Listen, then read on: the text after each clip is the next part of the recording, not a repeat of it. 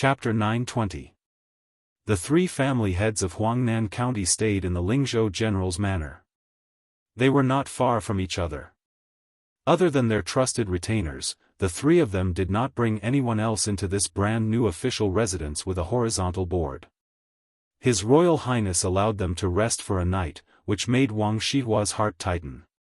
This was clearly to give the three families enough time to communicate. Wang Gongchao, Ling Su of Gozhouzian Zenlv, and Zijin Wang Lufting all rushed from their families to Lingzhou city at dawn. Apart from a careless lunch midway, they roughly communicated. Although they agreed to take care of each other, they were still wary of each other in their hearts. It was very difficult for them to advance and retreat together.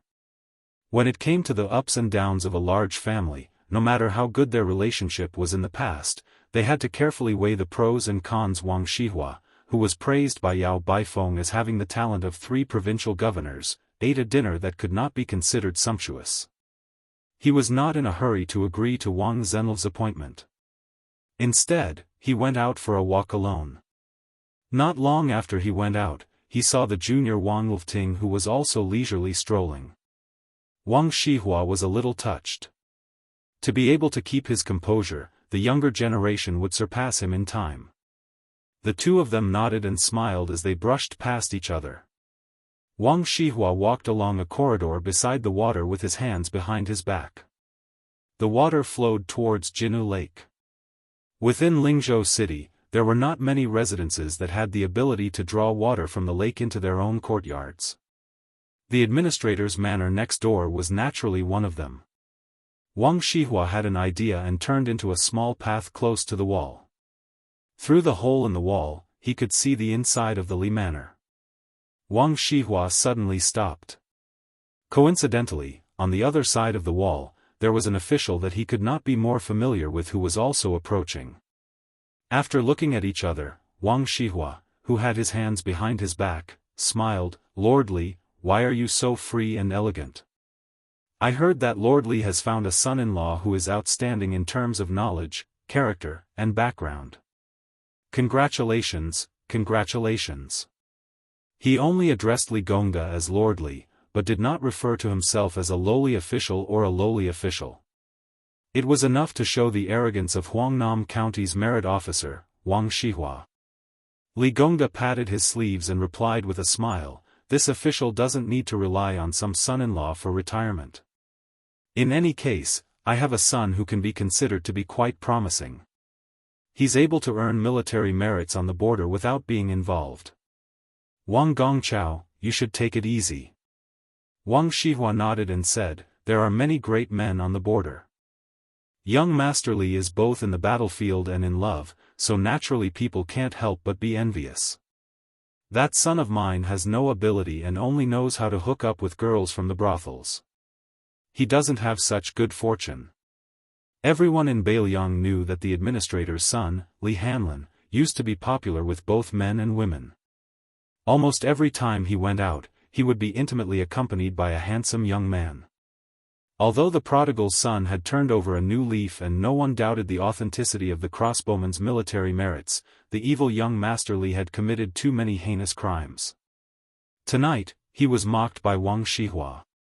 Li Gongda did not refute and bent down. Wang Shihua was wondering why the administrator would admit defeat this time. He did not expect that after Li Gongda stood up, he would directly throw a handful of soil at Wang Shihua's face. It didn't hurt, but Wang Gongchao, who had always been regarded as the cultured sect master of Lingzhou, had never been humiliated like this before. For a moment, he did not know how to react and was stunned on the spot. Li Gongda laughed and said, King Wang Shihua, you're the best at putting on an act. I've wanted to beat you for a long time. There are no outsiders today, only you and I are enemies. His Royal Highness, why are you here? Hearing this, Wang Shihua unconsciously turned his head. In the end, there was no one around. Where did His Royal Highness come from? When he turned his head again, Li Gongda threw another handful of soil at his face. Wang Shihua was unable to restrain his anger. He pointed a finger and scolded angrily, Li Gongda, the three immortals of virtue and speech. As an important official on the battlefield, ask yourself honestly, is there any one of them? You've really tarnished the word merit and virtue. You're a cautious and fierce person. Do you really think you can die of old age? Li Gongda carelessly rubbed his nose and then pointed a finger at the top of his head. He said disdainfully, everyone respectfully calls you Third Governor Wang. 3 governors, isn't that the size of the official hat on my head? Don't talk big in front of me. Just tell me who's the highest official today, and who's the one who made you not take a single step forward all these years and obediently become a county's merit officer? Wang Shihua sneered and said, talking to you about passing on the torch, talking to you about the seeds of learning, is simply playing the lute to a cow. Li Gongda chuckled and said in a low voice, we're like chickens talking to ducks. In the end, we're still the same kind of people. Let's not laugh at each other. Wait until you become the second Yao Baifeng one day, then you'll have the qualifications to talk to me about learning and merit. Wang Shihua flew into a rage and said, Li Gongda, who's the same kind of person as you? Li Gongda raised his hand. Wang Shihua, who had suffered twice, immediately dodged. Only then did he realize that there was no soil in the administrator's hand. Li Gongda said that playing with Wang Shihua was as easy as playing with a monkey and left. Logically speaking, Li Gongda, who had returned with a great victory, should be proud of himself. However, Li Gongda, who was flushed with success in Beiliang, did not have the expected jubilation. Instead, his face was as gloomy as water. Wang Shihua's expression was uncertain at first. However, when Li Gongda's figure disappeared into the distance, the corner of Wang Gongcao's mouth quietly curled up. There was no longer any trace of anger. He said softly, Li Gongchao, let's see how long you can run rampant. Su Fengnian received the second secret letter of the day. It came from an old turtle in Lingzhou. Even Su Fengnian did not expect it to be a level 4 Jianghu hero who had entered the Lingzhou general's mansion. It turned out that before everyone gathered at the door, the Lingzhou peregrine falcon had obtained the background of most of the people. Some were rough, some were detailed. The only thing missing was the drunkard who had appeared out of nowhere. It was probably because the foreign spy also felt that swaggering into the mansion was too suicidal. No one in the secret letter was suspected of being a spy. Most of them were Jianghu people who had criminal records in the government. This was not strange. In Jianghu, it was impossible to become famous without killing or being killed. Su Fengnian was carefully reading the secret letter in the study. The turtle nicknamed Yama's knife was kneeling on the cold floor. He did not move at all. Su Fengnian put down the secret letter and closed his eyes. After a long silence, he opened his eyes and said to the person, "You don't have to worry about the drunkard. However, have Chu Lushan immediately investigate the level 4 Lu Bozong and the level 3 Sun Chun. The backgrounds of these two people are too clean and too detailed. From birth to practicing martial arts to becoming famous, it seems that there are traces that can be traced. However, the more it is like this, the more uneasy it is. Of the two people, Sun Chun looks older. However, he is only 29 years old. Lu Bozong is 32 years old. They are the two youngest. Although I am not a spy, I know that as long as you are willing to put in the effort, it is easy to get an identity before the age of 15. Then, you can train them carefully for more than 10 years. It is almost impossible to leave behind any traces. I even suspect that there is a problem with their family. I will have to trouble you peregrine falcons to put in more effort." The man was terrified. His back was drenched in sweat. He said respectfully, "Protecting your highness is the most important duty of the peregrine falcons. It is not troublesome at all." The man would undoubtedly respect the special identity of this young Lingzhou general, but he was even more afraid that he could directly call out the name of the head behind the peregrine falcons. Chu Lushan's fearsome abilities were all rumors. If one was not a peregrine falcon, they would not understand the terrifying abilities of the head of the Chu Lushan family. Su Fengnian walked around the desk to the man. He bent down to help him up. He laughed softly. Beiliang has many civil and military officials.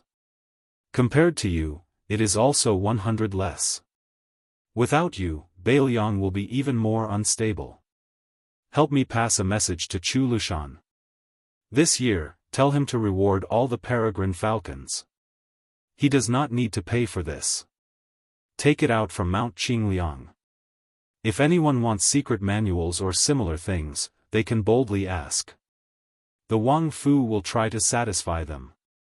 In my opinion, there is nothing in the world that is more valuable than life. Since you have pawned your lives to the Su family, then the Su family has no reason to treat you badly. Chapter 921. After the man stood up, his eyes turned red. He hesitated for a moment, then scratched his head, feeling a little shy.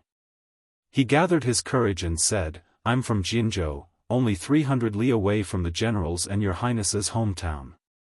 However, I left Liaodong 6 or 7 years later than the general. I once mingled in another army, but I committed a crime and had no choice but to follow the general. All these years, I've been working for General Chu, and I haven't made any contributions. It's all hard work that anyone can do. A few years ago, I married a wife and gave birth to a few little girls. At the beginning of autumn, I finally had a boy with a handle. My family doesn't lack money, so I'd like to ask your highness to name my boy when you're free. If your highness is too busy, just pretend that I didn't say anything. Su Fengnian said softly, there are many things to pay attention to when choosing a name. If it's not chosen well, it will affect one's future luck. I believe in this very much, so I don't dare to name your son. The man didn't have much hope, so he wasn't disappointed. Su Fengnian suddenly smiled and said, but Su Xiao doesn't believe in this. When I go to Liangzhou, I'll ask Su Xiao to name your son. If it's not chosen well, or if it's unpleasant, you can use it as a nickname. The man was about to kneel again, but Su Fengnian grabbed his arm and said helplessly, all right, even if you kneel a few more times, I can't ask for a few more names for your son. Besides, your son doesn't need them. Names aren't money, so the more the better. The man smiled shyly. He no longer had his original shrewdness and caution, but rather a sincere and honest look. After you leave, send a message to Su Beiji in Longqing County and ask him to come to the general's mansion. After saying this, Su Fengnian walked to the window. The man, who was full of joy, didn't disturb his Royal Highness's thoughts and silently left the study. Su Fengnian gazed at the pot of impatience balsamine that Huyen Guanyin had sacrificed to bring over. The strength of Liang lay in the fact that after the unification of the Central Plains, the Grand Preceptor Sun Shiji, as the head of the civil officials, led a large group of old remnants of West Chu to pledge their allegiance to Liang. The dust had completely settled on the dust of the struggle for orthodoxy in the world. As long as the imperial court was willing to use talents, there was practically an inexhaustible supply. These talents all had their own specialties. Some were focused on writing moral articles and establishing their views. Some were pragmatic and buried in their work to render meritorious service. There were also a large number of people doing dirty and tiring work. If Liang was said to be a fertile land with tens of thousands of mu and qualified to bully customers in the taverns, then Beiliang was a small piece of land. His master, Li Shan, for so many years, could be said to be a clever housewife who couldn't cook without rice. Su Fengnian used to joke in private. Whether it was with Su Xiao or with his two sisters, he said that even if he could become the emperor, he would rather die than sit in the throne room. This was because he had long known how difficult it was to be in charge of a region. However, when he really began to personally set up the plan, he felt that even if he was the crown prince of Beiliang, if he wanted to do anything, he was still trapped in a square cage. The slightest movement would cause him to run into a wall. This cage was something painstakingly built by the people of each dynasty. Su Fengnian returned to the writing desk and picked up the brush to write down the loosely structured 3 words, only tell corpses. Then, he added a side note next to the word only tell corpses, completing the word weave. Putting down the brush, Su Fengnian put his hands in his sleeves and walked out of the study. He walked aimlessly through the corridors and buildings. At a small pavilion by the water, he bumped into Wang Lufting, who was jumping around to warm himself. This fellow, along with Li Hanlin, Wang Yunshu, and a young master who committed crimes in Amei County, were known as the Four Tyrants of Lingzhou. Not to mention Wang Shihua, who could not be underestimated, but compared to the lifeless Wang Zhenlu, the head of the Su of Gojouzian family, Su Fengnian was undoubtedly more interested in this new master of the purple gold Wang family, Wang Lufting. Because of the hereditary succession, Bailiang was now in an unavoidable era of turmoil. A new emperor would bring in new officials. Those who should have fallen had already fallen, and those who should have risen had yet to rise. Many families were following the general trend and moving around, but the timing was different. Zhong Hongwu, who was born into a noble family, let his only son, Zhong Chengxin, take the path of a civil official in order to seek change. Wang Shihua, who was already a famous scholar, let Wang Yunshu take the path of a military general in order to seek change. However, most of these people had good fathers, so they could get twice the result with half the effort. Su Fengnian only knew that the purple gold Wang family had not produced any great talents for several generations. He originally thought that Wang Lufting's generation would also fall into decline. He did not expect that this time, he would have the courage to come to the general's mansion.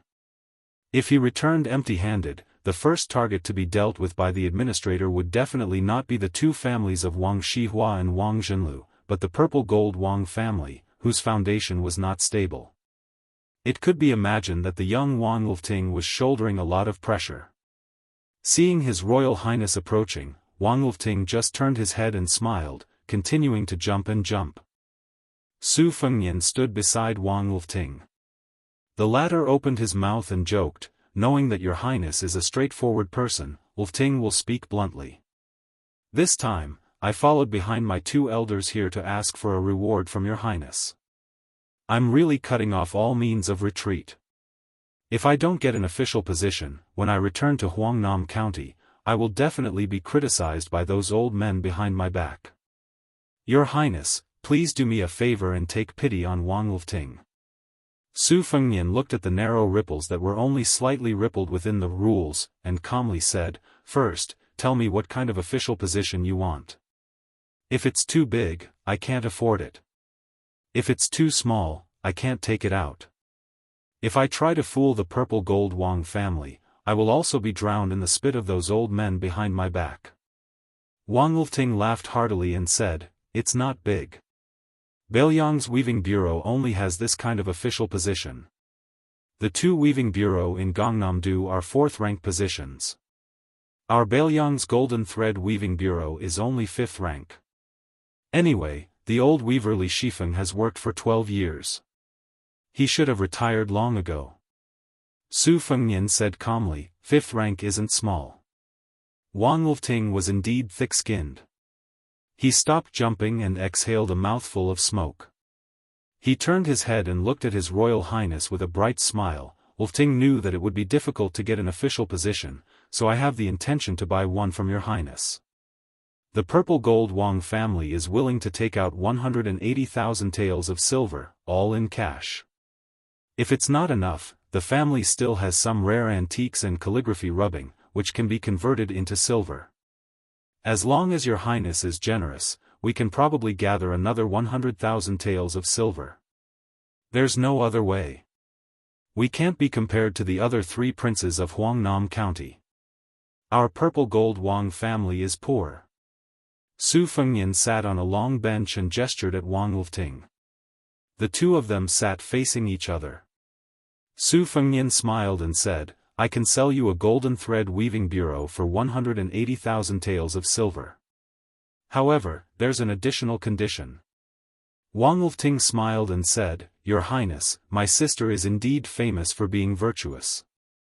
However, her beauty is only average. Furthermore, she has a matchmaker. Your Highness, please don't have this idea. Su Fengnian was stunned. He didn't know whether to laugh or cry. He smiled and said, don't try to be glib with me. Let's be serious. I know that you have a good friend who comes from a poor family. He is a teacher in the purple gold Wang family. Yao Baifeng said that as long as this person is willing to take the imperial examinations and obtain scholarly honors, he will definitely become the top scorer of the Lingzhou imperial examinations, as well as the Huiyuan imperial examinations of the 8 prefectures. He might even become the Zhuangyuan imperial examinations of the 3 prefectures. This year, Lu Yuyuan of Huangnam County obtained the top 3 of the palace examinations and was bestowed with the title of Jinshi. It seems that he benefited from your friend's weaving techniques. Otherwise, he would only be able to pass the county examinations. Not to mention the palace examinations, even the metropolitan examinations would be an extravagant hope. If you can persuade this person to leave the mountain, I will let you become a golden thread weaving bureau. If you can't persuade him, then you will have to obediently return to the purple gold Wang family. Wang Lifting held his stomach and laughed loudly. Su Fengnian was indifferent. Wang Lifting stopped laughing and said with a cunning expression, Your Highness, please don't worry. This fellow has already been forcefully kidnapped by me and brought to the city. Should I call him over for your highness now? Su Fengnian shook his head and said, There's no need to meet him. Tell him to come to Lingzhou's capital after the new year. I have an official's hat to give to him for free. Wang Lifting sighed ruefully and said, Comparisons are odious. I still have to spend my entire fortune to buy an official's position. This fellow has it all. Su Fengnian suddenly said, You are neither the son of the first wife nor the eldest son. To be able to become the head of the purple gold Wang family, it must not have been easy. Wang Lifting retracted his frivolous expression. However, he did not purposely sit upright and still. Instead, he said softly, Compared to your highness, it is much easier. Su Fengnian laughed and said, You haven't even become an official yet and you are already bootlicking? Wang Lifting laughed again, Let's get familiar with each other first. Since I want to live under someone else's roof, how can I not look at his face? In the future, your highness should give Wang Lifting more opportunities to flatter you. Su Fengnian joked, Then you should first become Chu Lushan's disciple and learn from him. Wang Lifting wanted to say something but stopped. Su Fengnian knew that he was a smart person and said directly, I know what you are thinking. Indeed, whether it is me or others, Chu Lushan's bootlicking has always been disgusting. However, there is one thing that many people don't see. Chu Lushan only treats one person this way. This is called being faithful to one person until death. Therefore, he and Administrator Li both, at this point, Su Fengnian paused for a moment and did not continue speaking. He stood up and left directly. Wang Lifting, who had been secretly tense, did not think too deeply about the strange words at the end. After all, he had obtained everything he wanted on this trip and had even exceeded his expectations. At the same time, he felt as if a heavy burden had been lifted off his shoulders and he could not suppress his excitement. However, when he realized the meaning behind it, he felt a chill all over his body. Could it be that the owner of the neighboring mansion would also change his name as Bailiang changed? Chapter 922. When Su Beiji entered the Lingzhou general's manor, it was only 3 days away from New Year's Eve.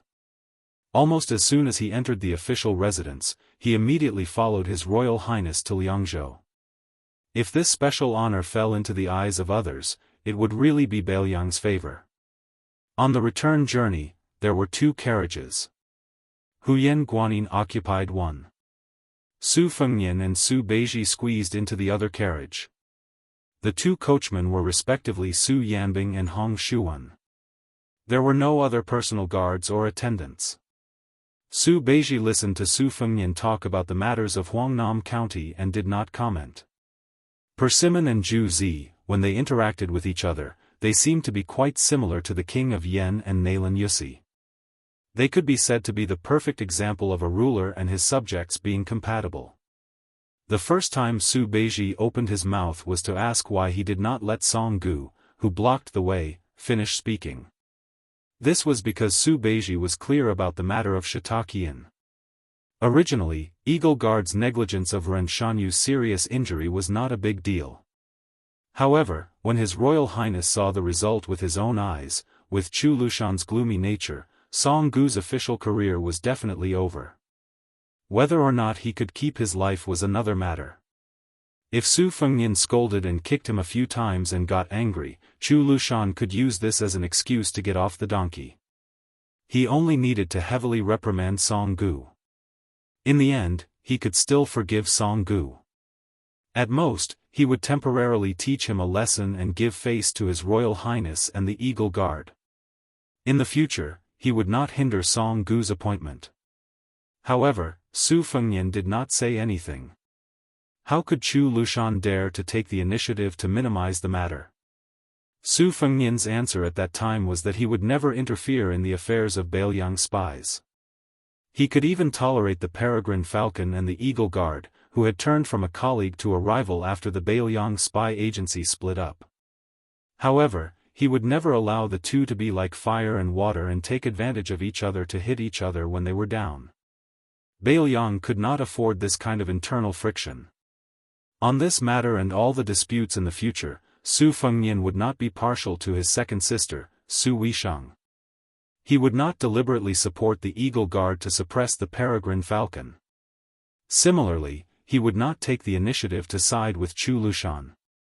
He would not beat the paste 50 times and settle the matter with 50 strokes of the paddle. When Su Beiji heard this answer, he smiled generously. Obviously, he was quite satisfied. It was difficult for an upright official to settle a family dispute. The root of the problem was that the person who held the bowl of water was not impartial. If he was not impartial this time, it would be difficult in the future. However, being impartial also had its difficulties and disadvantages. If he was not careful, he would be in a difficult position. This depended on whether Su Fengnian could persist to the end. Su Fengnian told him everything he knew.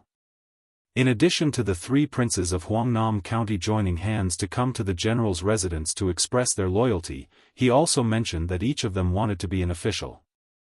The way they wanted to be an official was also very different. He also mentioned to Su Beiji that Wang Wolfting had offered to spend money to buy the golden thread weaving. Hearing this, Su Beiji frowned and said, "Can this person take on a big responsibility?" Su Fengnian shook his head and said, "I've only met him once.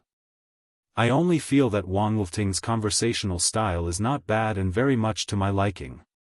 As for whether or not he can take on the golden thread weaving, I still need to get a few more detailed reports on the purple gold Wang family. Then, I'll bring Wang Wolfting out for a walk to know whether he is a mule or a horse. However, the golden thread weaving is in Lingzhou. When the time comes, the one who will have a headache will be you, the provincial governor of Lingzhou." Su Beiji asked, "Then what about the old weaving, Li Shifeng?" Su Fengnian said shamelessly, "I haven't thought about it yet." "Why don't you decide when the time comes?" Su Beiji glared at him. He was probably too lazy to pay attention to His Royal Highness and sank into deep thought alone. Every Dao in the world had a weaving bureau. Even the Bailiang Dao was no exception. On the surface, it was for the imperial family and officials to weave and distribute the silk produced in various places. However, in secret, it was very powerful. In the previous dynasty, the Weaving Bureau had a habit of sending secret reports to the capital every month. It could reach the emperor's desk directly. Passing this kind of information on the courier route was even more careful than normal military information. The king of Jiaodong, Zhao Sui, and the king of Huainan, Lu Ying, had been severely punished by the emperor several times because of the secret reports from the Weaving Bureau. Currently, the Liyang Imperial Court had set up the Dao level. Although the Weaving Bureau of the various regions had not raised their ranks, all the smart people in the court and in the field were well aware that other than the Jingshi sent out from the capital to impede the vassal kings, these dozen or so low-ranking Weaving Bureau officials were the most sinister and disgusting. However, Li Shifeng, the Golden Thread Weaving Bureau, which belonged to the Bailiang Dao, was nearly 70 years old and had been mediocre for many years. He had never had any interactions with the king of Bailiang, Su Shao. He neither took the initiative to flatter nor was he too estranged. Once, there was a twice-yearly, half-year discount that was inadvertently intercepted by a group of audacious horse bandits on a post-house road. Only then did people know that this chief weaving official was muddle-headed and bored enough to introduce His Royal Highness' antique collection to the Emperor of Bailiang. He listed nearly 40 items and more than 600 pieces in detail. No one could understand why such a muddle-headed old man was allowed to stay in Bailiang and waste the salary of the imperial court. It was said that after the secret report was leaked, Su Shao, who was still a pillar of the country at that time, laughed heartily when he heard about it. He had people send the same amount of money as the Zhao family's salary to the Golden Thread Weaving Bureau. Over the years, Li Shifeng was not afraid of the emperor's suspicions and received the money every time. However, no matter how much outsiders ridiculed and looked down on this old man, Li Shifeng, the insiders of Bailiang, and even Li Yishan, had carefully analyzed this person's official career and talent. Su Shao did not send the money to make fun of Li Shifeng's idleness. Instead, he was telling the Golden Thread Weaving Bureau, who was good at analyzing the situation in Bailiang, that he, Su Shao, had begun to have his eyes on him. Chapter 923. Su Fengnian didn't hide anything from Su Beiji. When the Yan family betrayed Bailiang and went to the capital to enjoy wealth, it was the Weaving Bureau that pulled the strings between the imperial court and the imperial court. The escape route, the disguise, and the various locations along the way were all carefully planned. However, Li Yishan had been watching from the sidelines. In this game of intrigue between Bailiang and the imperial court, Bailiang was one step ahead. In addition, Chu Lushan spared no effort in investigating. In the end, they were intercepted by Bailiang's spies. However, Su Fengnian was soft-hearted and personally pleaded for mercy for the Yan family. Only then did Su Shao let them go. Otherwise, even if Wang Xianji came to Bailiang personally to save them, she would only be able to save 1 or 2 people. Although Li Shifeng lost, it was amazing that he could still do what he did when he was surrounded by wolves in Bailiang. Su Beiji broke the silence and said, if Li Shifeng wants to spend his old age peacefully, he has to make a deal with Bailiang before he returns to the capital. However, this deal will only benefit him. Su Fengnian was silent, but his expression was somewhat gloomy. Su Beiji raised his eyebrows and said bluntly, I remember that you used to have 3 very good friends. Among them, Yan Qiji has already followed his family to the capital to become a relative of the imperial court. He has a bright future ahead of him. Kong Wuqi isn't bad either. At the end of the year, he also became a commandant of the imperial army. In the end, only Li Hanlin is left in Bailiang. Do you really have the heart to do that? You haven't even become a vassal king, yet you plan to become a loner? Su Fengnian said calmly, no matter what the result is, even if it is the worst, I will ensure that the Li family will never have to worry about food or clothing. Li Hanlin not acknowledging me as a brother is also my own fault. Su Beiji smiled faintly and said, how pitiful. Su Fengnian kicked this fellow. Su Beiji leaned against the wall of the carriage and patted his clothes. He asked casually, that good friend of Wang Lifting, Sun Yin, was praised by Yao Baifeng as a talented bull. Yao Baifeng became the left chancellor of the Imperial College and controls the literary world. Did any spies say that Master wanted to invite Sun Yin to be the chancellor? Su Fengnian laughed and said, Zhu Zi, you're really something.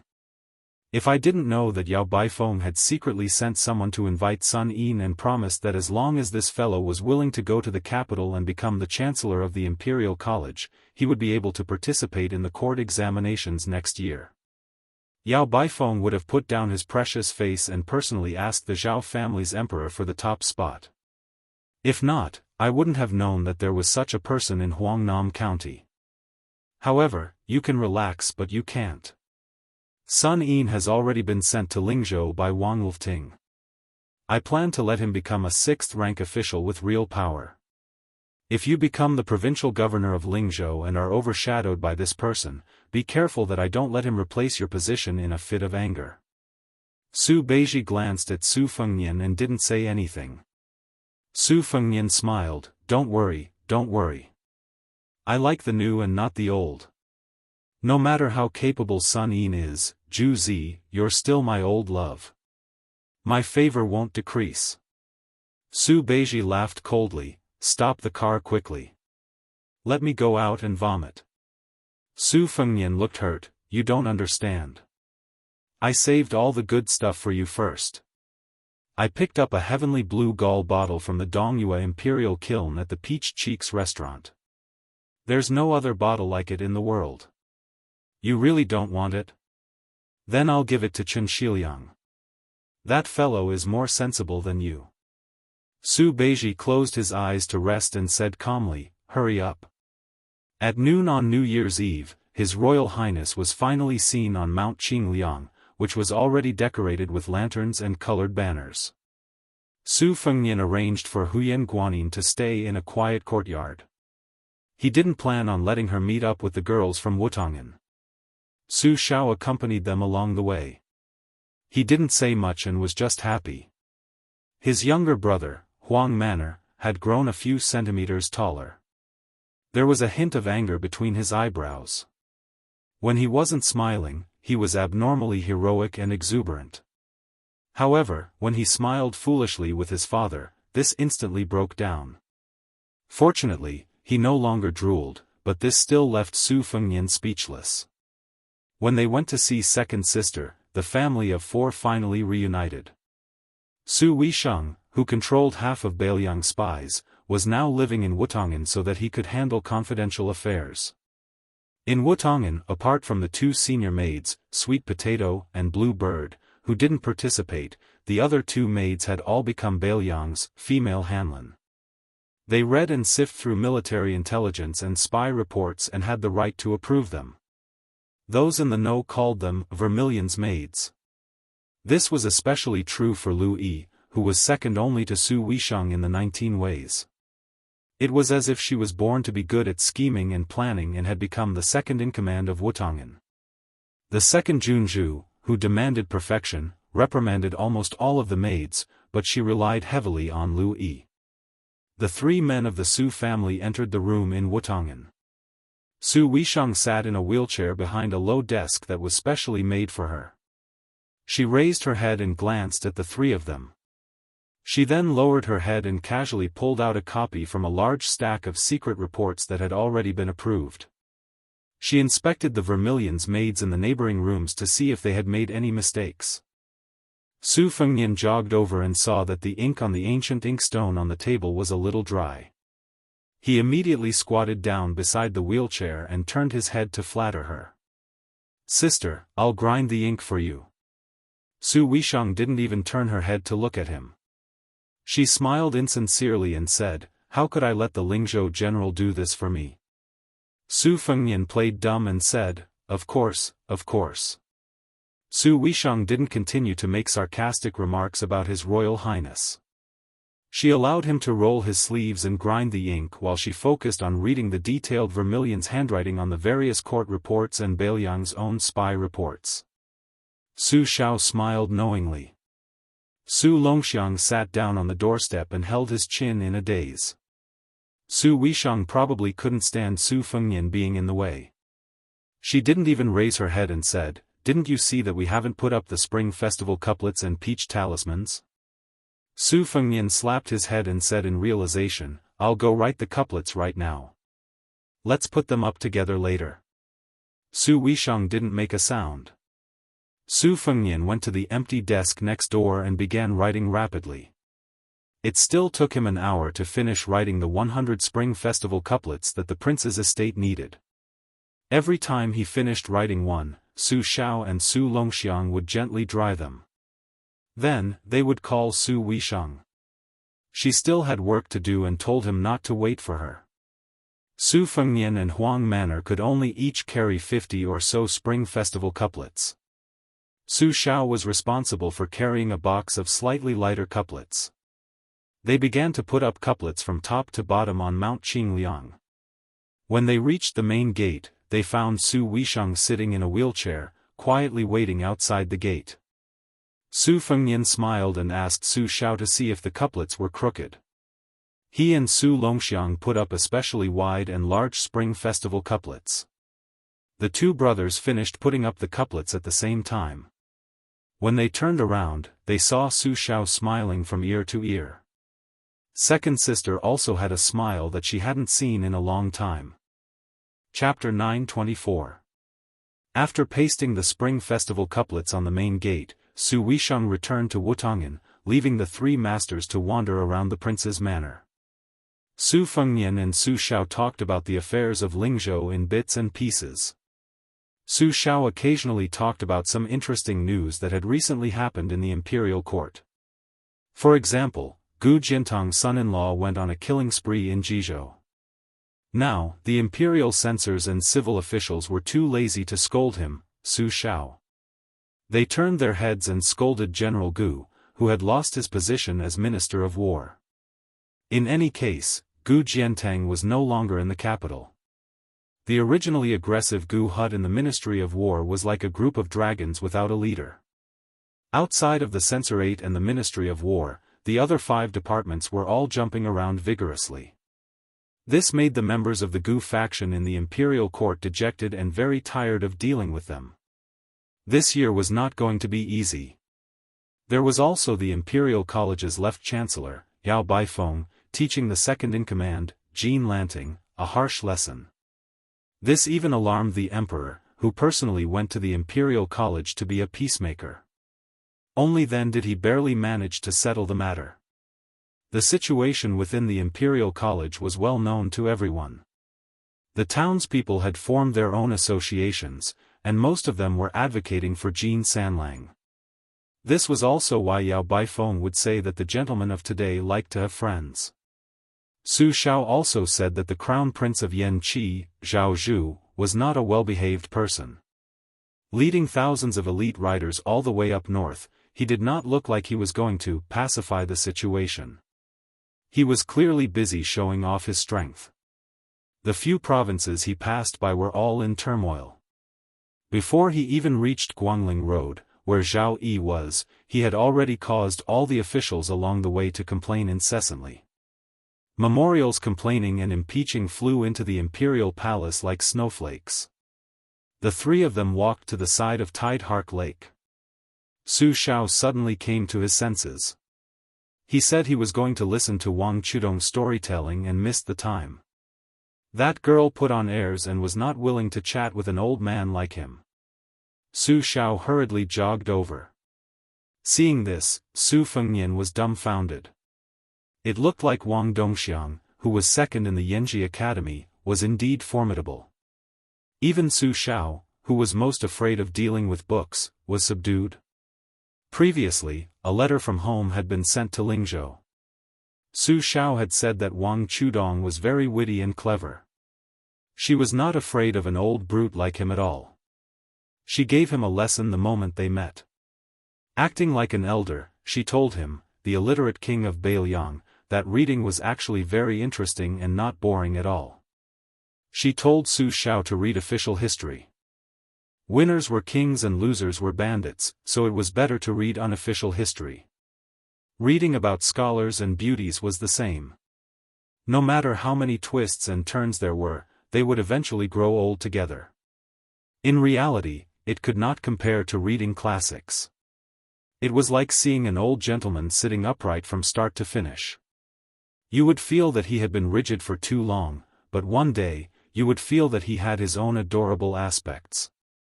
Other than that, Wang Chudong also said that reading military books and poetry books was different.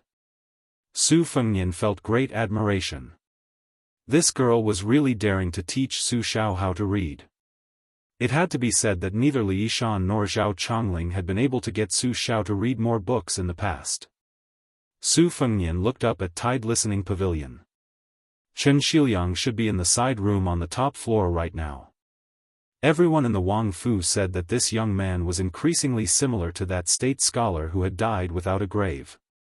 Su Fengnian looked away and saw Su Juzi sitting alone in the pavilion, throwing a large amount of bait into the lake. The koi fish rolled in a grand scene.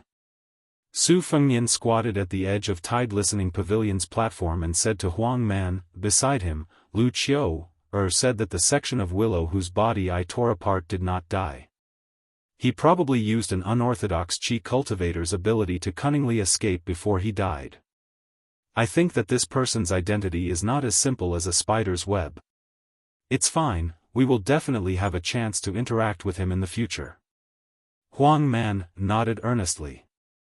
Su Fengnian said self-deprecatingly, I'm puzzled. That section of willow was like that, but that little celestial master who changed his name from Zhao Jingxi to Zhao Ningxian was also difficult to deal with. He was suppressed half to death at the Spring Lake. I originally wanted to use him as a useless person to make the Daoist ancestral court unhappy. I didn't expect that when I returned to Mount Longhu, I heard that Zhao Ningxian's realm had advanced by leaps and bounds again. The young chief of Wudong, Li Yufu, killed the evil dragon at Mount Xiefei and became famous all over the world. The old celestial master, Zhao Shi, who had been in seclusion for many years, did not stay idle either. He built the Jade Emperor Tower that was as famous as the Great Yellow Court. His ascension was imminent and countless people had already gone to Mount Longhu to worship him. Even the crown prince, Zhao Zhuan, went to Huizhou to watch the show in disguise. It's very likely that it's true. And that heartless woman from Mount Huizhou, who became the chief of Wulin, changed her attitude faster than flipping a book. She said that after sending the copies of Mount Huizhou's secret manuals to Beiliang, she would draw a clear line with me. Su Fengnian turned his head and patted Huang Manor's head. He smiled gently and said, let's not talk about these annoying things. Huang Manor, you don't have to worry about anything. Father and your brother are here. That's right, ever since your brother seized and transported back the 4 talisman general armors from the Xiang Fan Reed marshes, he began to let the Mahist giants in Beiliang's machine-making bureau work to restore it to the level of Great Grandmaster Yi Hongting's No. 1 talisman armor. Last time at the Iron Gate Pass, the golden armor was also in our hands. Moreover, this time, from the killer cat outside Shenwu City, I learned some secrets from Han Diaoxi's skull through Su Ying. One of them was the details of how he skinned Yi Hongting. After the new year, I will go to the machine-making bureau and tell those giants the details of the process. In the future, when you put on that talisman armor and charge into enemy lines, at least you don't have to worry too much about being killed by a section of willow. Also, Huang Manor, on the Great Bull Hill, Xianyuan Jingxing once said that you can't easily enter the Xian Finger realm. You must remember, other than helping you make the talisman armor, I'm also flipping through some obscure secret manuals of Buddhism and Taoism in the building. That white fox face also agreed to help me find it. So you have to wait for your brother to find a shortcut that will let you smoothly become a Xian Finger expert. Before that, even if the sky falls down, you can't enter the Xian Finger realm. Do you remember? By now, Huang Manor wasn't stupid. His intuition told him that he couldn't agree, and he wasn't in the habit of lying to his brother. All he did was raise his head and nod without saying a word. The young man with polychoria moved his eyes but didn't dare to look at his brother. Su Fengnian knocked Su Longxiang on the head with a chestnut. Nod your head for your brother. Su Longxiang turned his back to Su Fengnian and, for the first time, didn't agree to his brother's request. Su Fengnian tugged at Huang Manor's ear for a long time but couldn't get his Vajra realm brother to turn his head. With a sigh, he let go of his hand and stared blankly at Tidehark Lake, which had calmed down after Su Beiji's departure. Huang Manor turned around and sat cross-legged on the ground. He reached out and gently stroked his brother's eye-catching grayish-white hair. Su Fengnian narrowed his eyes and gazed into the distance. There were fish in Tidehark Lake every year, and there was an abundance of Beiliang every year. Su Fengnian lay down slowly and rested the back of his head on his hand. He gazed at the clear sky and fell asleep peacefully. He had never told Su Xiao that when he saw his father's silhouette on the spring god lake, even though he knew that the silhouette was getting older and hunchbacked with age, he could still see the emperor, Wang Xianji, Zhang Jiulu, and Yuan Benqi from afar. Su Fengnian wasn't the least bit afraid of these fellows appearing together on the lake. He felt very at ease. Two much stronger tiger kuei scuttled out with a whoosh and ran toward Su Fengnian with all their might. In the end, Huang Manor pressed them down to the ground with one hand each. The two strange beasts were only a few feet away from Su Fengnian, yet they couldn't escape from Huang Manor's palms. Their gazes actually contained a hint of hidden bitterness. Su Fengnian smiled and said, "Huang Manor, go play by yourself. Bring Bodhisattva and Vajra with you. I still need to sit here for a while and think about something." Huang Manor grinned and nodded. He dragged the two tiger kuei with him and ran far away. Huang Manor strolled around. After letting go of the tiger kuei for the first time, the pair of siblings wanted to run back to Tide Listening Pavilion to look for Su Fengnian. However, Huang Manor, who walked as fast as lightning, grabbed their tails. After suffering a few times, they could only follow behind him sickly. He unknowingly arrived outside the walls of Wutongan. In the end, he found that his father didn't go to listen to the story of that sister-in-law. Instead, he pushed the wheelchair and took his second sister to relax. When Su Xiao saw Huang Manor, he waved his hand. When the female tiger kuei called Bodhisattva saw Su Weisheng, she seemed particularly affectionate and lively. Su Xiao continued the previous topic and slowly said, "In the future, you, as the older sister, have to keep an eye on the matter of Bailiang's official consort. Xiaonian knows what she's doing. Father isn't just more at ease, he's the most at ease. It's only when it comes to matters of the heart that this child easily disregards the consequences once he falls in. Wei Xiong, it's not that I'm worried about the military and politics of Bailiang being affected. I've worked so hard to build up such a large family business. If in the end, my son can't even afford to squander it, then how am I supposed to be a general? How am I supposed to be the king of Bailiang after the new year? It's just that I'm very afraid that you, my younger brother, will get hurt. I'm a rough man, but I've seen many people come and go.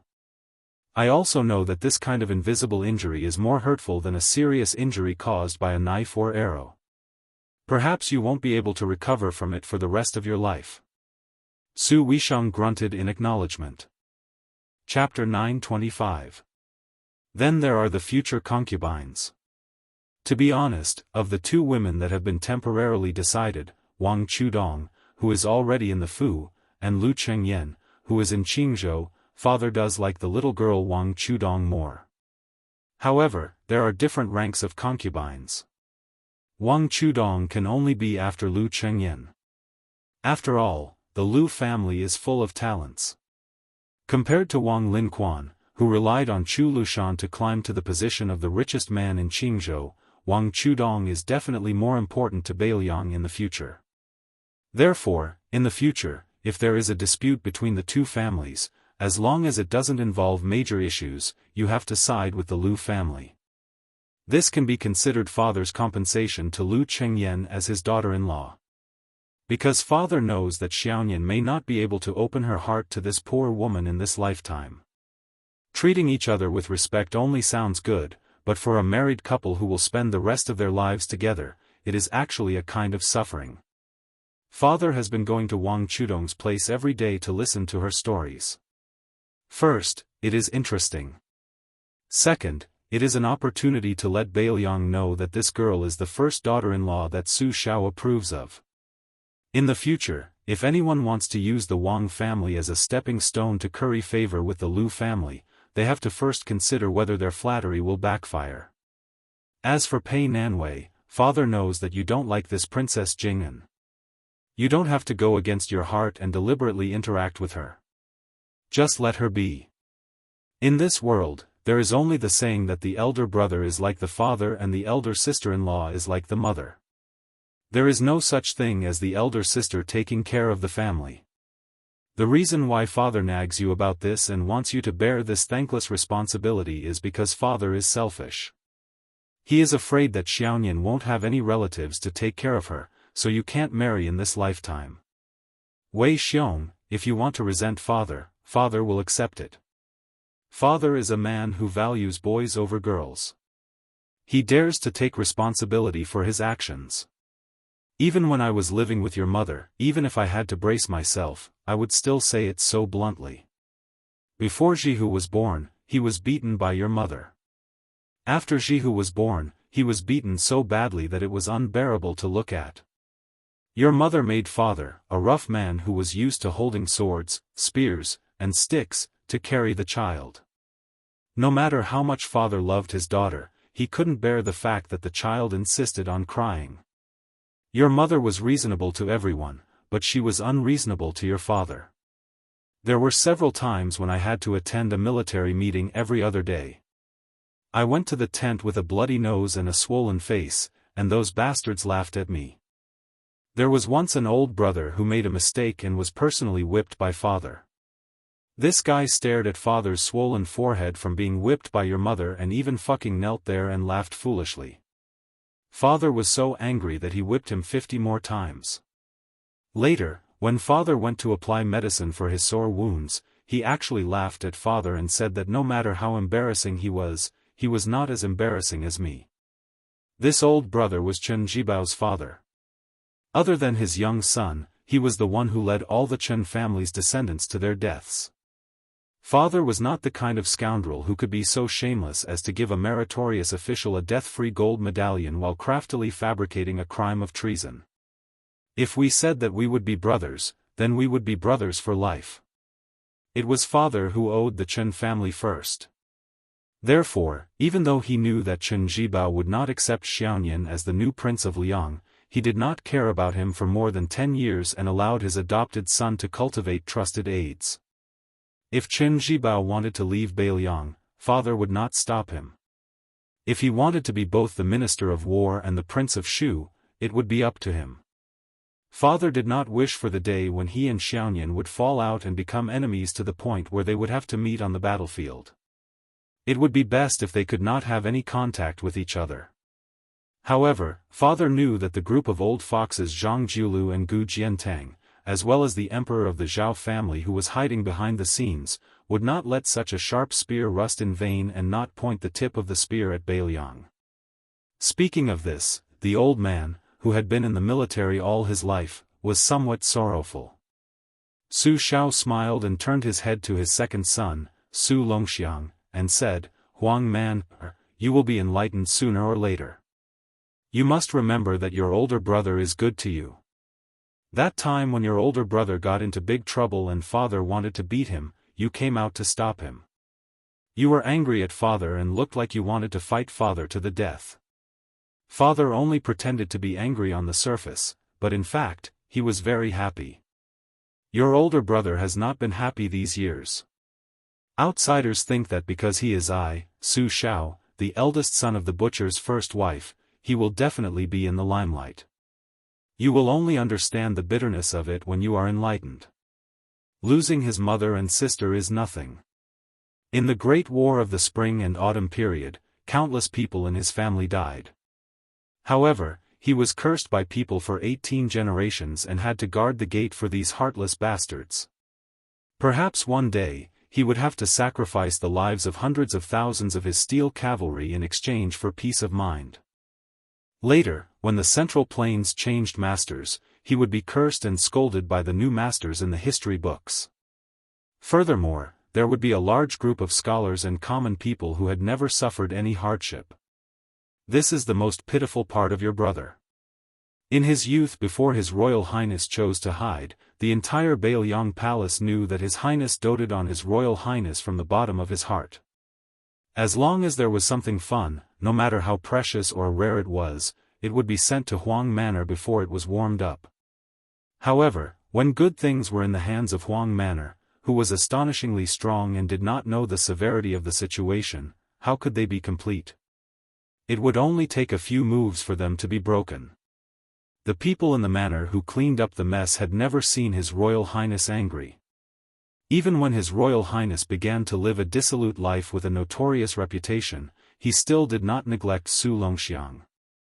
The servants were rarely whipped in the prince's mansion. Su Fengnian had gotten angry a few times because he knew that the servants were deliberately teasing the young prince. And those times, His Highness the heir apparent had personally punched and kicked the servants to death, without showing the slightest mercy. Chapter 926. Also, Wei Xiong, know you care a lot about Xiaoyan, but you're cold on the outside but warm on the inside. Sometimes, you just have to smile at him and he'll be very happy. A few years ago he went to Mount Wudong to practice his saber art. You did not like him to practice martial art, because you were afraid that he would delay your hereditary inheritance. He was even more afraid that you would be unhappy. Therefore, when he picked up the pebbles from the bottom of the deep pool one by one, and chopped them one by one, he made more than 300 chess pieces for you. As soon as you saw him, you threw the 2 boxes of chess pieces all over the ground. After that, he personally picked them up. Some of them rolled into Tide Listening Lake, and he spent the whole night picking them up. Father and Ishan watched him in Tide Listening Pavilion for the whole night. Even Ishan, such a cold-hearted guy, ended up drinking to drown his sorrows. When you were young, didn't Xiaoyan do many things to make you happy? He clearly knew that Jihu doted on him, but he still helped you in everything. After Jihu left, do you think he felt good? Who saw him tearing his heart and lungs apart with their own eyes? Originally, with his temperament, he would have gone to Mount Wudong to pay respects to the old chief, Wang Zhonglo, in gratitude. He was afraid of Mount Wudong, afraid of that lotus peak. He was afraid that he would be a scourge, afraid that the people around him would leave because of him. Fengnian had always given his favorite things to his sister or brother since he was young. The things he kept for himself were only things that outsiders would find valuable. Su Weisheng lowered his head, his expression unreadable. In today's world, people in high positions cherish their lives and reputation. The more they read, the smarter they become. Each one of them is so smart that they don't seem human anymore. Who would be willing to carry the coffin of an old soldier who has no relatives or friends? Who would be willing to guard the city gate for a maidservant in a foreign land with no one to rely on? Ishan is such a smart person, so why is his vision so high that even Chen Zhibao doesn't think highly of him and instead thinks highly of him? Why did old Huang leave without any attachments on his trip to Martial Emperor City? Why was it that Li Chungang had clearly fought with Wang Xianji and was still willing to use the Battle of Guangling River as the closing battle of his Jianghu career? Why was it that Huan Wen, who was now the second assistant, who had always spoken a few words of justice for the Beiliang, now went against his conscience and did not hesitate to tamper with the transport of grain, racking his brains to make things difficult for the Beiliang? It wasn't that Fengnian's talent in martial arts was higher than those rare great-grandmasters in Jianghu. It wasn't that Fengnian's intelligence was so great that it was close to demonic. In fact, it was very simple. As long as he sincerely treated people as people and slowly gathered the people's hearts, he would win the overall situation. Back in the day, Dad had gone step by step from a ruffian in the marketplace to a little lieutenant who dared to fight and risk his life. Then he became a general who could easily massacre cities. In the end, he became the king of Beiliang with hundreds of thousands of cavalry. Along the way, he had stumbled and stumbled. In the eyes of many smart people who didn't think highly of Dad, he had made it this far. Dad's opponents, the later they got, the smarter and harder to deal with. But many of these smart people died without understanding why Dad had the last laugh. Dad believed that most of them could only comfort themselves before they closed their eyes that this was the will of the heavens and that Su Zhao's life was too tough. This saying was both correct and incorrect. Dad wasn't very literate, but he knew one thing. If you didn't let anyone down, many people might not understand. Or perhaps they understood but didn't care. They might even treat you like a fool, thinking that they had taken advantage of you. This didn't matter. In the end, there would still be people who would remember. Even if there weren't many people who remembered, they would all be willing to put in effort and then fight to the death. Even if it was 1 against 2, he would still be unrivaled. If he lost, it didn't matter. He could still make a comeback. There were more than 600 memorial tablets below the tide listening pavilion, as well as Feng Nian's old soldiers respectfully sending him off before he entered the capital. All of this was proof. Therefore, Dad was more certain than anyone that the Bailiang in the future would be even more of a headache for Bei Mang than when it was in Dad's hands. When her father was still young, it wasn't that he didn't want to be a stable rich man. That way, he could at least give his children a peaceful life. But Chen Zhibao was good at everything, except that he was too smart. Once a smart person made a mistake, it would be a huge mistake that no one could reverse. Feng Nian was also smart, but he was far better at listening to others than Chen Zhibao. Now that Dad was dead, Chen Zhibao wouldn't put anyone in his eyes, nor would he believe that anyone was qualified to be on equal footing with him. If one day he wanted to become emperor, he wouldn't hesitate to sacrifice all of the Bailiang cavalry to achieve his goal. After Li Yishan's death, Su Shao didn't even seem to be able to deceive himself and others. At this point, the hunchbacked old man couldn't hide his weariness. He stopped talking and gently reached out to help Huang Man tidy up his collar. Finally, he said softly, "Huang Man, in the future, don't risk your life so easily. If you die and your brother survives, how sad would he be? Dad will tell you, he would be even sadder than if he were alive. But you still have to do more things that can make your brother's life easier. Although your brother was reincarnated into the Su family earlier than you, so he is destined to bear the burden. In the future, in Mount Qingliang, the only man left in the Su family who can talk to him is you. No matter if it's Su Beiji or Chen Shiliang, no matter how loyal they are still not as close as family members. Huang Man, this is the first time your brother left home in a fit of anger to travel the Jianghu. His greatest wish wasn't to become a hero, but to snatch back a great beauty for you. When you went to Mount Longhu, every time you received a letter, your brother, who has a photographic memory, clearly knew that it wasn't written by you, but he still read it over and over again.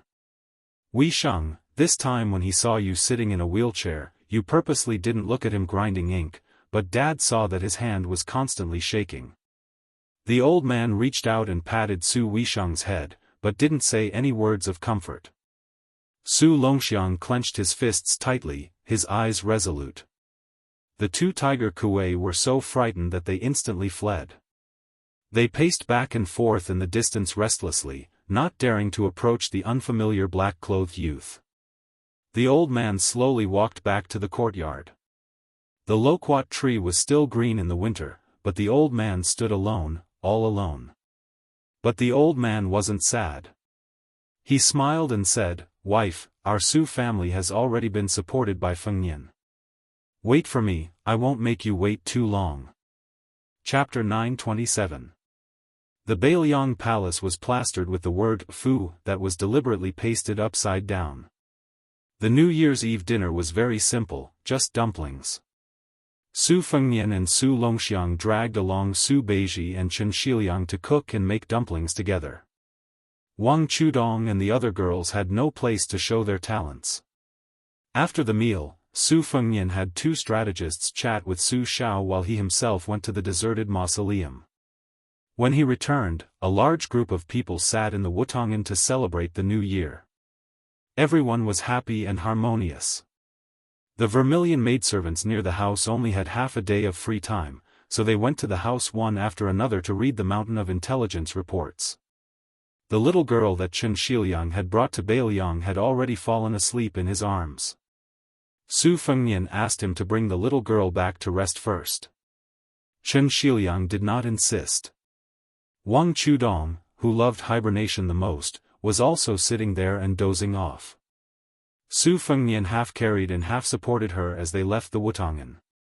When Su Fengnian returned to the courtyard, Su Weisheng had also gone to the house to deal with important military matters. Only Su Beiji, an outsider, was left. Su Shao, an old fellow who used to be a pillar of the country and a great general of the military, was asking the young man about the level of an official.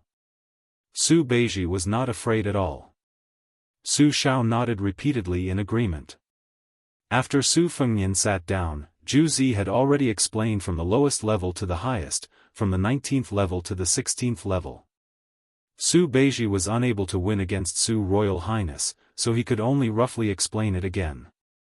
Those who relied on their ancestors to benefit from their glory, lying on the family tree and becoming a low-paid official were called Sun Zi officials.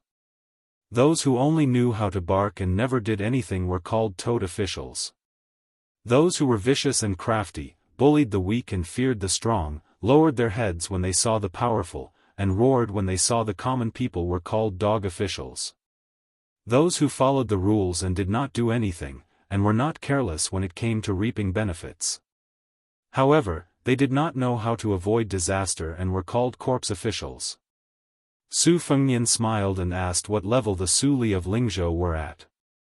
Su Beiji replied that they were fox officials, and were good at reading people. Su Fengnian asked in reply, are those county magistrates and military officers with real power, who instigated Su Li to stir up the evil wind and rain? Su Beiji smiled and nodded. He also added, ghost officials who did all the bad things behind the scenes, but rarely came out. The common people who did not know their background still thought they were officials. Officials were the best officials were the best officials. They could be considered officials who did not know their background, but they were officials who did not know the was. Su Fengnian continued to ask, then what level is the governor of Longqing County, Zhongcheng at? Zhongchengxin is on the 15th floor. In my opinion, there is nothing easier than being an official in the world. Do not be greedy or take advantage of others, and progress step by step. There are aides and officials to give advice and suggestions, and the situation is in order. You can be a shopkeeper who does not do anything, and there is no harm in only caring about the flowers, snow, and moon. Generally speaking, you live in harmony with the common people. Then Huangnam County's merit officer, Wang Shihua. Their government affairs are mediocre, but their reputation is extremely good. They have never been greedy or harmed people. If there is a good government, they will definitely do their best to help. As for the subordinates, they treat the people as if they are their own children. This is also the kind of honest and upright official that ordinary people want the most. This kind of official is on the 16th level. The size of their contributions depends on whether their master is wise or not. The overall situation is clear and the subordinates follow suit. Their official position will naturally rise with the tide. If the situation is dirty, this kind of official can only hang up his crown and leave sooner or later, boasting that he will not bend over for 5 bushels of rice or pick chrysanthemums under the eastern fence. It is not that they do not want to be officials, but that they do not have the ability to turn the tide. They can only take a step back, cherish their reputation, and retreat at the top of the tide. Officials who have left their names in history are all like this. Of course, they have to leave behind a few poems that are popular among the people. In the books, there were many officials who were highly praised by later generations, but in fact, they did not see the big picture. Their actions were of no help to the situation of the world. They were just martyrs seeking favor. If they met a stupid emperor, they would let them succeed. If they met a cunning emperor, especially one who was narrow-minded, as long as they played a little trick, they could make them depressed for the rest of their lives. From Su Beiji's point of view, Wang Shihua is not suitable to be the county governor of Huangnam County. Instead, he is like Huan Wen, who went to the Imperial College, who hides his strength and bides his time.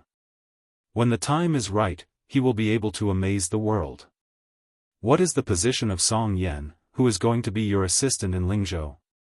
The 16th level, capable officer. They are not very good at seeking fame, but their methods of currying favor in the officialdom are not bad. The main point is that they can govern the territory well and make it flourish. Their vision is very high and they can see the situation outside of the first 15 levels of officials. However, they are actually concerned about the common people. It is just that this kind of person is destined to reach a certain rank in the officialdom.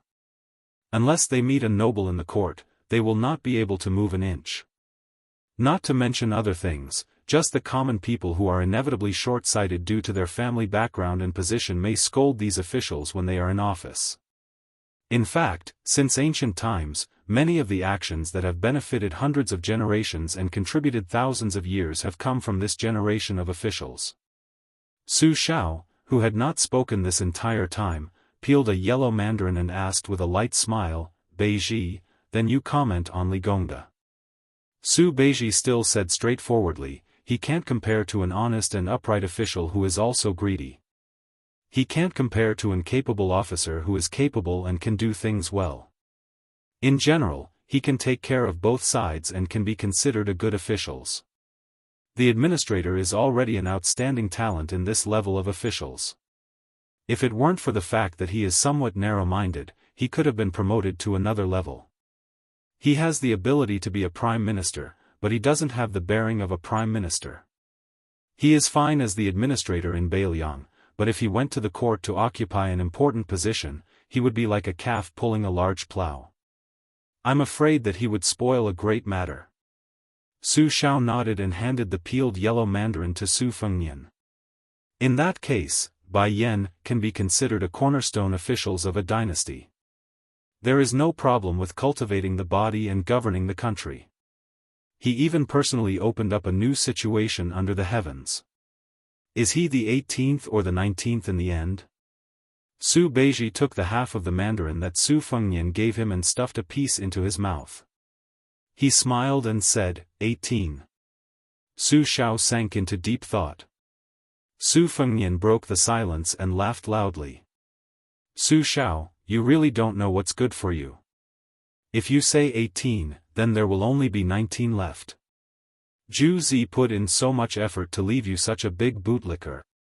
You, on the other hand, have your horse's head turned to our Zhu Zi. How is this fellow supposed to bootlick you?" Su Xiao was stunned and felt a little awkward. He smiled apologetically and said, "I always thought that I was at the level of a ghost official at the very most. Beiji, I'm sorry." Su Beiji smiled and shook his head. After eating the mandarin, he took his leave.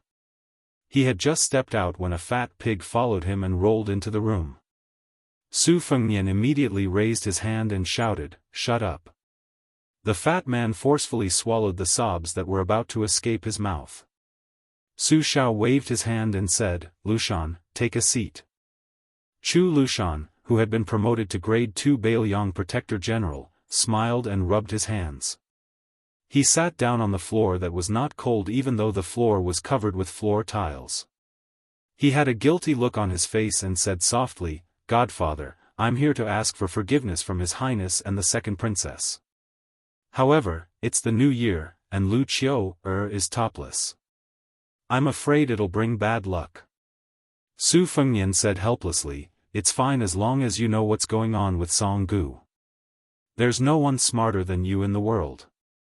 Also, don't go to my sister's side and annoy her."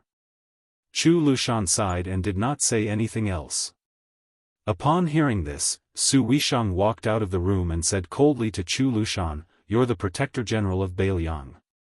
Aren't you bored of doing those petty and dirty things for half a year?" Chu Lushan shrunk his neck that was so short that it was almost invisible.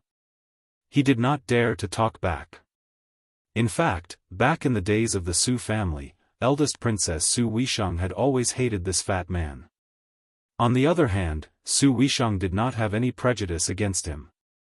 Su Weisheng turned to Su Xiao and said, "Father, I'll make a secret assessment of the Beiliang officials' levels that Su Beiji mentioned. It will not be made public. It will only be given to Fengnian for reference." Su Xiao nodded. Su Fengnian asked in a low voice, "Lu Qiu, what kind of heinous business did you do to make my sister so angry? Did the peregrine falcon and the eagle guard gang up on you?" Chu Lushan said embarrassedly, "I wouldn't dare. It's just a little joke when I'm bored. It's not worth mentioning." The more secretive Chu Lushan was, the more curious Su Fengnian became. He asked, "Tell me about it." Chu Lushan scratched his head and said carefully, "In the past, Lu Qiu, was in charge of the spies in Beiliang. Therefore, Lu Qiu knew a little about some of your highness's 3 trips. On the 3rd trip to Beimang, foster father told me more, so, Su Fengnian laughed and scolded, spit it out. Chapter 928. Chu Lushan had probably come to the realization that if he stretched out his head, he would also be stabbed if he retracted his head. He spilled the beans from a bamboo tube, leaving Su Fengnian speechless. It turned out that the current situation in Beiliang was vaguely unstable, and there was a clamor everywhere. After Chu Lushan became the Protector General of Beiliang, he did not make any big moves.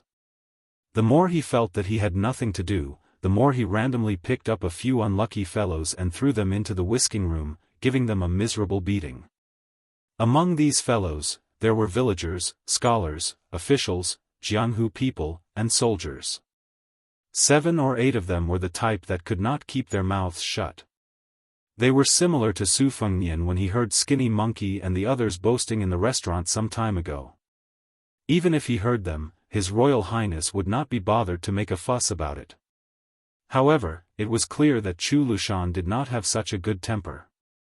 He sent them all to the whisking room, and according to Chu Lushan's imaginative and meticulous plan, he began to make them suffer a fate worse than death. One of the villagers, who was in the prime of his life, gathered a group of people to drink wine and said that Su Fengnian, the heir of Beiliang, was too easy to be. He had never suffered in his life, and His Royal Highness lived a life of luxury.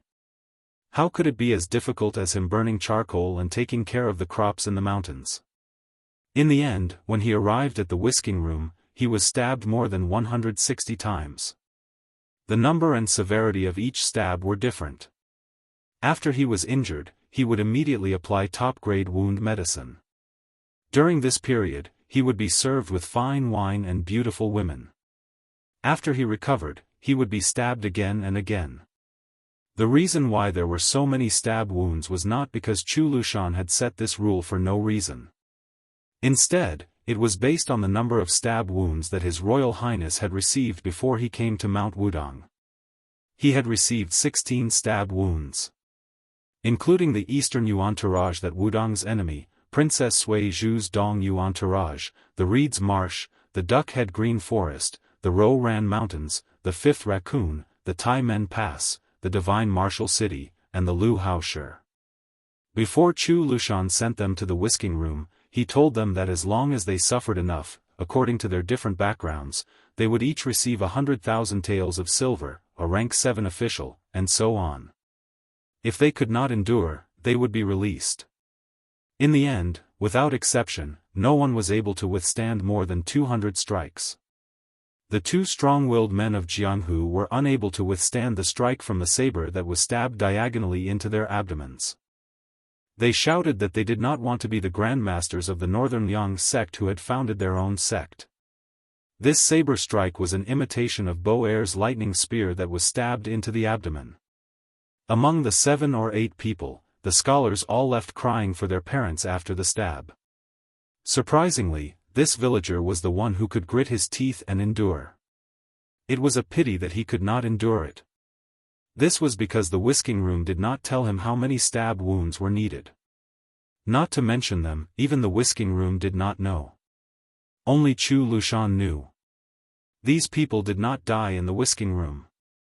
After they returned home safely, those who had mothers lost their mothers, those who did not have mothers lost their fathers, those who had elder sisters lost their elder sisters, and those who did not have elder sisters lost their younger sisters.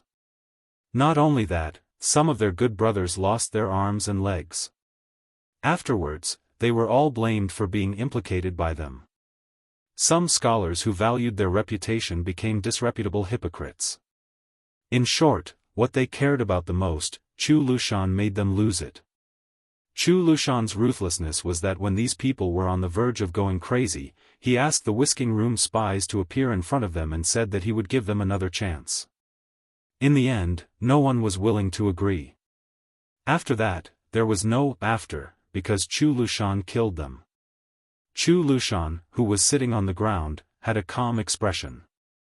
He laughed softly and said, "Before they died, I told them that in the past, they complained that they did not have a good family background. In fact, they were not afraid of suffering at all. Therefore, I gave them a chance.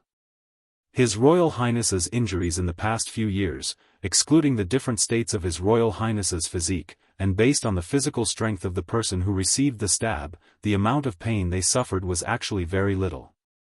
According to the order, it was only 314 stab wounds.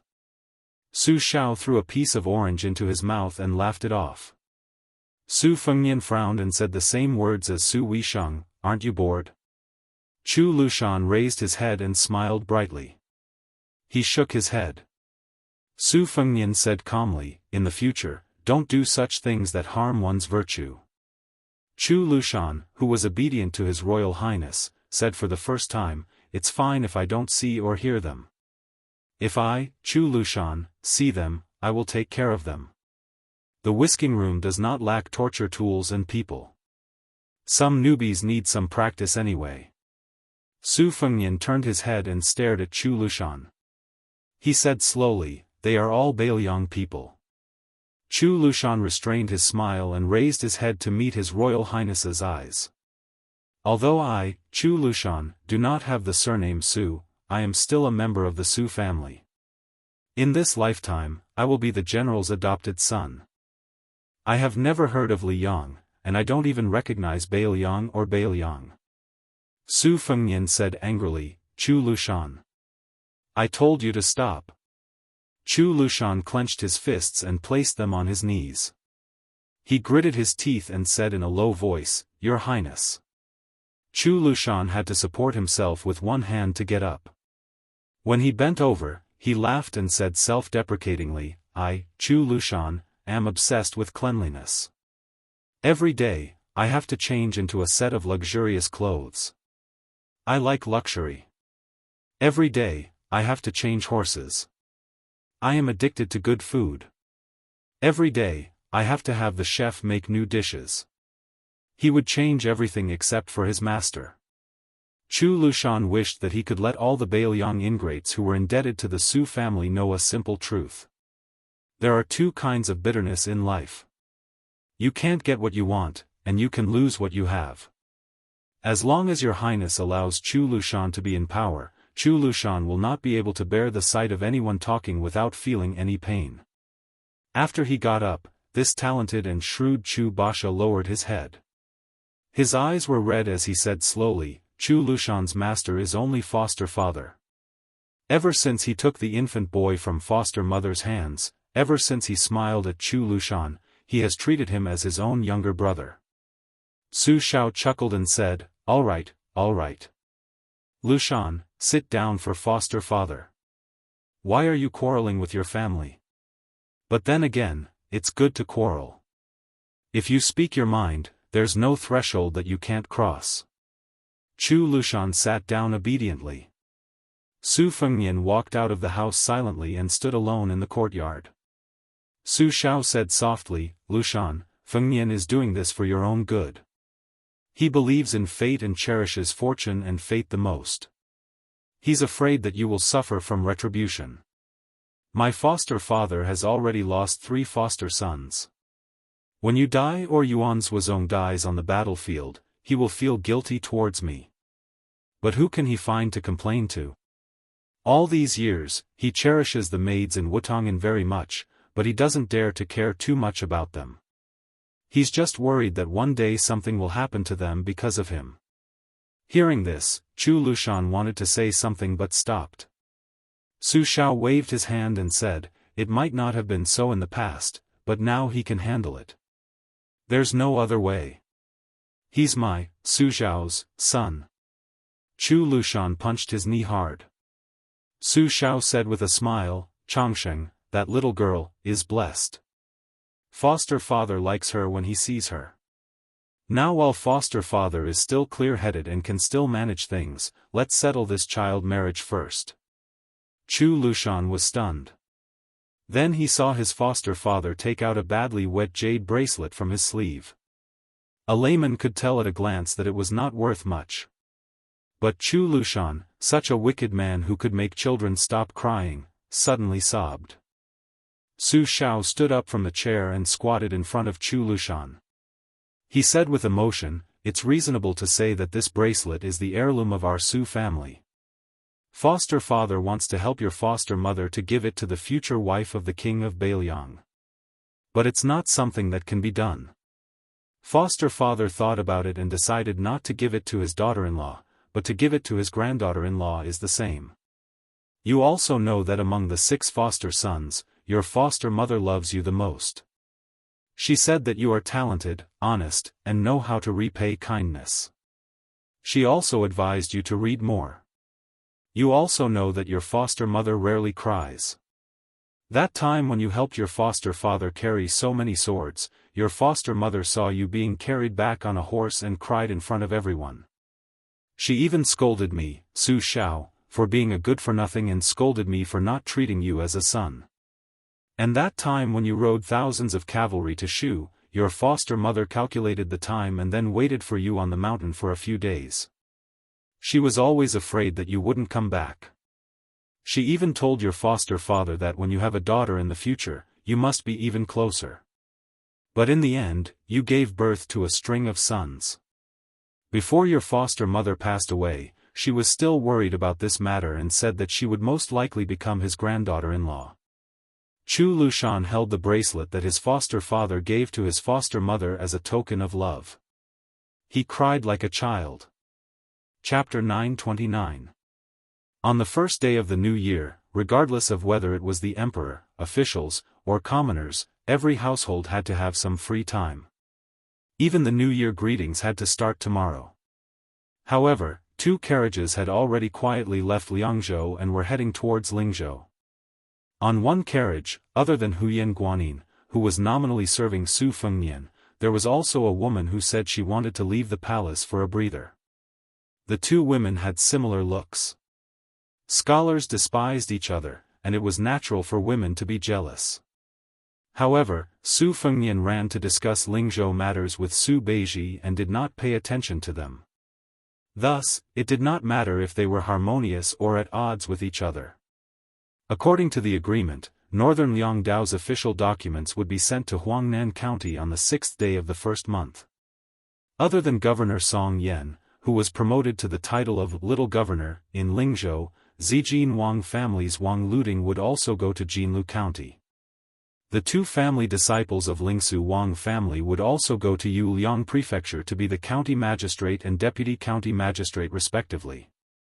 In addition, Commandant Jiao Wui would enter the Lingzhou general's manor and be promoted to the 3rd in command of Lingzhou's military, Xianxia commandant. At that time, even an idiot would be able to see that the new Lingzhou general was determined to make the administrator, who was also the Lingzhou governor, into a slow stew. On the 2nd day of the first month, Lingzhou was very lively. Logically speaking, some of the officials and dignitaries who were far away and could visit Sir Li in a few days all rushed over on the same day. The administrator's manor was filled with people and carriages. The housekeeper and gatekeeper of the Li manor could be considered particularly slick and clever, but they still couldn't handle the social interactions. They all wished they had 3 heads and 6 arms. Li Gongda did not rest for a moment in the morning and was busy until dusk. Many of his old friends and confidants could only deal with it by drinking a few mouthfuls of wine. Otherwise, even if Li Gongda had a large amount of energy, he would not be able to handle the waves of guests. Li Hanlin did not return home for the new year this year. He wrote a letter back home that was clearly written by someone else. He said that he was going to Beimang to play around. Seeing this, Li Fujian's heart jumped. She wanted nothing more than to grab her brother's ear and drag him home. She put down the letter, picked it up, and put it down again. Li Fujian felt a bit of hidden bitterness. She was indeed as her father had said. She did not understand what men were thinking. Why were they able to enjoy their father's achievements and have a smooth career in the officialdom, but they had to take risks and fight for fame? Li Fujian offered her father a cup of hangover tea when he finally caught his breath. She helped him rub his shoulders and asked softly, "Father, why are there so many people here? Is it because you have become an official and have no choice but to fight to be the first?" Are you afraid that if they come late, you will make things difficult for them? Li Gongda shook his head with a bitter smile. Didn't you see that the old scholar, Yuan Diqing, came today? With his arrogance, even if your father became the head of the 6 ministries, the minister of personnel, this old man would still be the last to visit. Only then would he be able to show his noble character and unquestionable integrity. The reason why they all came together is because the owner of the house next door is not around. They are afraid that His Royal Highness will return to the Lingzhou General's manor in 2 days. If they show their faces again, it is better to be safe than sorry. What if the new Lingzhou General coincidentally bumps into them? Wouldn't they be looking for trouble? Your father making things difficult for them is just to suppress their rise in their official career. However, the neighbor can directly make them lose their official status. Li Fuzhen said mockingly, he is indeed capable of doing such a rude and unreasonable thing. Li Gongda smiled and said, wrong, very wrong. Father knows that you have never taken father's word seriously. Since father has allowed Guo Fufeng into the family this time because of you, then you should seriously listen to father's heartfelt words this time. How about it? Li Fuzhen made a sound of acknowledgement. Li Gongda drank a mouthful of tea and let out a breath. Only then did he say leisurely, as the Bailiang Taoist administrator, you are the head of the civil officials. According to the law, the Lingzhou provincial governor should be someone else. However, why do you insist on having this position as well? Father's desire to be an official is not false, but His Highness the heir apparent has come to be the general of Lingzhou next door to our family. Logically speaking, no matter how thick-skinned father is, it would be wise to take the ladder and step down. However, father is truly worried. Nearly 1,000 scholars have entered northern Liang, and most of them are from Lingzhou. In the future, northern Liang's civil and military officials will be separated, and the 2 sides will be clearly separated. This is the general trend. If father doesn't have the position of Lingzhou's provincial governor, then his words will still be effective, but it will definitely be greatly reduced. Father's talent and learning are shallow, and he doesn't have an advantage like Wang Shihua's. If we miss this great opportunity to cultivate trusted aides, when Su Beiji or someone else replaces father's position as the administrator in the future, the Li family might very quickly be ridden on top of our heads. We don't need to be afraid of a falling tree, but we need to be afraid of a falling wall being pushed by everyone. Your younger brother is ruthless. Father does not doubt that he can become a colonel or even a general. However, he is my only son. He cannot lick the blood of blades on the border for the rest of his life. When he returns to the local areas, when the time comes, it will be an unfamiliar official field where civil officials are in charge. The Hanlin Academy is a martial man who is used to killing and might not be able to make a detour. Thus, I want to quickly pave the way and build a bridge for the Hanlin Academy while my words still carry weight. In the future, no matter if it is mountains or rivers, the Hanlin Academy will be able to walk smoothly. However, at this time, without the Lingzhou provincial governor, do you think those unscrupulous and snobbish people will not be worried?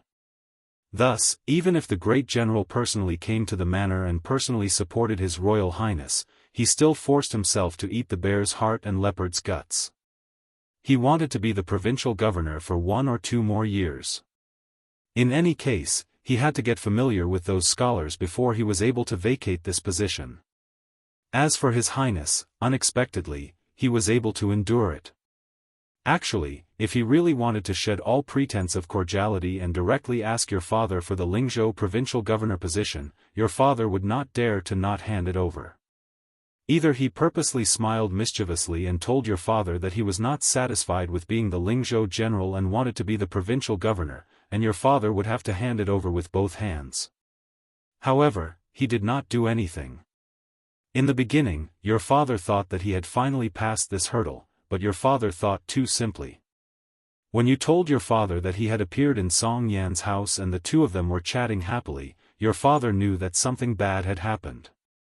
Speaking of it, your father and Yan Jieshi had always been fighting both openly and secretly, each placing their own bets. Yan Jieshi was unlucky and placed his bet on Chen Jibao, while your father had exceptional insight and placed his bet on His Royal Highness. When Yan Jieshi saw that the situation was not right, he immediately packed up and left. However, this fellow was lucky and managed to escape from Beiliang. Otherwise, even if your father knelt for 3 days and 3 nights to plead for him, it would still be useless. At that time, your father told him that His Royal Highness was not so useless. In private, your father always liked to criticize Yan Jieshi's lack of insight. As a result, your father only knew that he was just a pot calling the kettle black. His Royal Highness went to Huangnam County this time and abducted 3 family heads in Huangnam County, plus Song Yan, who was estimated to be the provincial governor of Lingzhou soon. Zhener, you always felt that Hanlin went to the border to join the army, and it was His Royal Highness who harmed him. However, have you ever thought about why Hanlin, such a stubborn ghoul, suddenly changed into another person? The reason is actually not complicated. You also know it in your heart, but you just don't want to admit it. You told your mother that your younger brother felt that Hanlin had lost face when he went to Yanqi Bazaar in the capital and that kid from the Kong family became officials and had a bright future ahead of him, so he gritted his teeth and worked hard. You really don't know that in the past, Hanlin couldn't wait for the 3 brothers to become undisciplined and out of control, so that he would be the only one to freeload. Then, he would be able to eat and drink freely and live a carefree life in a muddle-headed way. For him at that time, when his brother became successful, he was prouder than himself. Why did he go to the border? Why did he become a crossbowman? There was no other reason. It was because Hanlin knew that among the 3 brothers, His Royal Highness, who he admired the most, could already be independent. Hanlin only began to realize at that time. In addition, he had always been learning from His Royal Highness. When His Royal Highness was messing around, he messed around. Since His Royal Highness stopped messing around, he naturally felt bored. Therefore, he became the Li Hanlin that his father and sister did not know. Zhener, do you dare to say that the Li Hanlin today does not make you feel gratified?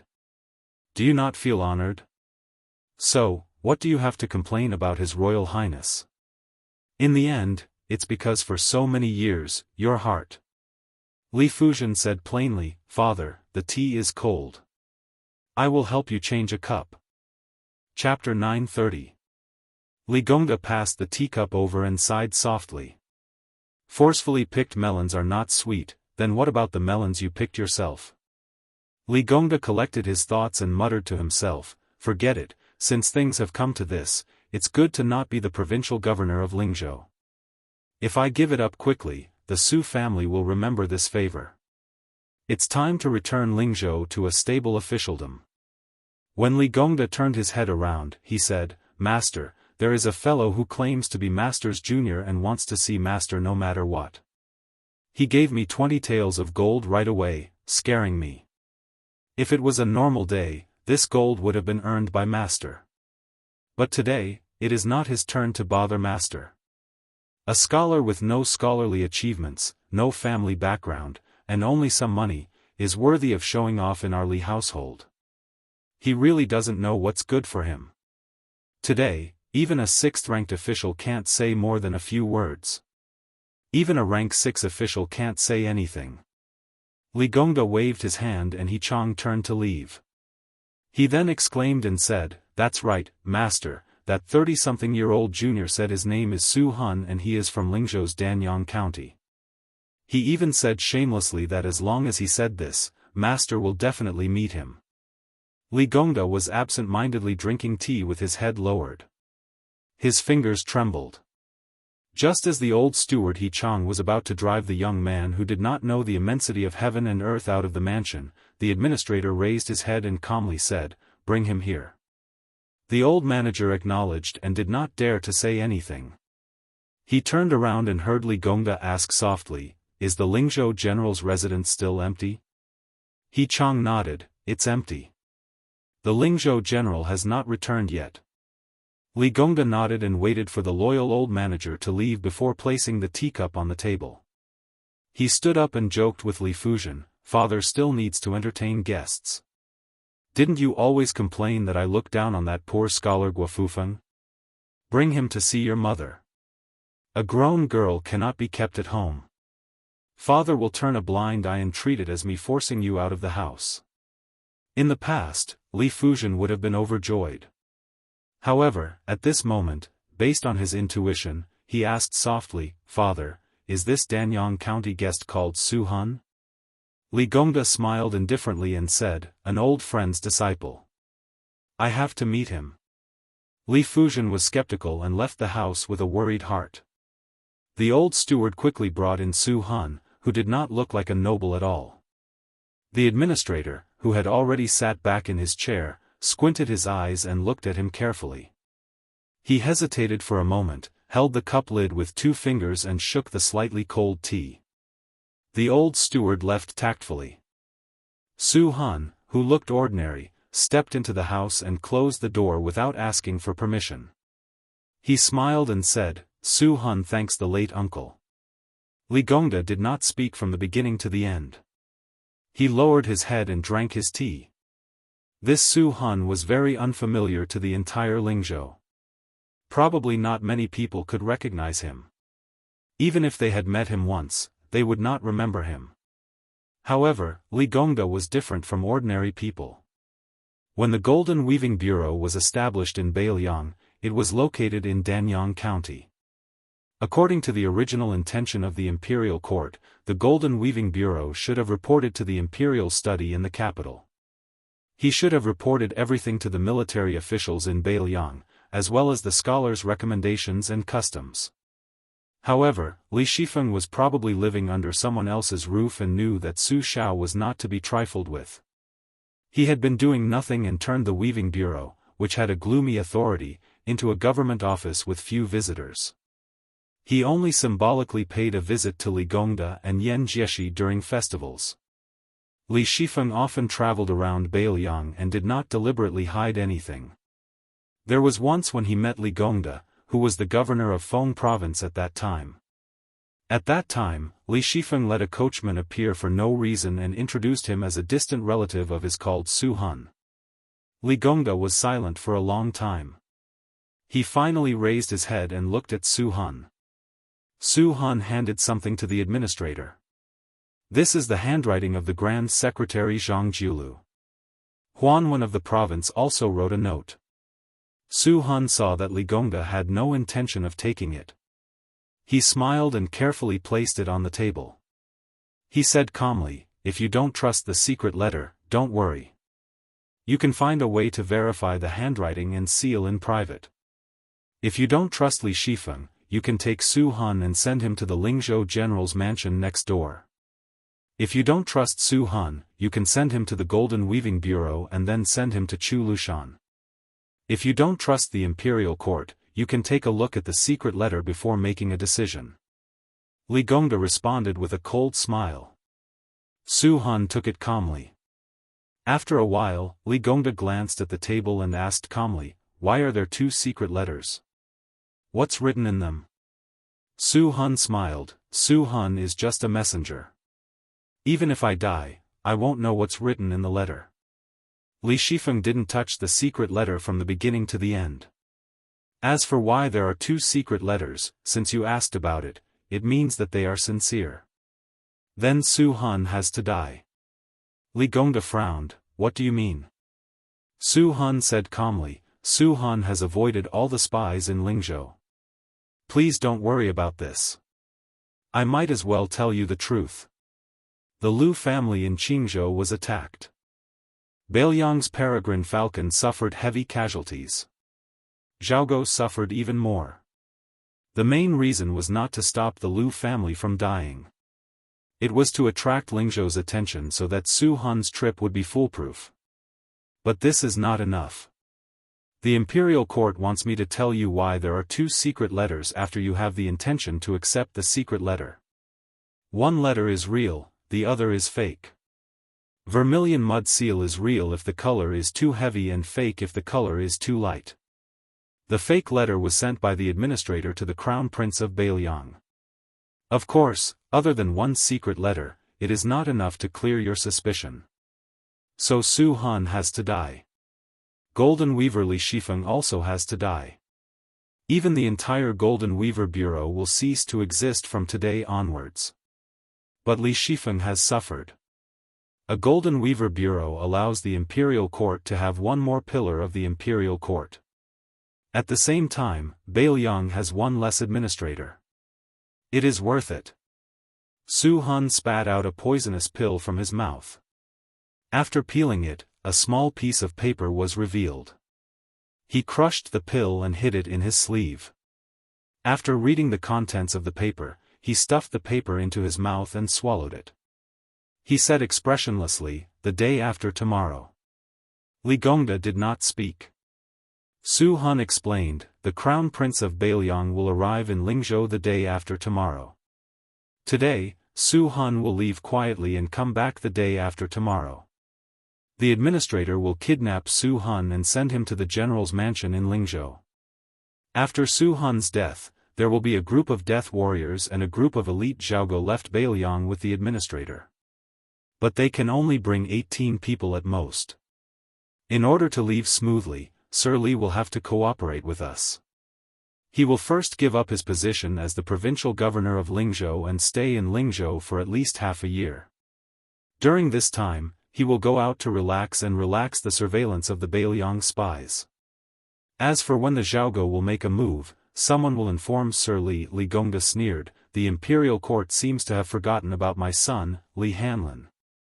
Su Han smiled, "Young Master Li has received a military order to go to the south to carry out a secret mission. He will first stay in Gu-Sai Prefecture. Then, he will go east along the northern border of Yuliang and enter Ji Prefecture. Finally, he will meet Sir Li in the capital." Li Gongda closed his eyes and tapped the teacup lid lightly. He said with slight self-mockery, "Last time, Yan Jieshi only brought 16 people out. The imperial court is really concerned about me." Su Han was silent. Li Gongda smiled and said, "Let me do the math. I, Li Gongda, am now a rank 2 border official. If I want to advance any further, I can forget about Northern Liang. However, there aren't many positions in the capital. Among the 6 ministers, other than the Minister of Personnel, who was recently promoted, the rest are nothing. The fake secret letter must have said that the Minister of Personnel is too full. Who knows, it might be even more petty, like the Minister of Revenue or the Minister of Justice. However, I am very curious as to what kind of reward was written in the letter before I opened it. Zhang Jiulu is in charge of the Minister's Department and cannot be changed.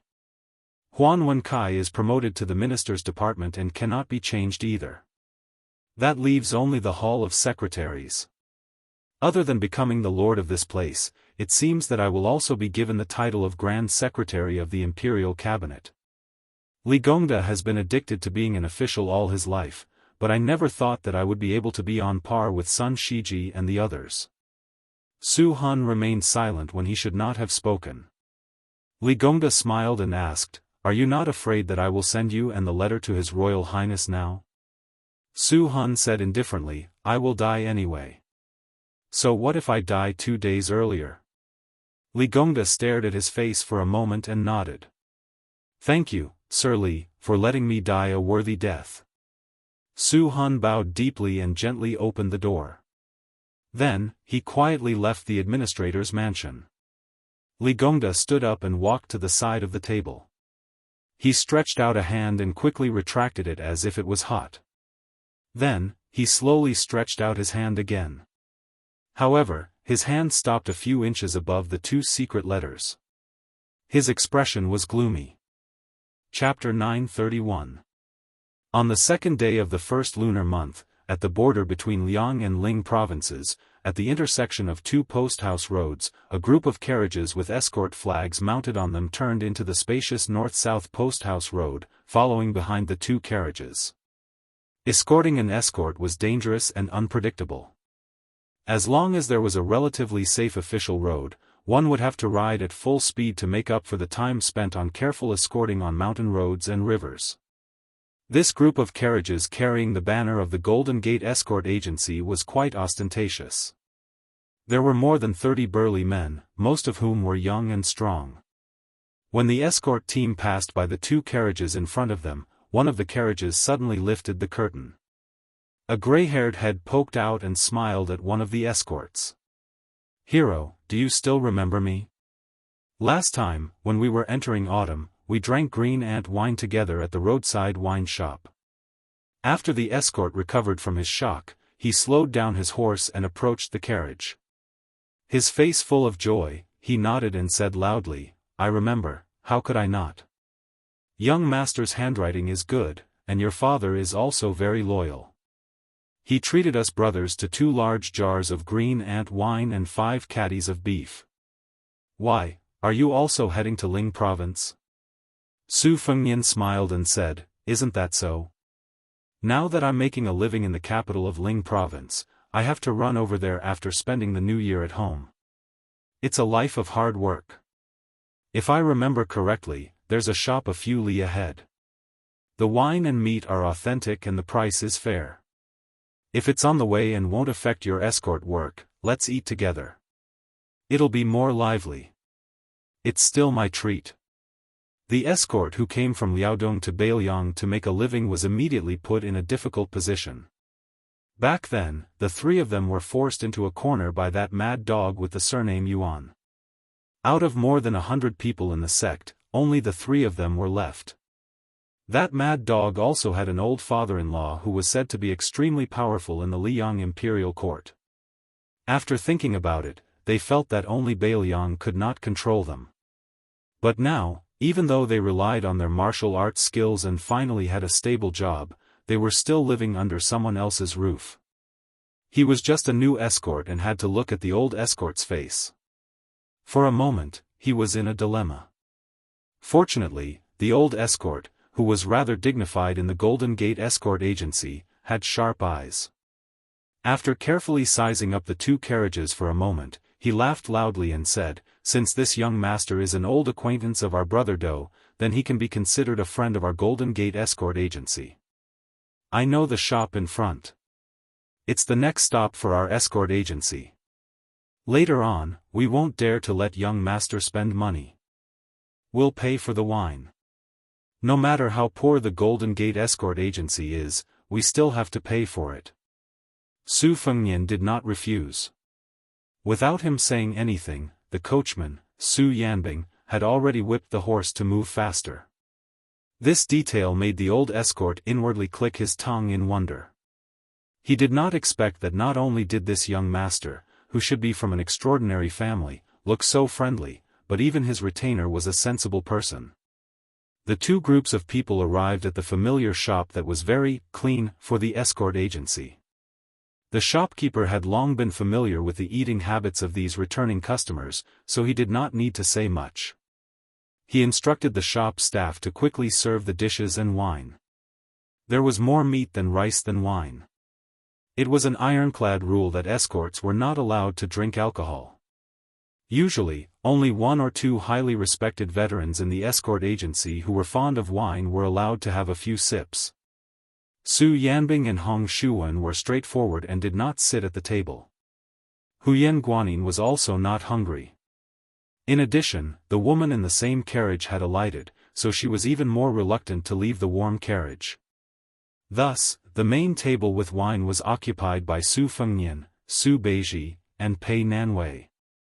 She sat side by side with Su Fengnian.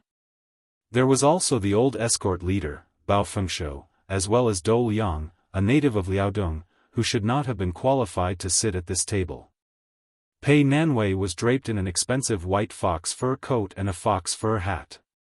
Originally, such attire would have made a woman with slightly darker skin appear as black as charcoal. However, her attire made her look even more beautiful than snow. The old escort leader, who had traveled extensively for most of his life, still had to expend a lot of effort to retract his gaze. He thought to himself, "I've never seen such a beautiful woman in my life." This meal was well worth it. The young waiter in charge of serving the dishes and wine almost knocked the wine jar to the ground. His face flushed red and he resentfully looked back 3 times with every step. He was kicked by the angry shopkeeper until he cried out in pain. As usual, Su Fengnian referred to himself as Su Qi to outsiders. After a brief conversation with Dou Liang and Bao Fengshou, he roughly knew about Dou Liang's situation and the scale of the Golden Gate escort agency. Dou Liang's personality was straightforward, but he was thin-skinned. He did not exchange pleasantries with this young Master Su. When Bao Fengshou met him for the first time, he was very familiar with building up their relationship. He kept saying that when they arrived at the Golden Gate escort agency in Lingzhou's capital, he had to personally pay a New Year's visit to young Master Su's residence. Especially when he heard that Su Qi's family lived on Apricot Street, this experienced Jianghu man's eyes burned with passion. One had to know that Apricot Street was where the administrator and a large number of Lingzhou's influential officials lived. Recently, there was even a Lingzhou general with the surname Su. Although Apricot Street was very long and there were people who were not officials, since they could live on that street, even if they did not have any power, they were still the wealthiest people in Lingzhou. In the industry, the Golden Gate escort agency had always been using sparrow darts, which were small darts with little meat and no oil. The big escort agencies all used sow darts, which earned them so much money that their hands went limp. If they could establish connections with the nobles on Apricot Street and spread word of mouth, the Golden Gate escort agency would make a name for themselves. They would be considered to have truly developed, otherwise, who would be willing to spend New Year's on the escort route? Su Fengnian took the initiative to propose a toast 5 or 6 times, but most of the time, he clinked bowls with Dou Liang. This made Dou Liang, a homeless dog, feel an indescribable warmth. However, he was not good with words, so he did not care if he would be stung by the head of the escort after the event. He did not leave a single drop of wine behind. After eating and drinking to their heart's content, Su Fengnian smiled and said, "My ancestors are also from Liaodong, in Jinzhou. Brother Dou and I can be considered acquaintances in a foreign land, how rare. When we return to Lingzhou City, Su Qi will definitely go to the Golden Gate escort agency to pay New Year's greetings. As for the other 2 brothers, I will have to properly meet them. I did not drink to my heart's content today, so let's leave it for now. When the time comes, we will not return until we are drunk." Bao Fengshou chuckled and said, "Young Master Su will also have to pay a visit. The Golden Gate escort agency must not be impolite. If this gets out, we will be laughed at." How could Su Fengnian not know what the old escort was thinking? He was afraid that Su Qi was a small family that bragged without a draft, so he had to personally take a look at the mansion to be at ease. He did not expose him and nodded with a smile, "No problem. In the future, if there are any items that need to be escorted, since Brother Dou is in your escort agency, I will specially trouble the Golden Gate escort agency." The escort agency still had to hurry on with their journey. Both parties cupped their fists and bade farewell. Bao Fengshou whispered to the shopkeeper when he paid the bill and gave him a few extra pieces of silver. Obviously, he knew that young Master Su wanted more food and wine, so the escort agency paid for it in advance. Su Fengnian sat back down on the bench and asked for an extra pot of warm green ant wine. He poured half a bowl for Su Beiji and Pei Nanwei. Su Beiji laughed softly and said, "After this escort mission, Dou Liang's salary will definitely double." Su Fengnian did not comment and changed the topic, saying, "Chen Shiliang not only has to manage the salt and iron industry, but also has full authority over the transport of grain.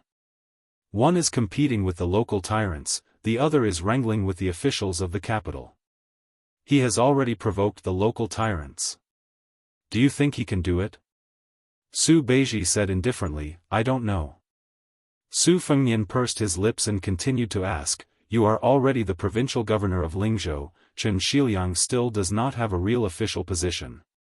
Do you think he has a knot in his heart?" Su Beiji only drank. Su Fengnian clicked his tongue and said, "I originally thought that the 2 of you are so smart that you don't have to belittle each other. I didn't expect that you still can't escape from this vicious circle."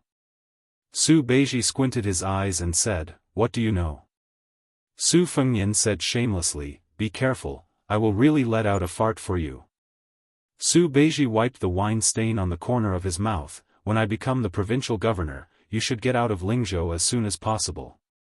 Out of sight, out of mind. Su Fengnian only cared about cursing and swearing, but there was nothing he could do. Pei Nanwei was a little puzzled. There was still someone in this world who could subdue another. Was it the heir of Bailiang beside her? On the third day of the first lunar month, the Lingzhou general did not enter the Lingzhou prefecture city. This made many of the old foxes in the official circles who had a keen sense of smell to act were greatly disappointed.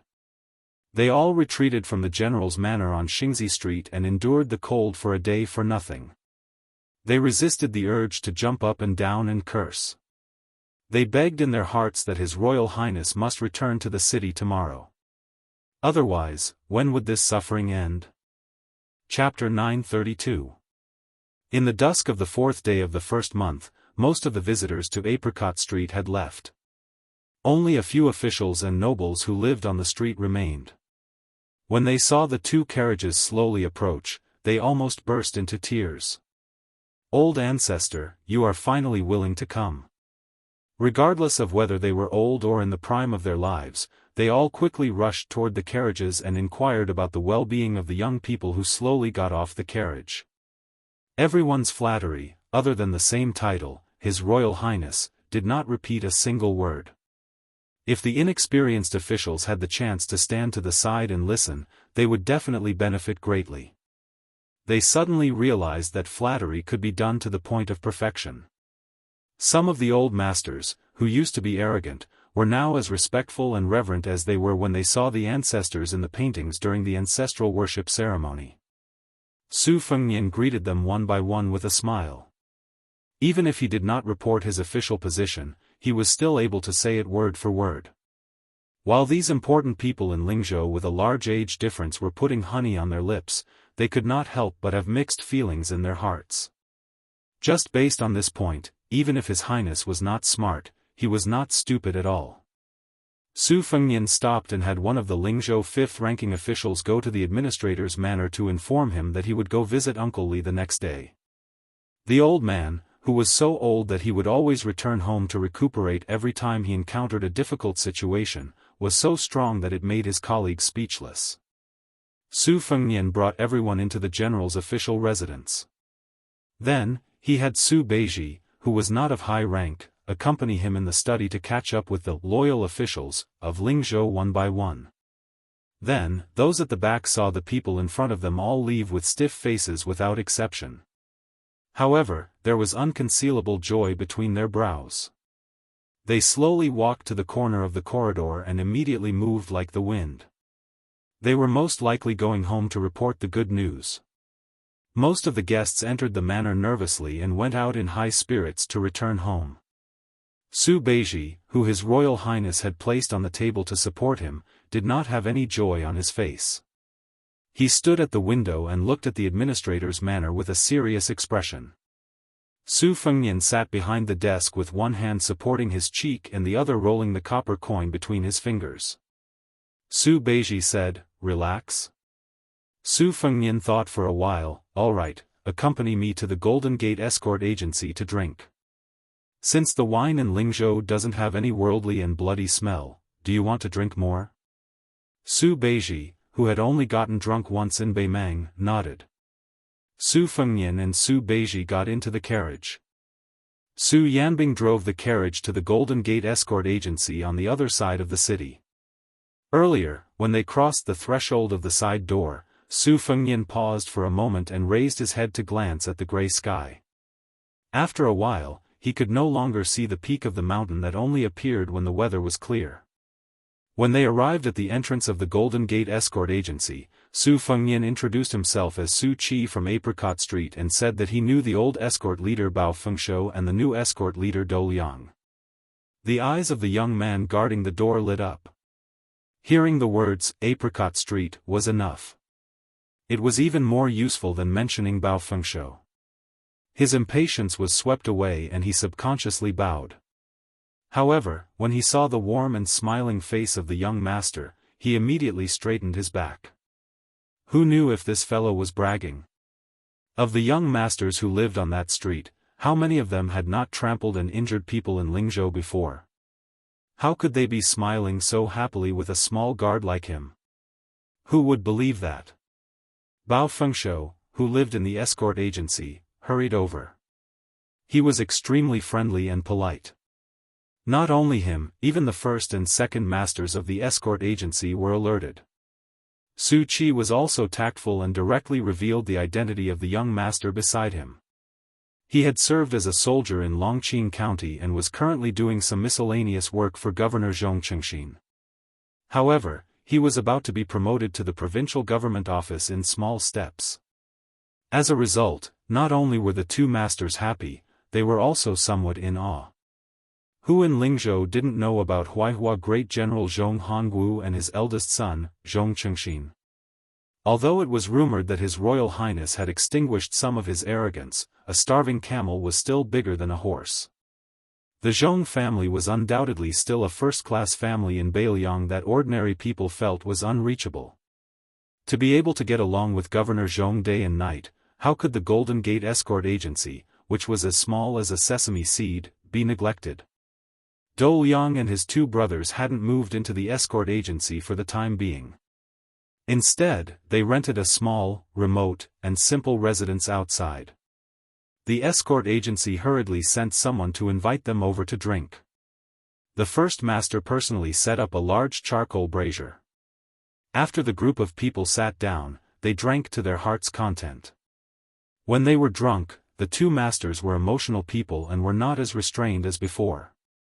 They chatted and laughed without restraint. Because Dou Liang's two brothers, Wei, Tang, and Fan Yuyang, had met before, they had a good impression of them at that time. In addition, their eldest brother, Dou Liang, had come back from his escort mission to pave the way. They had already said a lot of good things about Su Qi, so they were even more open when they drank. The first master, Yu Xiaotsai, had a slightly scholarly name. It was probably because his parents had hoped that he would be able to pass the imperial examinations in the future. However, it was very rough, and there was a shocking scar on his face. When he talked about this old story with Su Fengnian and Su Beiji, he didn't have any complaints.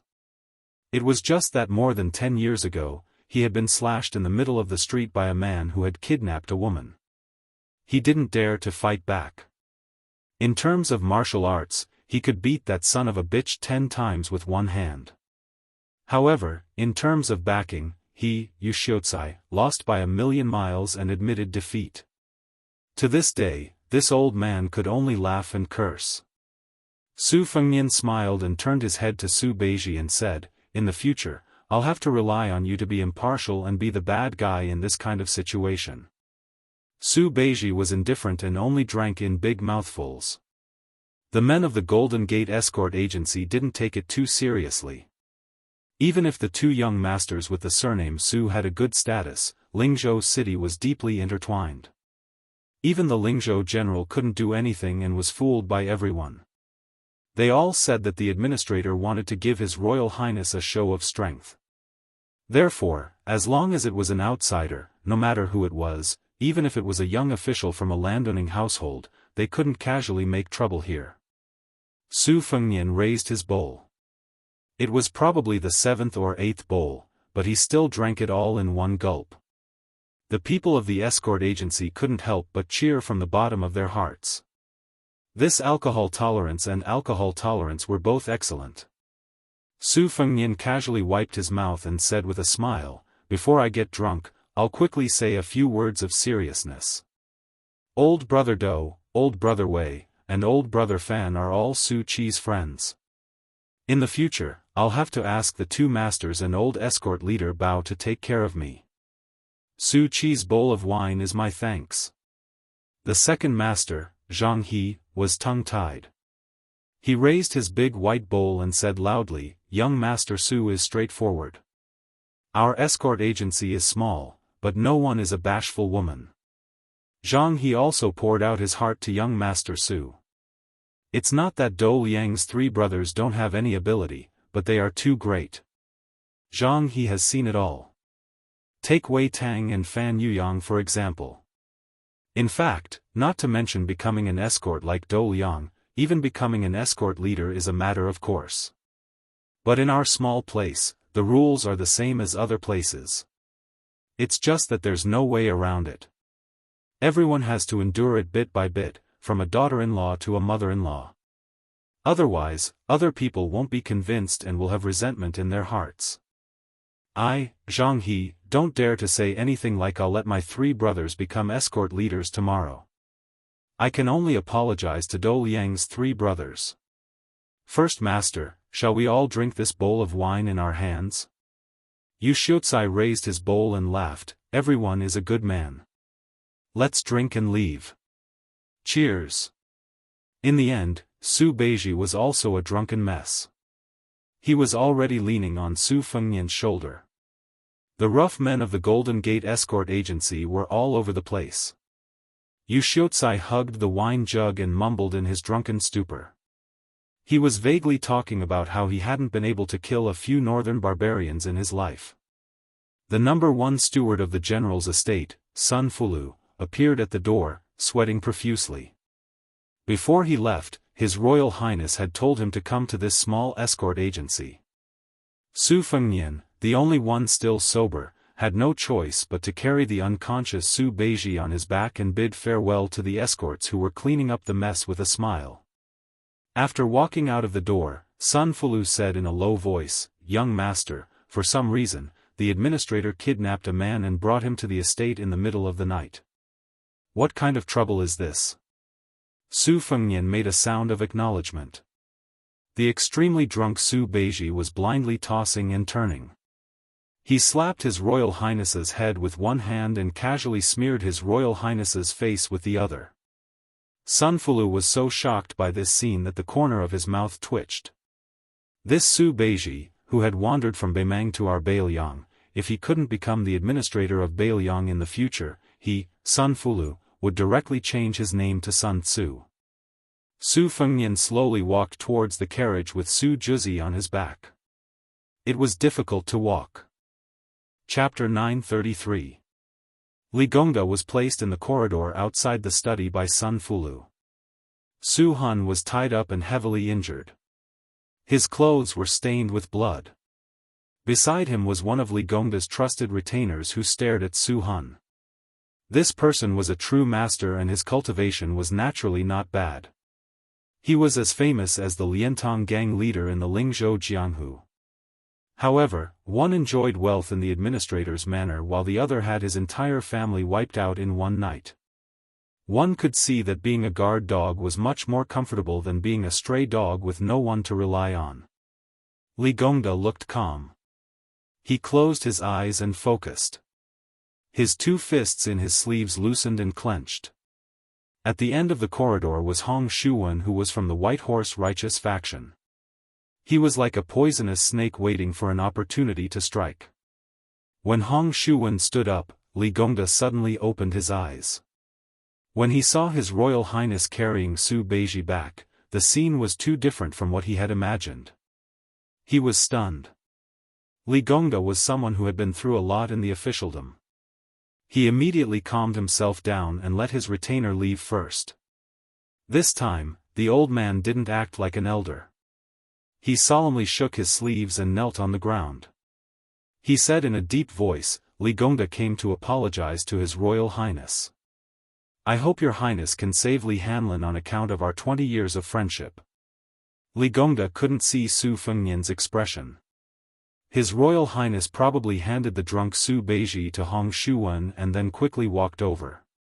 He held the administrator's arms and tried to help him up. However, Li Gongda tried his best to kneel down. He heard His Royal Highness ask anxiously, "Uncle Li, why are you doing this? How can Fengnian bear the responsibility? So what if he is Hanlin?" "Uncle Li, get up and talk." Li Gongda said with a faint sobbing tone, "Your Highness, if you don't agree to save my son, Hanlin, even if Li Gongda dies kneeling here, I will not get up." Su Fengnian, who reeked of alcohol, said angrily, "I don't have to save anyone but Hanlin. How can I let Hanlin fall into danger? Uncle Li, why do you have to be so pretentious? Could it be that as the dignified Taoist administrator of Beiliang, you have done something to betray the Su family? Li Gongda raised his head and said with tears running down his face, Your Highness, Li Gongda has been loyal to Beiliang for 20 years. Heaven can be my witness. The general's cultivation of the Li family is as good as giving us a new lease on life. Li Gongda admits that he can't deny the crime of corruption. He is absolutely loyal to Beiliang and the Su family. Su Fengnian squatted in front of the administrator, who had lost his composure, and said softly, In this case, Uncle Li should get up and talk. First, tell me who the kidnapped person is and why Hanlin wants me to save him. There are no outsiders here. You and I can speak frankly. If I can't do something, then I will beg Su Xiao. I don't believe that anyone in Beiliang can hurt Hanlin. Who can wrong the Li family? Only then did Li Gongda stand up shakily, wiping away his tears with his sleeve. He pointed at Su Hun and said sternly, This person's surname is Su and his given name is Su Hun. He is the trusted aide of that gold weaver Li Shifeng and is also a secret agent of the Liang imperial court. A few years ago, he took his family out for a spring walk. Li Shifeng, that sly old fox, actually pretended to meet me and purposely mentioned that this person was a descendant of his distant relative. Tonight, this Su Hun actually snuck into the mansion and delivered a secret letter personally written by that green-eyed man, saying that as long as I, Li Gongda, am willing to betray Northern Liang, my position in the imperial court would only be higher than that old bastard Yan Jieshi. Furthermore, Zhao Go had already arranged for the Li family's escape route, so how could Li Gongda be so ungrateful? I immediately apprehended this thief, but my poor son Hanlin has already been transferred to the Northern Mang Southern dynasty by a military order and is now being forcefully escorted eastwards along the northern border. I'm afraid that it won't be long before he enters the capital from Ji province. Your Highness, although Li Gongda has no intention of betraying Northern Liang, since he was targeted by Li Shifeng and Su Hun, these treacherous villains, it must be because Li Gongda, as the administrator, is not a proper one. No matter how your Highness and the great general deal with Li Gongda will not complain at all. However, your Highness knows Hanlin's character very well. Su Fengnian let out a sigh as he replied with a smile, Oh, I see. Uncle Li, don't worry too much. Come on, have a cup of tea in the study. Fengnian will send a message to Su Xiao, Chu Lushan and Huangfu Cheng, the general of Yuzhou province. I promise to return a safe and soundly Hanlin to Uncle Li. Li Gongda was about to nod and express his gratitude when he suddenly widened his eyes. His Royal Highness, who had always been smiling in front of him, directly pushed Su Hun, a gold nugget who might be able to dig out a lot of secrets from him. His 5 fingers formed a hook and directly tore off half of Su Hun's face. Then, as if he still found it too troublesome, he used the Immortal's touch on the head. Poor Su Hun died on the spot without saying a word. Su Fengnian, whose hands were covered in blood, casually wiped them on his sleeves. Then, he carefully supported the administrator with one hand and pushed the door open with the other. The two of them stepped over the threshold together. Su Fengnian stopped and leaned back. He smiled at Su Yanbing and said, Uncle Su, please ask Hong Shuwen to quickly send out 3 secret letters. The last one is to be sent to Huangfu Cheng. Tell him that I allow him to privately mobilize 2,000 light cavalry to intercept me. By the way, ask someone to send a pot of hot tea. Su Yanbing nodded. Li Gongda said in a low voice, Your Highness, Su Hun is clearly not an ordinary spy. Li Gongda tried to get information from him before. It seems that when Yan Jieshi escaped from Beiliang, he was also personally involved. With him in our hands, we don't have to worry about Li Shifeng and the Golden Weaving Bureau not giving in. It seems safer to kill him later. Su Fengnian shook his head and said with a smile, Uncle Li, you underestimate how tight-lipped these men of sacrifice are. Besides, I don't care about Li Shifeng or the Weaving Bureau in my own territory of Beiliang. Even if there are spies from Zhao Go, as long as there is a reasonable reason, I can kill them as I want. I'm not their relative. Anyway, it's a life and death battle between two sides, so there's no need to care about family ties. When doing this kind of thing, it depends on who's ruthless. The Peregrine Falcon Eagle Guard fell into Zhao Guo's hands outside of Beiliang and ended up in the same way. Otherwise, why would they be called men of sacrifice? They're not called men of sacrifice for nothing.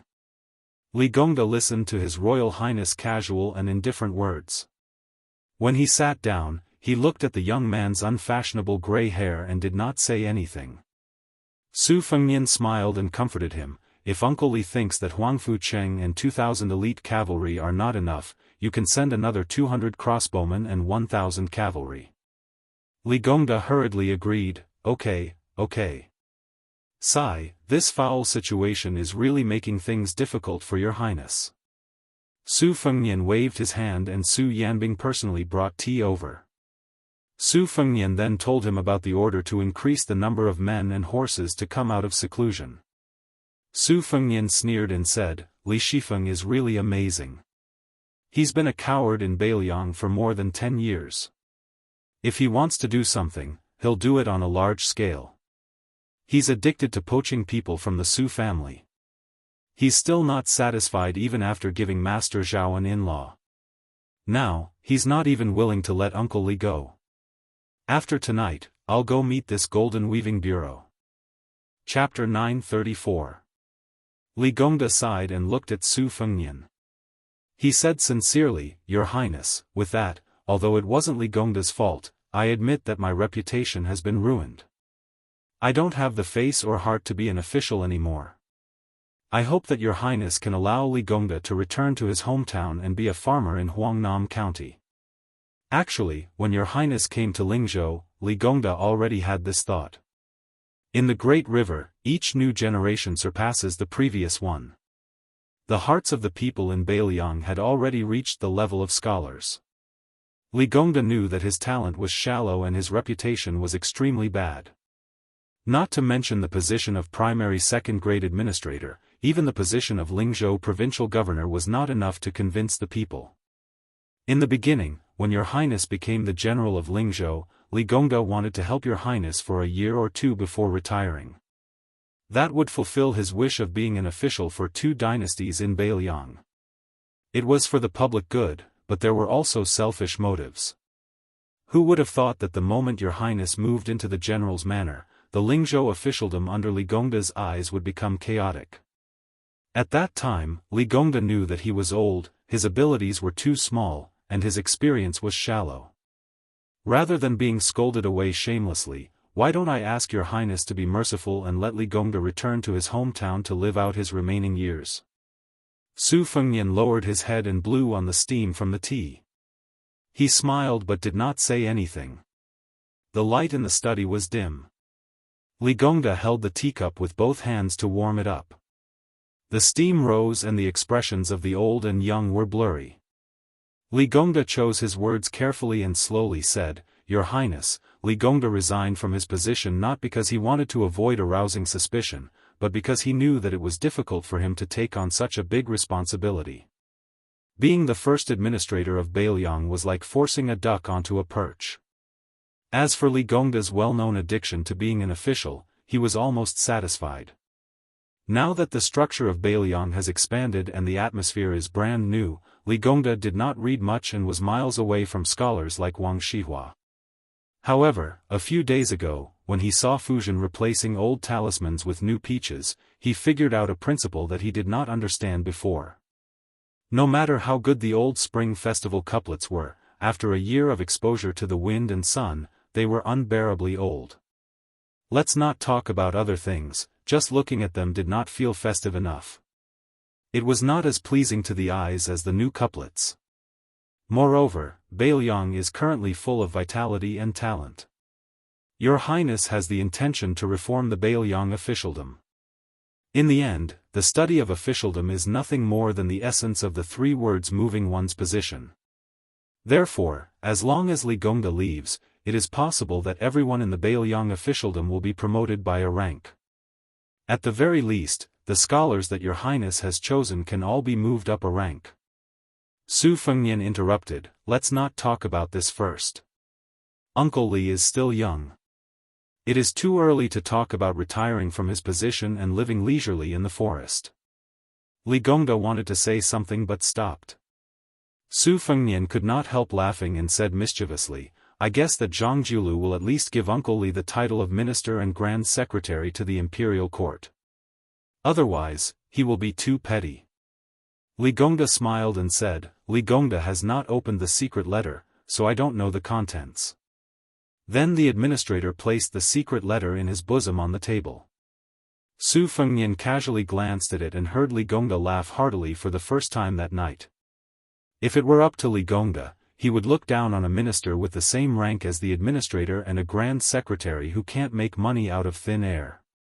It would be more appropriate to let Tantanon give up the position of Huanwen to Li Gongda. Of course, if the grand secretary is willing to give up the position, Li Gongda won't mind kindly accepting it. If that is the case, Li Gongda can go back on his word once. Your Highness, please don't stop Li Gongda. Su Fengnian drank a mouthful of tea and laughed out loud. If the son of the Zhao family has such courage, I really won't stop Uncle Li. It would be nice if the news of an official trained by Bailiang became the Grand Secretary of the Imperial Court in the end. In the future, wouldn't countless scholars flood into Bailiang to become officials? Because Bailiang is a prosperous land, would be happy to see them all work hard in Bailiang for 20 to 30 years and accumulate enough hard work.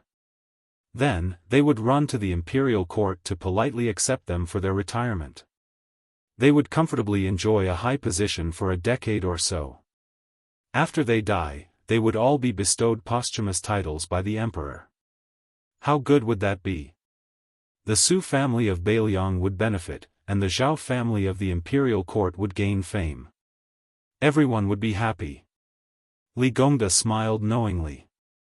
Su Fengnian withdrew his smile and said, Uncle Li, you can continue to be the administrator with peace of mind. As for Hanlin, I promised to send you back to Lingzhou unscathed. Li Gongda still wanted to say something, but Su Fengnian closed the cup lid and placed it on the table. His expression was one that did not allow rejection.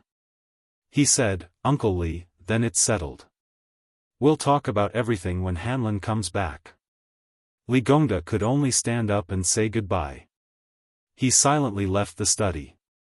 Su Fengnian walked him to the door of the study. He sat back in his chair and closed his eyes. If this secret matter spread out, it would be enough to shake the entire court. He had planned the entire situation single-handedly. Su Weisheng and Wu Tong'an were in charge of every detail. The golden silk weaver Li Shifeng had made a deal with Bailiang. His children and grandchildren were kept in the capital as hostages. If he wanted to leave Bailiang alive and not arouse the suspicion of the imperial court, or more accurately, the emperor, he had to come up with a flawless plan. Thus, it was true that Li Shifeng was a loyal and responsible spy. It was also true that Zhang Jiulu wrote the 2 letters that Li Shifeng got from the imperial court. It was also true that Li Hanlin was sent to the southern court of Beimang. True and false, it was tangled and complicated. During this period of time, the interests intertwined. Everyone's actions, big and small, were enough to dazzle one's eyes. Bailiang could not afford to make a single mistake. Liang could afford to lose, but Bailiang could not afford to lose. If they won, the golden silk weaver would go from an organization of the imperial court to Bailiang's private property.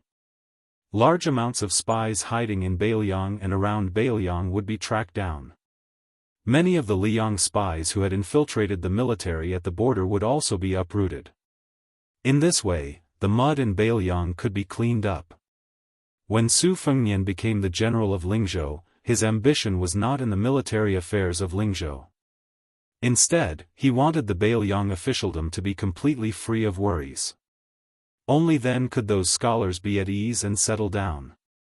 If Li Gongda resisted the temptation, then Su Fengnian had told him before that he would let this Uncle Li enjoy his official life. If he did not, then it would be the worst situation. Even with the Yan family's betrayal first, Su Fengnian still had no plans to destroy the Li family. He would only nominally let Li Gongda resign and return home with the excuse that he was unwell and peacefully be a rich man in Huangnam County. Just as the administrator had said tonight, once he retreated, the Bailiang officialdom would do its best to act according to His Royal Highness' wishes. Whatever Su Hun did, it was Li Shifeng's wishes. And Li Shifeng's guidance to Su Hun was Su Fengnian's intentions. As for crossbowman and marksmanship leader Li Hanlin, he had a large group of Bailiang's most elite Eagle Guard following him. There were also 6 Master Realm retainers from the Wang Manor mixed in. Those Xiaogo death warriors who were in charge of receiving him outside the pass were destined to die. However, Su Fengnian knew that if this happened, the 4 brothers who grew up together, went to brothels, and took the blame together, none of them would be left. The administrator brought his trusted retainer and slowly walked out of the general's manor. Li Gongda turned his head and looked at the slightly eerie official residence in the night. He smiled and asked, "What kind of person do you think His Royal Highness is?" The Master Realm retainer hesitated and said, "An expert." Li Gongda laughed and did not force this careful Jianghu expert. He muttered to himself, "Although a great man has to be ruthless, but it doesn't mean that he isn't a hero." The retainer did not dare to say much. Li Gongda walked to the door of his own manor and was about to step onto the steps. He suddenly retracted his foot and smiled, "Let's take a walk. It's rare for Apricot Street to be so peaceful." Li Gongda walked to the empty and lonely street and sighed, "Everyone is suffering, it's all about finding joy in the suffering. Others may pity you, but you don't know that you are suffering. That is true ability. I, like the general, am old. No matter what I do now, it is for my descendants." In the study room, Su Fengnian reached out and grabbed the teacup. The white porcelain cup shattered. Half of the tea splashed all over him. They were set to arrive at the Lingzhou general's manor on the 3rd day of the 1st month. He purposely mentioned the 3 secret letters in the corridor. Su Fengnian gave the Li family time and time again. At this moment, there was still only 1 secret letter on the table. In this game of chess, Bailiang who had the geographical advantage would not lose no matter what. It was only a matter of winning more or losing less. However, to Su Fengnian, he would lose no matter what. He asked for it. He was alone. Su Beiji said it well. Chapter 935.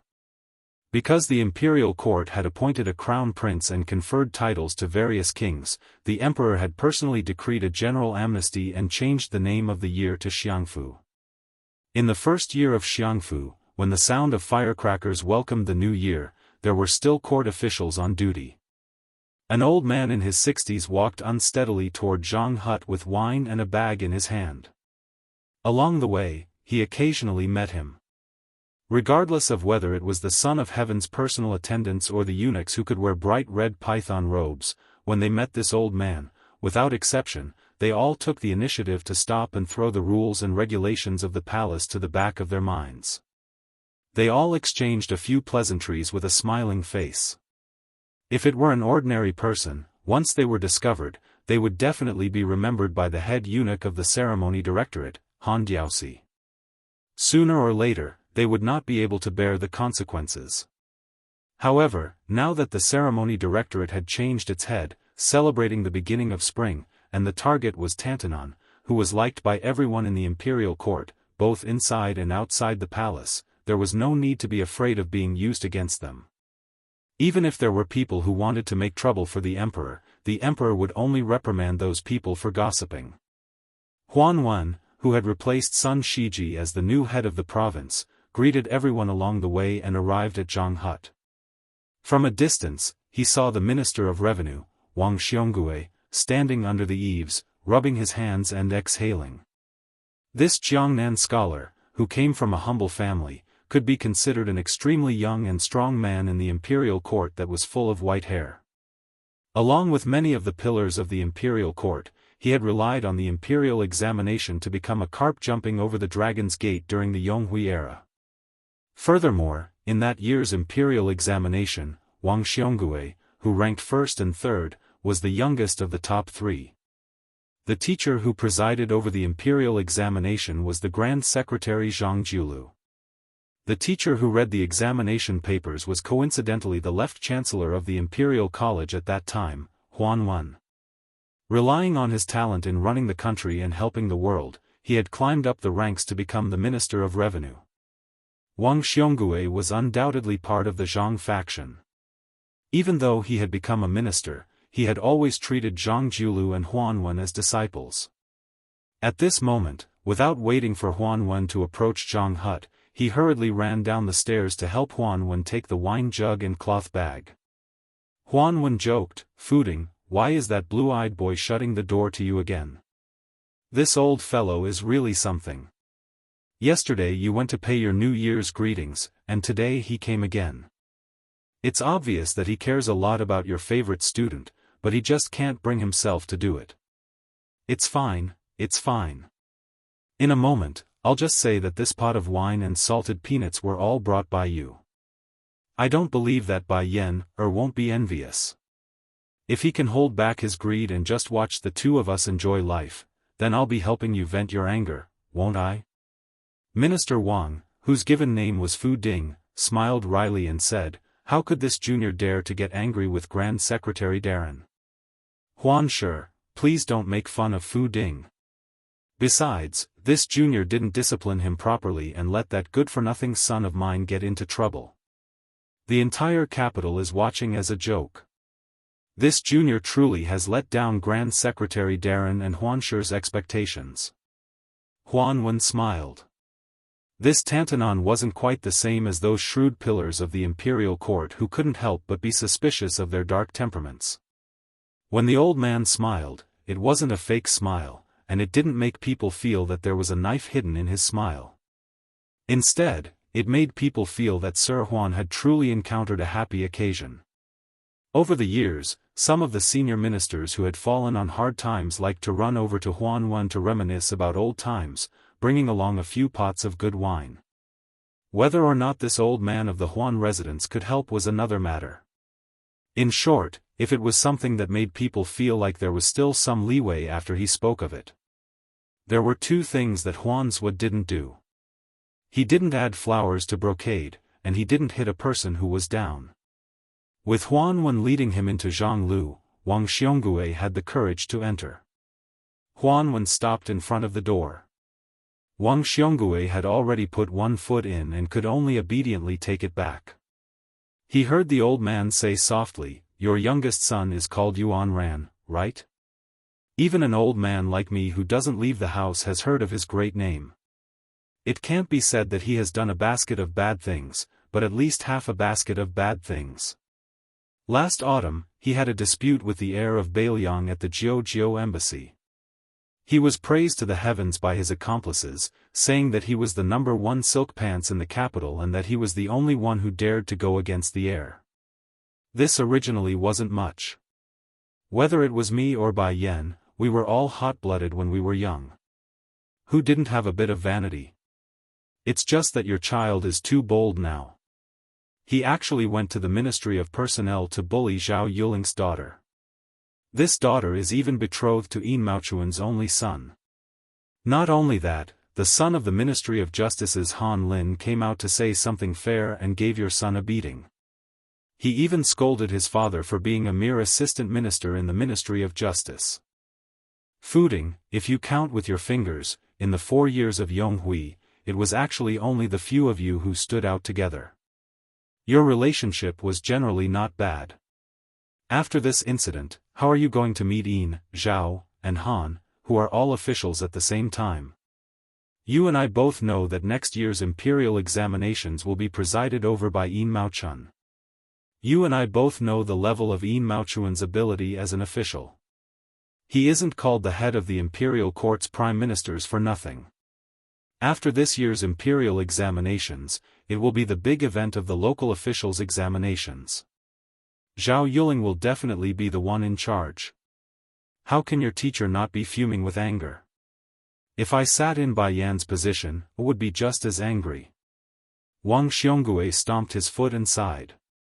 He said in a low voice, "Teacher Huan, you don't know. My son Wang Yuanran was framed. Otherwise, he wouldn't have acted so rashly. Huan Wen, who was known for his good temper, actually had a face full of anger. He suppressed his voice and scolded, "Idiot, flies don't bite seamless eggs. If your son was a good person, would he have the chance to be framed? The family's misfortune, the greatest misfortune is that your descendants don't care about your fortune. He's already made such a big mistake. As his father, you're still thinking about how to clean up after Wang Yuanran's mess instead of mending the pen after the sheep are lost. If you, Wang Xiongui, aren't stupid, then what are you?" Chapter 936. Wang Xiongui stammered, not daring to retort. It was indeed hard for outsiders to imagine that a second-rank minister could be scolded so miserably. Huan Wen still wasn't satisfied. He snatched the wine pot and cloth pouch, directly throwing down a string of harsh words. "I originally thought you'd come to understand before coming, but I didn't expect you to still be such a scoundrel. You can't even manage a son, what Ministry of Revenue? I, Huan Wen, have always favored you. Fine, then you might as well not be some Minister of Revenue. Come to the Ministry of Revenue and be my assistant. You'll still be a second-rank official. How about it? So that your son won't rely on you, his father, to raise his tail to the sky and show that extremely unsightly light." Wang Xiongui was so scared that his face turned pale. Everyone in the court knew that Grand Secretary Zhang Julu was in charge of the Zhang faction, which was actually of the same origin. It was just that the banner was swapped with the character Zhang. In fact, it could be traced all the way back to Zhang Julu and Huan Wen's benefactor teacher, who was the old Grand Secretary's benefactor teacher. Wang Xiongui was undoubtedly the most popular candidate to take over Zhang Julu's position, both inside and outside the Zhang faction. To speak plainly, even if the emperor was dissatisfied with Wang Xionggui's position as Minister of Revenue and demoted him, even demoting him to a provincial post, as long as the Zhang and Huan elders were still there, even in the court and outside, they still had great prestige. Wang Xiongui wasn't afraid of not having a chance to return to the central government. However, if the Zhang and Huan elders felt that Wang Xiongui couldn't bear the heavy responsibility and wasn't enough to support their branch, then Wang Xionggui's career in this life could be considered to have come to an end. Huan Wen gave a cold snort. Wang Xiongui was dejected and didn't say anything. After careful consideration, he said bitterly, "Teacher Huan, this junior knows his wrongs. I won't enter the room and make the Grand Secretary worry. While there's still snow on the ground, I'll go back now and have Wang Yuanran kneel in front of Zhao Yuling's gate. I'll also personally pay a visit to Zhao Yuling to apologize." Huan Wen nodded and laughed. "Footing, you slippery fellow. What dog farts snow on the ground? Zhao Yuling's gate is filled with a sea of people, it's very clean. Why don't you find a handful of snow for me?" "Fine, fine, it's good that you know your wrongs. It's good that you've caused such a ruckus. It'll teach your son a lesson. Wang Yuanran is not stupid. Even if you keep a straight face, he can still see the love in your eyes. Plus, your wife is soft-hearted. She can't stand the crying of her young son. This time, she made him lose a layer of skin. Sooner or later, she will secretly compensate him more. Tell Wang Yuanran that if he dares to cause trouble again, I'll tell Yao Baifeng to throw him into the Imperial College for 3 to 5 years. The Minister of Revenue who had Tantanon personally intervened to help him deal with his family affairs had tears in his eyes. His lips trembled as he said, "Teacher Huan's kindness, this junior is unable to repay." Huan Wen shook his head and sighed, "These small favors I've given you are nothing. The one inside is the one who really thinks highly of you. Footing, you must not disappoint him." Wang Xiongui nodded heavily. Huan Wen returned the wine jug and cloth pouch to him. "My trip into the palace this time was for you. There is a beginning and there is an end. Come, let's go in and meet our Grand Secretary." Entering Zhang Lu, the purple-bearded and blue-eyed Zhang Julu still did not give the Minister of Revenue any face. However, he reluctantly accepted the wine and peanuts. The civil officials of Jianghu who were buried in their books quietly raised their heads and smiled knowingly at the Minister of Revenue. Wang Xiongui did not stay long. He quickly bid farewell and left in a hurry.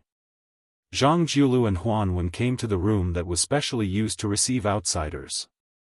Huanwen was very familiar with Zhang Lu. He brought in his own utensils and began to leisurely boil wine. He said to himself, "The court says that you and I, one playing good cop and one playing bad cop, cooperate seamlessly. I didn't think so before, but now I can only pinch my nose and admit it. Tell me, Fuding is such an ambitious, capable, and intelligent official. He has already reached the high position of Minister of Revenue. The Ministry of Revenue is well organized, so why can't he manage his own residence well?" Zhang Jiulu calmly said, "What's so strange about this? Most people become officials to seek the good fortune of their descendants. Besides, don't look at how Wang Yuanran suddenly became a street rat in the capital. In fact, in front of his father, he is very clever and clever. The sons of officials are mostly like this. It's not that they are stupid, but that they are too smart. They have long been influenced by the ways of the officialdom to flatter and bully those below.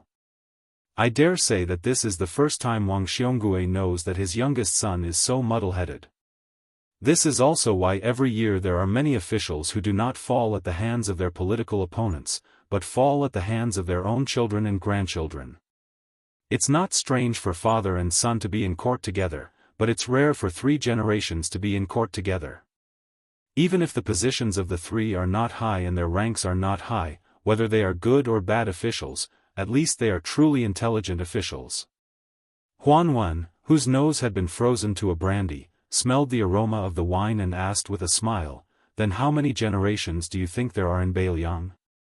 Zhang Jiulu calmly said, "This question, you have to ask the mysterious Huang Sanjia.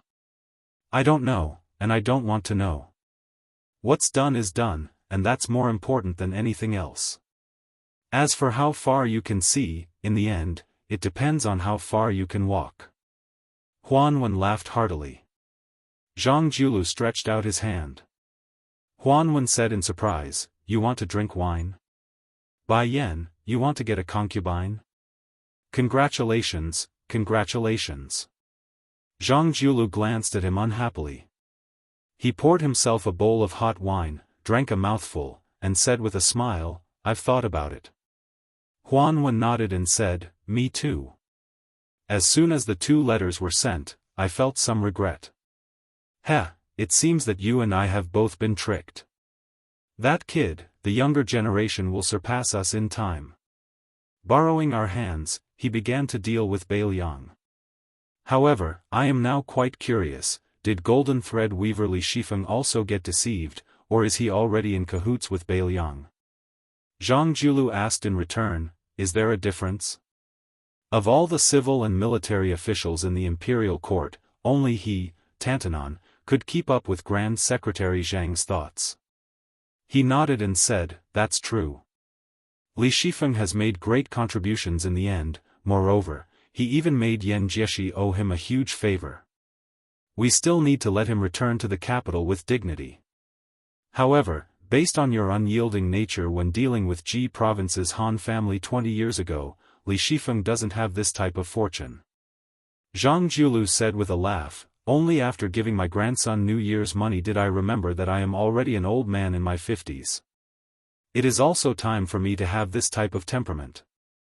Huanwen released an "oh" sound, saying teasingly, "What, you're finally starting to seek a path of retreat?" Zhang Jiulu shook his head, his eyes firm and resolute. He slowly spat out 2 words, "I won't." Huanwen said quietly, "Don't worry, I won't let your Bai Yan, die without descendants." Zhang Jiulu swayed the wine bowl, saying in self-mockery, "It's difficult." Huanwen suddenly said with a deadly earnest expression, "Don't you still have a daughter who hasn't married yet? In the future, Beiliang still lacks an official consort, what do you think of this idea?" Zhang Jiulu was so angry that he laughed and said, "Get lost." In the distance, Zhang Jiulu's important ministers all clearly heard the Grand Secretary's vulgar words, looking at each other in dismay. Chapter 937. The officialdom of Lingzhou originally thought that His Highness the Crown Prince, who had suffered in Lingzhou, would most likely have asked the great general for an imperial sword and was going to start a massacre in Lingzhou. They never thought that Lingzhou city would still be as calm as before. This made people wonder. Could it be that the administrator was really so highly regarded that he was so powerful that the great general had no choice but to look at him differently and give him a completely different ending than Huaihua great general Zhong Hongwu? Many fence-sitters who wanted to squeeze their way into the Lingzhou general's manor thought about it carefully and felt that it was best to first go to the Li manor to pay a New Year's visit. Adding on the fact that the housekeeper of the general's manor, Sun Fulu, was famous for being unreasonable, he spread the word that the manor would not be welcoming visitors, so there were not many officials who went there to look for trouble. However, at noon on the 6th day of the first month, when Huangnam County Governor Song Yan moved his family into Lingzhou City, he did not stay in the administrator's manor of his teacher, Li Gongda. Instead, he moved into the general's manor. This made many people confused. However, when His Royal Highness moved into the official residence, he did not show his face, because he dragged Su Beiji to the west of the city to drink. The coachman was changed from Su Yanbing to Han Laozhan, who was from the same sect and was also the deputy general of Lingzhou. Other than the pair of persimmons and oranges, there was also Pei Nanwei, who had taken off her snow-swept fox fur coat and changed into plain clothes. However, she still kept her loose mink hat. Then there was Wang Wolfting and his close friend from the same hometown, Sun Yin. There was also Wang Yunshu, who just so happened to come over to familiarize himself with them. Among the 5 young masters of similar ages, other than Sun Yin, who looked ordinary and old-fashioned, the 4 of them were rather eye-catching when gathered together. Luckily, they were drinking at the bottom of the city, so they were not recognized by the sharp-eyed people. When they were drinking, Wang Yunshu and Wang Wolfting were both figures of the 4 kings of Huangnan and knew each other very well. Moreover, the 2 of them were also one of the 4 tyrants of Lingzhou back in the day, so they did not seem to be unfamiliar with each other. Only Sun Yin, who was temporarily working as a shabby private tutor in the Wang family of Zijin, did not seem to fit in. Even though Su Beiji took the initiative to talk to him a few times, Sun Yin could only be considered to be able to respond appropriately. However, he was never able to take advantage of the opportunity to expand the topic. It was as if he was born to not be the center of attention at the same table. Su Fengnian naturally compared Sun Yin to Chen Shiliang, who had a similar background, and was somewhat disappointed. Whether it was in front of him or Su Shao, Chen Shiliang had never shown the slightest bit of stage fright. Su Fengnian was now in urgent need of scholars and scholars that could be used immediately. People like Su Beiji could be casually tossed into any county and he would be able to flourish on his own. There was no need for him to worry about him at all. If not for this, Su Fengnian was not a deity, how would he be able to take care of everything? Wang Wolfting, who had good observation skills, had secretly stepped on Sun Yin's feet a few times under the table. The stubborn Sun Yin was still as stubborn as before. The aroma of the big pot of dog stew on the table filled the air. They had also drunk more than 10 caddies of green ant wine. It was about time to pay the bill and leave. Wang Wolfting lamented in his heart. This clan head of the Wang clan of purple gold knew very well how the first impression was. It was incomparably important. There were so many so-called talented people in the world who did not get the chance to meet them. In fact, most of them were idiots who did not know how to find the right opportunity to recommend themselves. It was not as if a man had talent, it was not as obvious as a woman who was pregnant at first glance. It was no wonder that others could not tell the difference between good and bad. However, the problem was that Wang Wolfting was more certain than anyone else that Sun Yin was not a pedantic scholar who only knew how to read books. This was what made him feel so regretful. Although he, Wang Wolfting, was the new favorite of His Royal Highness, he could not be so foolish as to tell His Royal Highness that Sun Yin's talent was extraordinary. It was His Royal Highness who could not recognize a fine steed, not His Royal Highness. If Wang Lifting was really so impetuous, he would not be able to sit firmly on the seat of the clan head of the Wang clan of purple gold. The seat was also stained with the blood of many of his clansmen. Don't judge Wang Lifting by his scholarly and elegant demeanor. With one hand, he lured the bandits into having evil thoughts at the sight of wealth. With the other, he used a large sum of money to hire the authorities to suppress the bandits. Without any hesitation, he killed nearly half of his uncle's family of more than 40 people, leaving only a few old, young, women, and children behind. Not a single one of the 18 bandits was left alive. The two groups of people parted ways.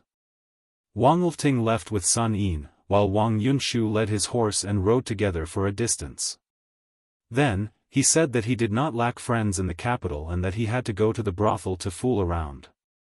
Then, he spurred his horse and left. Ever since Wang Lifting became the clan head, the two young masters who were originally on good terms with each other gradually drifted apart. On the other side of the road, Su Fengnian bought a stick of sugar-coated haws and bit into it. Su Beiji was silent for a long time. In the end, he could not help but ask, "You really don't plan on using Sun Yin, who has the potential to become the second Yao Baifeng of Beiliang?" Su Fengnian, who was busy dealing with the sugar-coated haws, said vaguely, "Even if I want to use him, it would be a headache to put him in an official position. With his personality, regardless of whether he is a scholar or not, once he reaches the county, if I just leave him alone, this fellow will be beaten up by the old foxes until he dies of depression. If I have to take out a very large official's hat for him to wear, to be honest, I really am not willing to do so. That's because giving it to anyone would be more useful than giving it to Sun Yin. At the very least, it would be more effective than giving it to Sun Yin. It's just that letting him be kidnapped by Yao Baifeng to go to the Imperial College in the capital is also inappropriate. The Imperial Court is blessed with a unique environment and skilled craftsmen to carefully polish this piece of unpolished jade. If in the future Sun Yin becomes a powerful official in the Imperial Court and Beiliang has another Zhang Jiulu as an enemy, I would regret it so much that my intestines would turn green with regret. But to put him under house arrest in Beiliang for the rest of his life, regardless of sentiment or reason, is not kind. Yao Baifeng said that he is a scholar who has won 3 yuans in a row. In the end, if he ends up in my hands, it will be a waste of his life. If word gets out, it won't be good." Su Beiji smiled and said, "You think that Sun Yin is a chicken rib, tasteless to eat but a pity to throw away?" Su Fengnian nodded his head. Unexpectedly, Su Beiji shook his head and said, "Not necessarily." Su Fengnian handed half a stick of sugar-coated haws to Pei Nanwei, who was sitting quietly. Unexpectedly, she took it calmly and bit off one of the haws and put it in her mouth. Su Fengnian did not have the mood to flirt and continued to say to Su Beiji, "Capable people have more work to do. Why don't you help me test Sun Yin? I really don't have time to care about him. I am about to leave Lingzhou and participate in the military training at the border with Su Shao." Su Beiji said decisively, "If he is handed over to me, even if I become the governor of Lingzhou, don't expect Sun Yin to be loyal to you. As long as he is a scholar, who doesn't have a bit of pride? Sun Yin is especially obvious."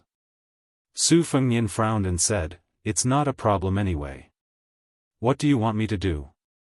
Su Beiji said softly, "There is a way that saves you the most trouble. Do you want to hear it?"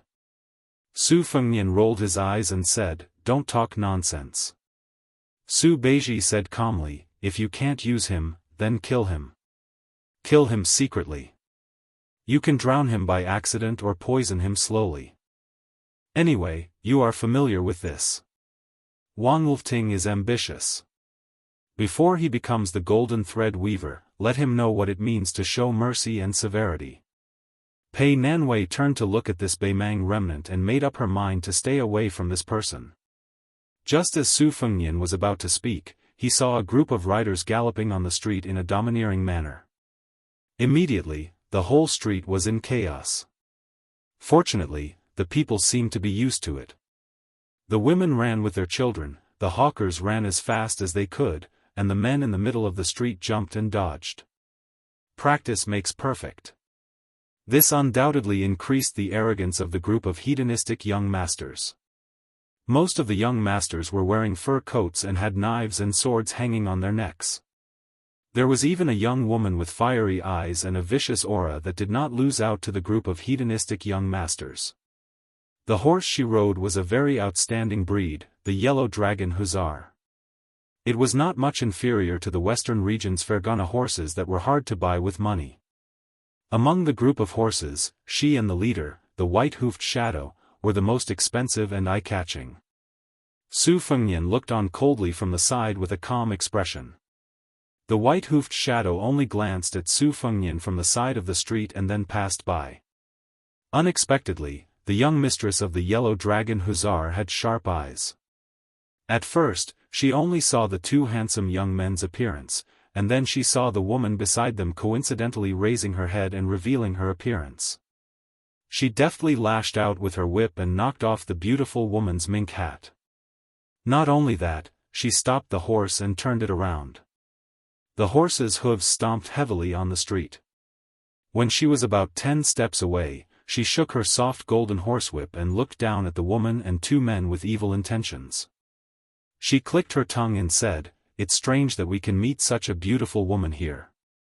Gao Di Run, come quickly, I guarantee that you won't have to go to the brothel to throw money for a year.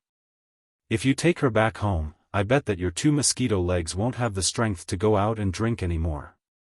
Su Fengnian bent down to pick up the mink hat from the ground and handed it to Pei Nanwei, but she glared at him angrily. Pei Nanwei was after all the former Princess Jianghu. It was true that she was angry at the young woman's ignorance and rudeness, but she didn't want to lower herself to her level. However, this person surnamed Su could clearly block the whip, but he still watched as she was humiliated. This made Pei Nanwei extremely angry. Su Fengnian saw that she didn't accept the mink hat, so he smiled and put it on his head. The young woman stopped her horse and the group of horses quickly turned around and returned. The eyes of the young man who was called Gao Di Run lit up and he was shocked. He didn't say anything as he jumped off his horse and rushed towards Pei Nanwei. He was about to throw her onto the back of a horse and return home. Su Fengnian waved his hand and signaled for Han Lao's Han, who was secretly following them, to not show himself. He then took a step forward and kicked out with a seemingly soft kick. The young man surnamed Gao might have thin arms and legs that could be blown away by a gust of wind, but he was actually considered an expert in Lingzhou. He gave a sinister laugh and pushed off with the tip of his foot. With a beautiful flip of his body, he pounced towards the fellow who looked like an embroidered pillow. Su Fengnian, who was teasing him, smiled and suddenly took a large step forward. The tall young man had just heard his companions shout for him to be careful when he was pushed in the chest by a palm. His entire body was thrown from one side of the street to the other. Unfortunately, he crashed into the hard wall between two shops and fell to the ground. It was unknown whether he was dead or alive.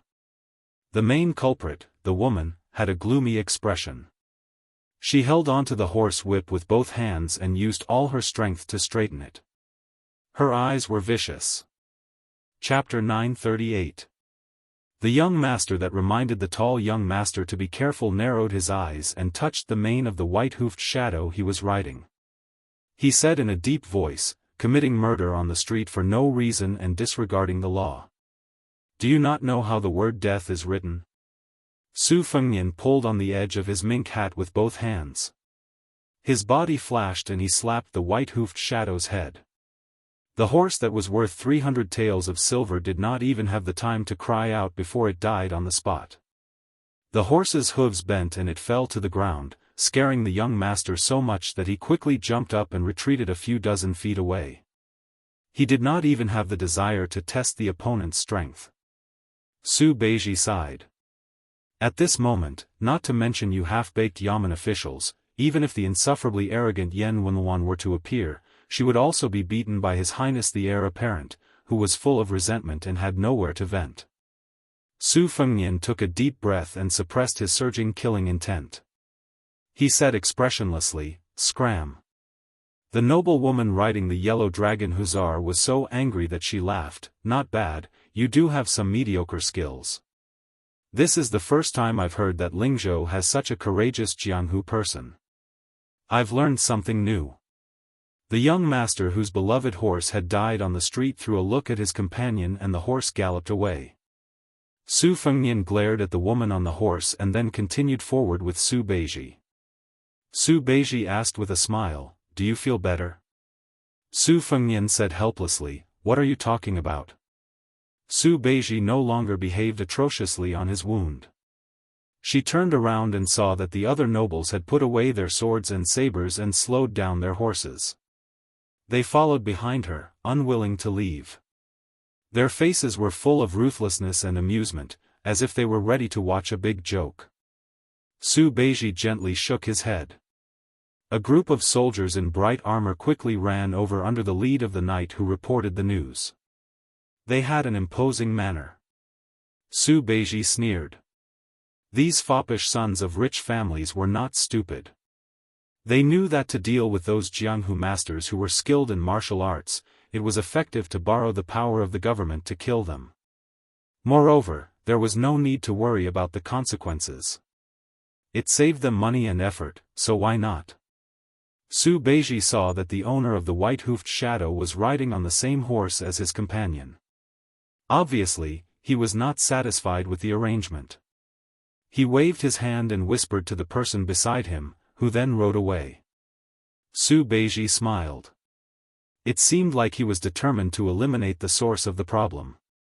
Then, he called for more people to come and encircle them, in case the three of them were cornered and used their skills to escape. They should be a group of vicious and merciless sons of generals. They should be able to move a large number of local patrolling soldiers. Perhaps the power of patrolling the provincial capital was in the hands of one of their parents. Lingzhou was a good place for generals at the border to enjoy their retirement. There were many miscellaneous generals, military captains, and even more ruffians. Back then, the administrator was powerless to suppress the rebellion of the officials in Lingzhou. Part of the reason was because Surly did not do anything. More importantly, the administrator was a rare pure civil official in Beiliang. Even if he really wanted to discipline the Lingzhou military captains who held real power, he still had to spend a large amount of effort and relationships. The imbalance between civil and military in Beiliang had been going on for a long time. The scholars had died, and the internal and external conflicts had unknowingly increased the complexity of the situation in Beiliang. The group of soldiers who rushed over first were all eager to give it a try. They held the hilts of their knives and waited for the captain's orders. Just as the daughter of Captain Dong had said, it was rare to see Jianghu heroes who dared to cause trouble in Lingzhou, much less in the heavily guarded provincial capital. The Lotus Pond in Huangnan County, which had a martial arts grandmaster watching over, was instantly reduced to ashes. This shocking news had already spread throughout Lingzhou during the New Year's greetings in the first month. It made the large and small gangs in Lingzhou tremble in fear. This year, the silver that they gave to the officials had all been increased by a few times. The captain pulled out his knife with a vicious smile and was about to capture the three of them to report to Sir Zhou and Dong Yueqi. They had just celebrated the New Year, so it was really a good start. The streets were very busy. Wang Lufting and Sun Yin followed in the crowd. Seeing this scene, Wang Lufting did not know whether to laugh or cry. He was hesitating whether he should go out and stop those people whose eyeballs were on their butts. Sun Yin shook his head and said, "Let's wait and see." Wang Lufting said softly, "I told you just now, His Highness is not the kind of person who likes to make a fuss. Moreover, the reason why His Highness came out this time was to see you. I'm sorry to get involved in this kind of trouble." Sun Yin pointed at his own head and said calmly, Sun Yin had already finished studying when he was 14. After that, you always asked me what I was doing. I can tell you now. Since ancient times, there have been secret techniques of the emperor that were used to control the officials. However, I have half of the long and short positive and negative sutra that I wrote. It can be used to analyze, counter, and balance the techniques of the emperor. After Master Ya went to the capital, it was not that I did not want to go to the emperor, but I could not. If I went, I would die. Sun Yin is very afraid of death. How could I not see His Royal Highness hiding his strength and biding his time? Since he was able to make the four princes of Huangnam County go from being united on the surface to completely breaking up, it proves that His Highness is like what I told you that night. He chose the middle of the road to govern Lingzhou. However, what Sun Yin wanted, even if it was a hereditary position of His Royal Highness, he still could not give it. Sun Yin, rather than selling what you have learned against your will, it is better not to sell it. Wang Lifting said regretfully, can't you learn to compromise? Sun Yin sneered, then what is the difference between you and Administrator Li Gongda? Wang Lifting hurriedly shut her mouth and obediently watched the commotion in the distance. She was afraid that this fellow beside her would say something disgraceful. Bailiang was poor. Perhaps it was because there were not many broken pots left. Those who were barefooted were never afraid of those who were wearing shoes. Since ancient times, the people were valiant. They were used to fighting. It was only after Su Zhao's arrival that they became more restrained. However, the competitive blood that flowed in their bones did not fade away. At this moment, there was a rare fight between a commoner and an official. Many men were cheering and making a ruckus. However, no one thought that when a man in normal clothes walked out, there was not even a single drop of rain, let alone loud thunder and small raindrops. The arrogant daughter of the Dong family was stunned as if she had been possessed by a ghost. She hurriedly got off her horse and walked in front of the man. The people in the distance could not hear what was said. They could only see the man's cold expression. The daughter of the lieutenant of Yuqi did not become angry out of embarrassment. She still stood there uneasily. Outsiders did not know the situation here, but the friends of the daughter of the Dong family were all scared out of their wits. They all rolled off their horses as if they were walking on thin ice. The squad leader quickly sheathed his sword and led the soldiers under him to kneel in front of him. As it turned out, Dong Zhen, the daughter of the second most powerful lieutenant in Lingzhou, Dong Yueqi, recognized this man as the deputy general of Lingzhou with the surname Han.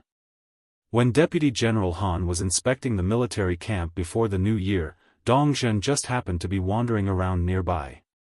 She glanced at him from afar and felt that this uncle was imposing. Even her father, who could cover the sky with one hand in Lingzhou, was far from being able to compare. She could only accompany him from the side. Afterwards, she heard her father carefully mention that Deputy General Han had entered Lingzhou with His Royal Highness. There was no need to pay attention to His Royal Highness, who had never appeared outside of the general's estate.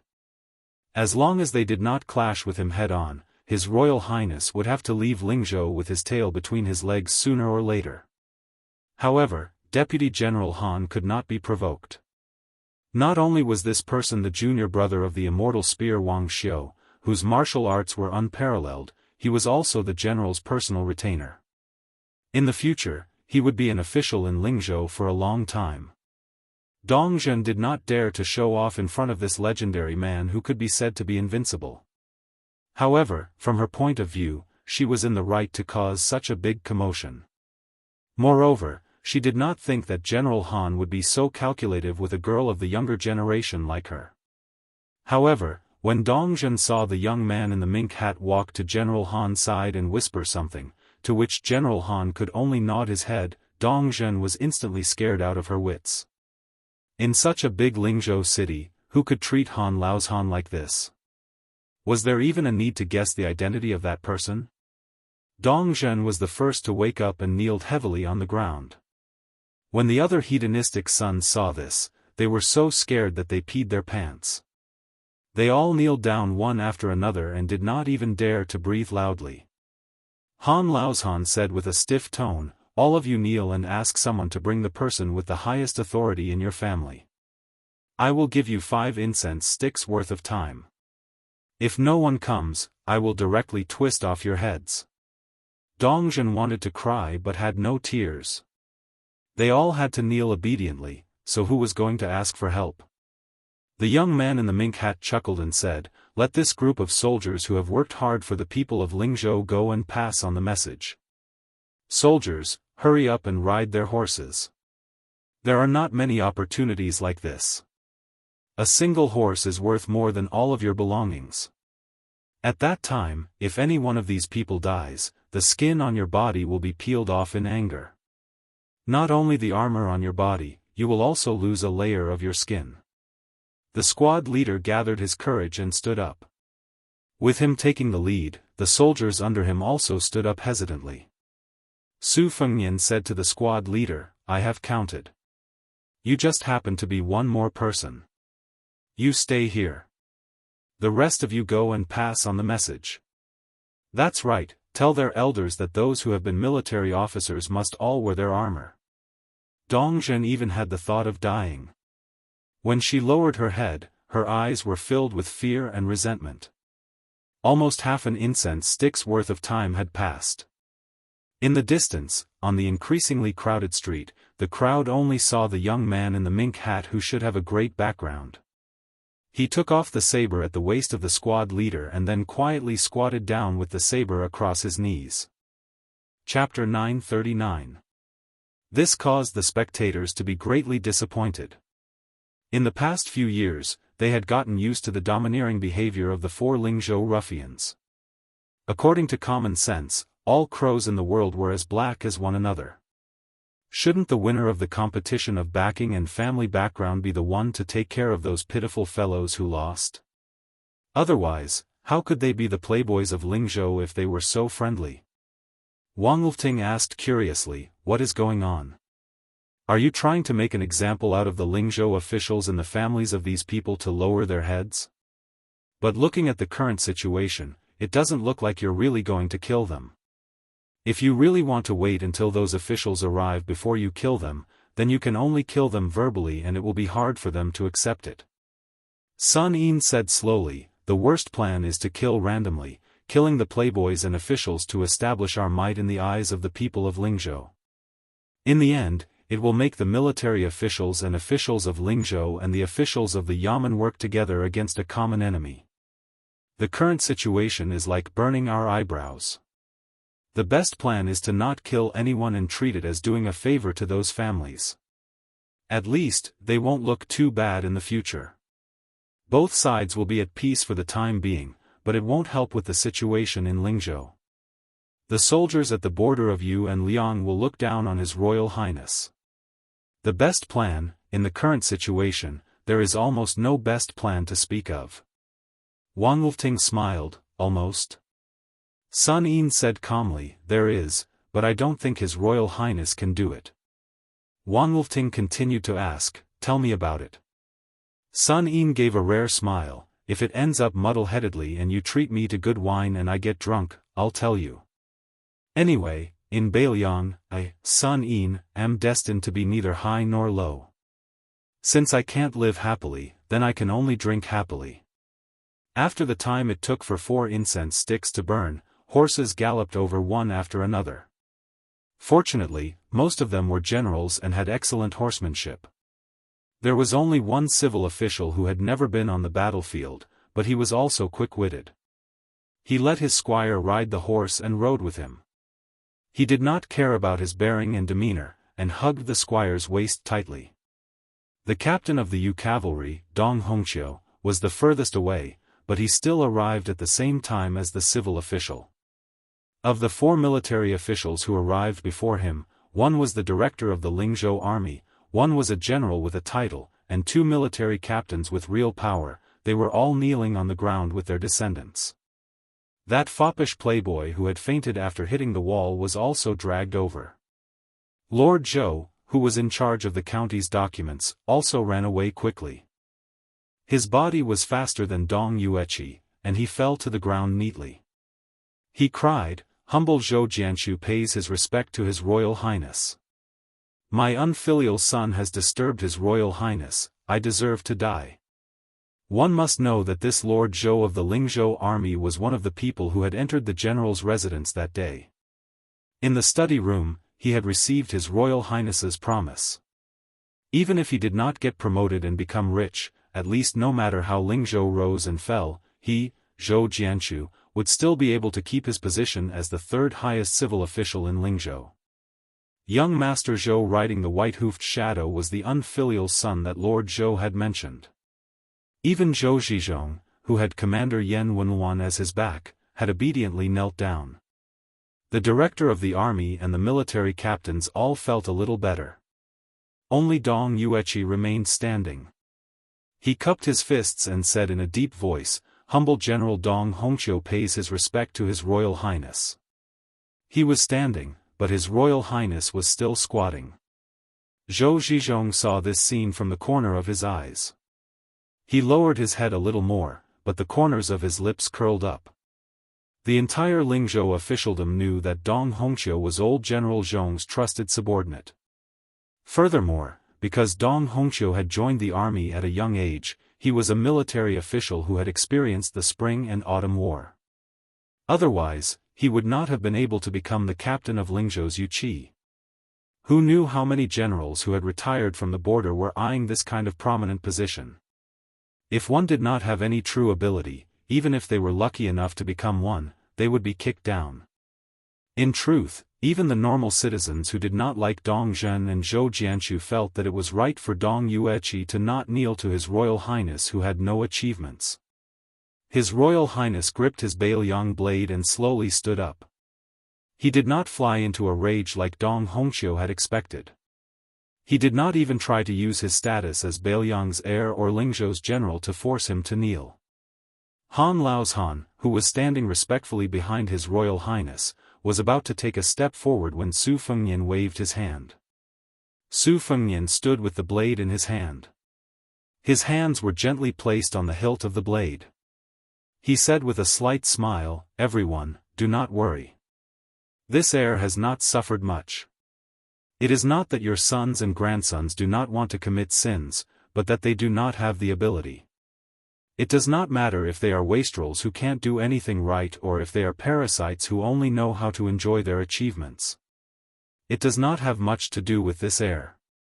This heir has been unreasonable in Bailiang for almost 20 years. There are indeed many things that are unreasonable. In this aspect, I am just like your sons and grandsons. However, using this opportunity today, I want to tell you about a small principle that this heir knows." Dong Yueqi sneered and said, "Oh. Since His Royal Highness has the leisure to do this, I am willing to hear the details." Su Fengnian smiled and said, "Actually, there is no need for this heir to say anything. Come, other than Sir Zhizhong, help the other officials take off their armor." The military officials kneeling on the ground all suddenly raised their heads. After being stunned, they could not hide their anger. Among them, the military official who was over 50 years old stood up with a dark expression. "I have risked my life for your Su family to have the glory I have today. Now, all of this wealth belongs to me. I can be killed, but not humiliated. Although my grandson has offended his superiors, he has not harmed you at all. Even if you are the eldest son of the great general and His Royal Highness of our Bailiang, my grandson's life is not good. He lost to you, a young man who could immediately become a general of Lingzhou. If you, Su Fengnian, want to beat him, I will accept it. However, if you want to humiliate me, there is no way. I have lived for so long. I don't believe that you would dare to kill all of these people on the streets. If that is the case, then I was blind to work for your Su family in the past." After the surplus general and the two captains looked at each other, they gritted their teeth and stood up. The group of commoners who could only see the general situation from afar had already begun to cheer loudly. There were people who said that the men of Lingzhou were good. There were also people who whispered to each other that these officials were not good at being officials, but their temperaments were to their liking. Pei Nanwei looked at the back of that figure. She couldn't help but recall the soul-stirring scene she had witnessed all those years ago in the reed marsh outside Xiangfan City. She, who should have been rejoicing in other people's misfortune, was a bit dispirited. Su Fengnian did not use his blade. He only tilted his head slightly. Han Laozhan, who was already filled with killing intent, rushed out and kicked the unyielding Dong Yueqi forward. Han Laozhan then elbowed him in the back. Dong Hongqiu's 170 to 80 catty burly body was forcefully smashed onto the street, causing dust to fly everywhere. Dong Yueqi, who even the administrator in Lingzhou could not order around, was now lying on the ground. He struggled to get up, but Han Laozhan, who had already deliberately restrained his strength, stepped on his back. He had completely become a dead dog covered in dust. All of the commoners were terrified. Zhou Jianchu's throat moved as he swallowed a mouthful of saliva. Dong Zhen and Zhou Jianchu's group were so shocked that their faces lost all color.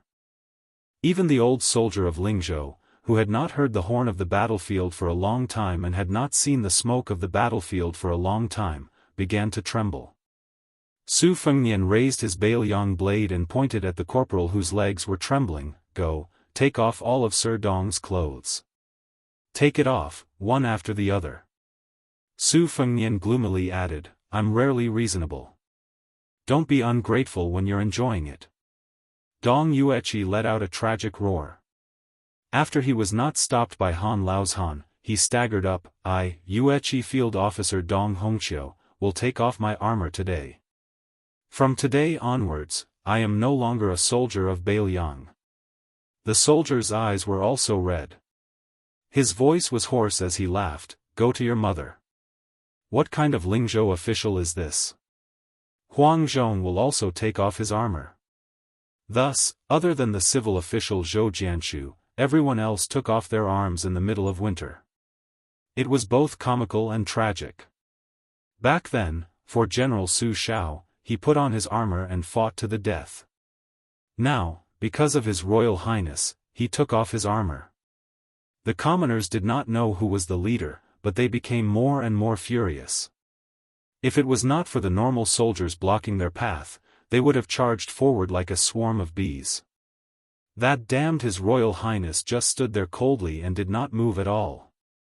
Wang Lifting, who was mixed in the crowd, turned his head and asked with trembling lips, "Sun Yin, what should we do?" Sun Yin narrowed his eyes and stared at that person of the same age without saying a word. Dong Zhen threw away her horse whip and stood beside her father.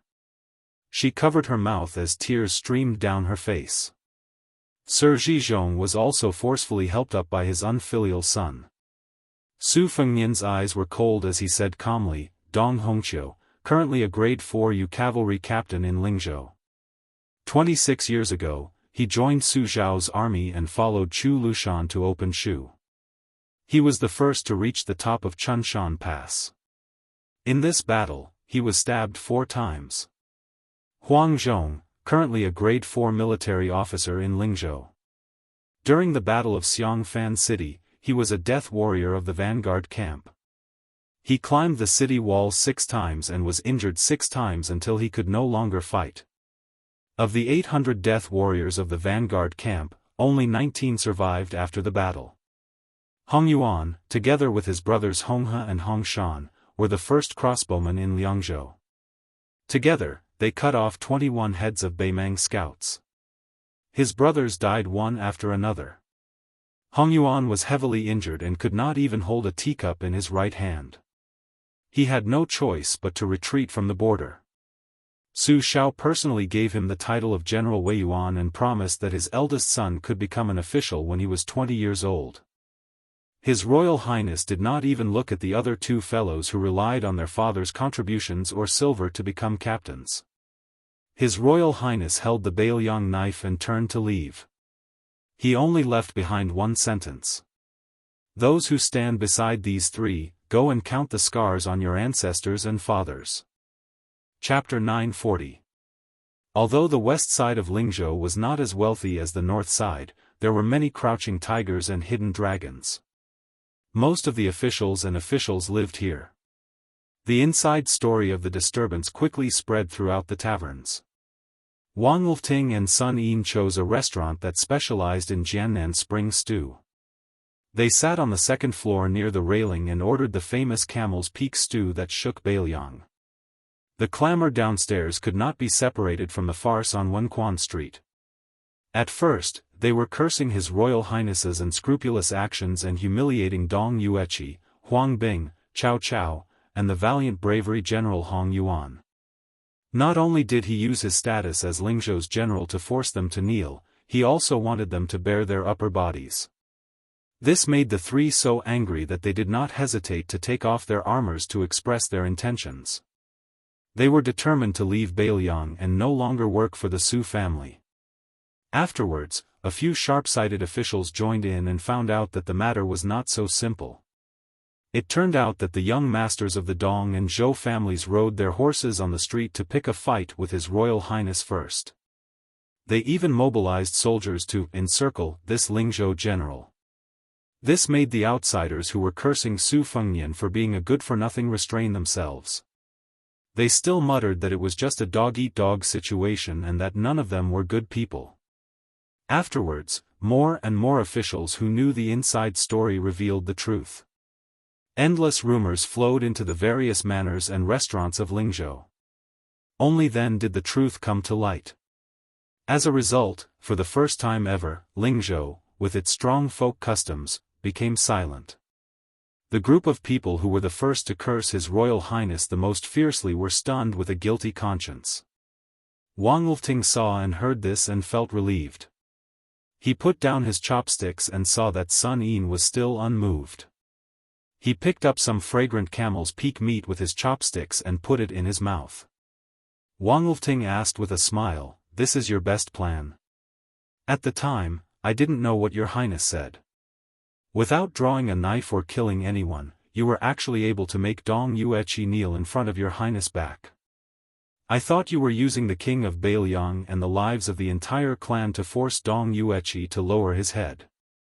Two old men who have been through hundreds of battles." One hugged his armor and cried while the other began to beat his grandson on the street. "Interesting." Sun Yin shook his head and said, "It's true that I had a plan, but your highness gave me the plan." In this way, not only would Dong Hongqiu and the others be convinced, but they would also not naively kowtow to the crown prince. At the very least, these few people would continue to be grateful to the second generation of the Su family for not forgetting their meritorious service. This would make the straightforward military officials feel more at ease than any verbal promise.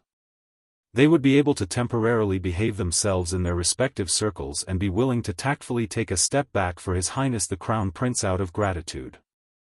However, the most important thing was that a crack appeared in the tight circle of Lingzhou's military officials. The military officials who had personally fought on the battlefield and the children of generals who had become officials because of their father's contributions would inevitably begin to size each other up. They would no longer be as close as before. As for the Su officials and Yamen who were the most familiar with changing the rudder, seeing that the upper echelons appeared united but were divided at heart, they would naturally do their work obediently. No one was stupid. The Lingzhou general could even subdue Dong Yueqi, who was supported by General Zhong Hongwu, so wouldn't it be easy for him to take care of them, this group of low-class shrimp soldiers and crab generals? The more His Royal Highness held the imperial sword in his hand, the higher he raised it but did not land on anyone, the more it would make people feel fear. Right now, His Highness still did not use the might of the king of Bailiang to chop down Dong Yueqi's yellow soldiers. Instead, he was thinking about their old friendship and using reason. However, His Royal Highness was a vicious person who even dared to make a move on Zhong Hongwu. In the past, no one praised him for his shrewdness. Everyone knew that the Lingzhou general was not a kind person with a bodhisattva's heart. Everyone guessed that there would be a bloody disaster in Lingzhou sooner or later. There would definitely be blood. Pushing down layer by layer, the administrator who lived in seclusion did not move. Zhou Jianchu who had been kneeling the entire time did not move. Right now, even the arrogant military officer behind Dong Yueqi did not move.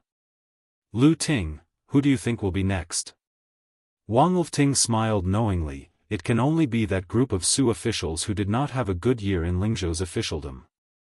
Although you and I know that His Highness will not go as far as to glare at them, they do not know. They will only feel that a knife has fallen on their head. It will not fall and it will make them wish they were dead. Sun Yin nodded his head with a lonely expression. Wang Lifting asked softly, His Highness has such a mind and you are still not willing to become an official? Sun Yin retorted, What kind of official? A county magistrate in charge of politics? An assistant to the governor of Lingzhou's 7 counties? Or an assistant to the governor's manor? Without waiting for Wang Lifting to persuade him, Sun Yin laughed coldly, I can't even do it well. It is important to know oneself. Only by knowing oneself can one understand others. I, Sun Yin, have high standards but low abilities. After becoming a county magistrate, I have no one to rely on and I am not willing to spend my time on dealing with those arrogant Su officials. If they want to take care of me, it will be easy. Even if His Highness is my backer, these stubborn people have many hidden methods to cut my flesh with a soft knife. No matter what I do, my hands and feet are tied. There is no one around me that I can use and I cannot pass down any policies. In the end, it will cause the economy of my jurisdiction to wither and the people to have no way of making a living. Forget about the all-people's umbrella when I leave my post and get promoted, I am afraid I will be criticized by the people in the county every day. Could it be that when I, Sun Yin, become a county magistrate, I have to ask His Royal Highness to give me a large group of capable Su officials? As for assisting the governor and serving the provincial governor, Sun Yin's ability wasn't much better than his. Perhaps His Highness is a wise ruler who is sentimental and worthy of you, Wang Lifting, submitting to him, worthy of Dong Yueqi and the others to change their impression of him, worthy of the 300,000 steel cavalry at the border to die for him. But to Sun Yin, it is useless. Wang Lifting was slightly dejected. This was like the love between a man and a woman. There was a woman who was clearly very good, but he just did not like her. The two of them left the restaurant that was still bustling with noise and excitement. Compared to the past in Lingzhou City, it was obvious that there were many more elegant scholars who spoke with foreign accents. Wang Lifting's heart was heavy as he walked into a secluded alley. Sun Yin did not like extravagance, so Wang Lifting found him a clean house that was hidden in this alley. The somewhat tipsy Sun Yin said self-mockingly, Sun Yin's skills of learning and writing are unconventional, surpassing the ancients. It is a pity that the dragon-slaying skills that people ridiculed in the ancient books are indeed useless in Beiliang. Lifting, you don't have to persuade me anymore. If you reject His Highness' invitation and become a private tutor in Zijin's Wang family, His Highness will be indebted to you and see you in a new light.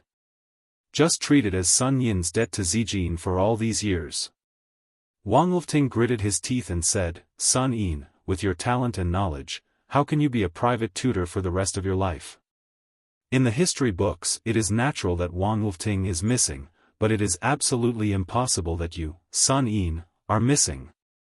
Wait until I finish weaving gold thread, I will send you there even if I have to die. Without waiting for Wang Lifting to finish, Sun Yin angrily said, Shut up. This residential area was crisscrossed with alleys. But at night, it was deserted and quiet. A cough from a dark corner was particularly ear-piercing. Wang Lifting felt as if he was struck by lightning and his face turned pale. Sun Yin sighed. They stopped in their tracks and saw a young master wearing a mink felt hat walk out of the shadows and greet them with a smile. Wang Lifting slowly knelt down and shut his mouth. He had just obtained riches and honor and was about to be toppled again. The affairs of the world were truly unpredictable. Su Fengnian smiled and said, If you, Wang Lifting, didn't have such feelings and only knew how to curry favor in the bureaucracy, you would be the next Yan Jieshi Jin Lanting. I really wouldn't feel at ease putting you in such an important position in the weaving bureau. Get up. Chapter 941. Sun Yin helped Wang Lifting up and said calmly, Sun Yin, His Highness is speaking from the bottom of his heart. In the future, don't worry about your golden thread weaving, don't feel guilty towards me. Now that things have come to this, Sun Yin will also speak from the bottom of his heart.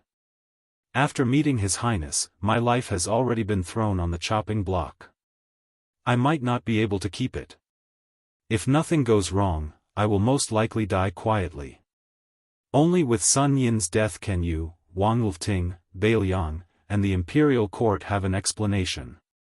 Back then, when you kidnapped me to Lingzhou and asked me why it was like I was going to die so generously, this is the reason.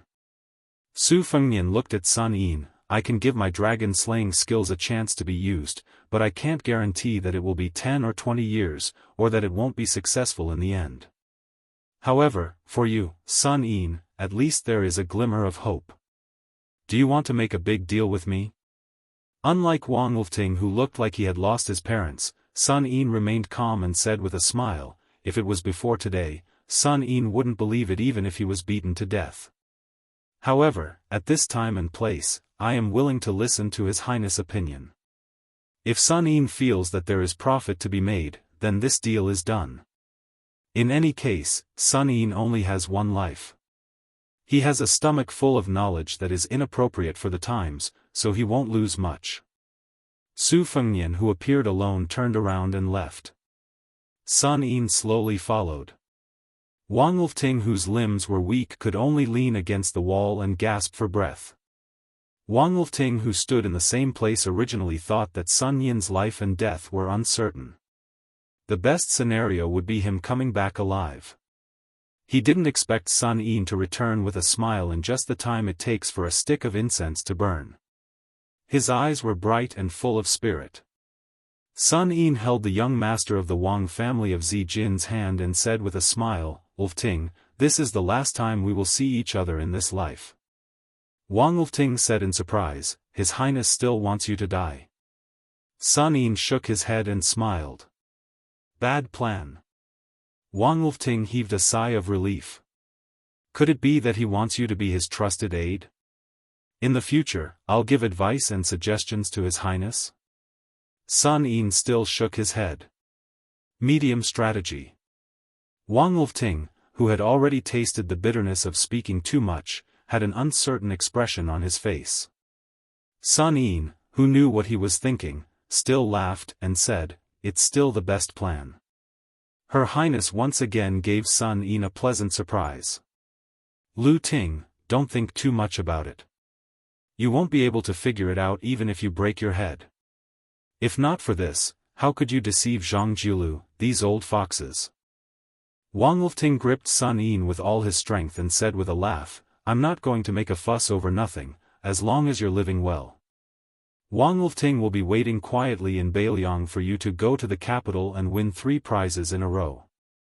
At that time, who in the world won't know you? Sun Yin said in a low voice, earlier, I was watching the fire burning across the river and had nothing to do.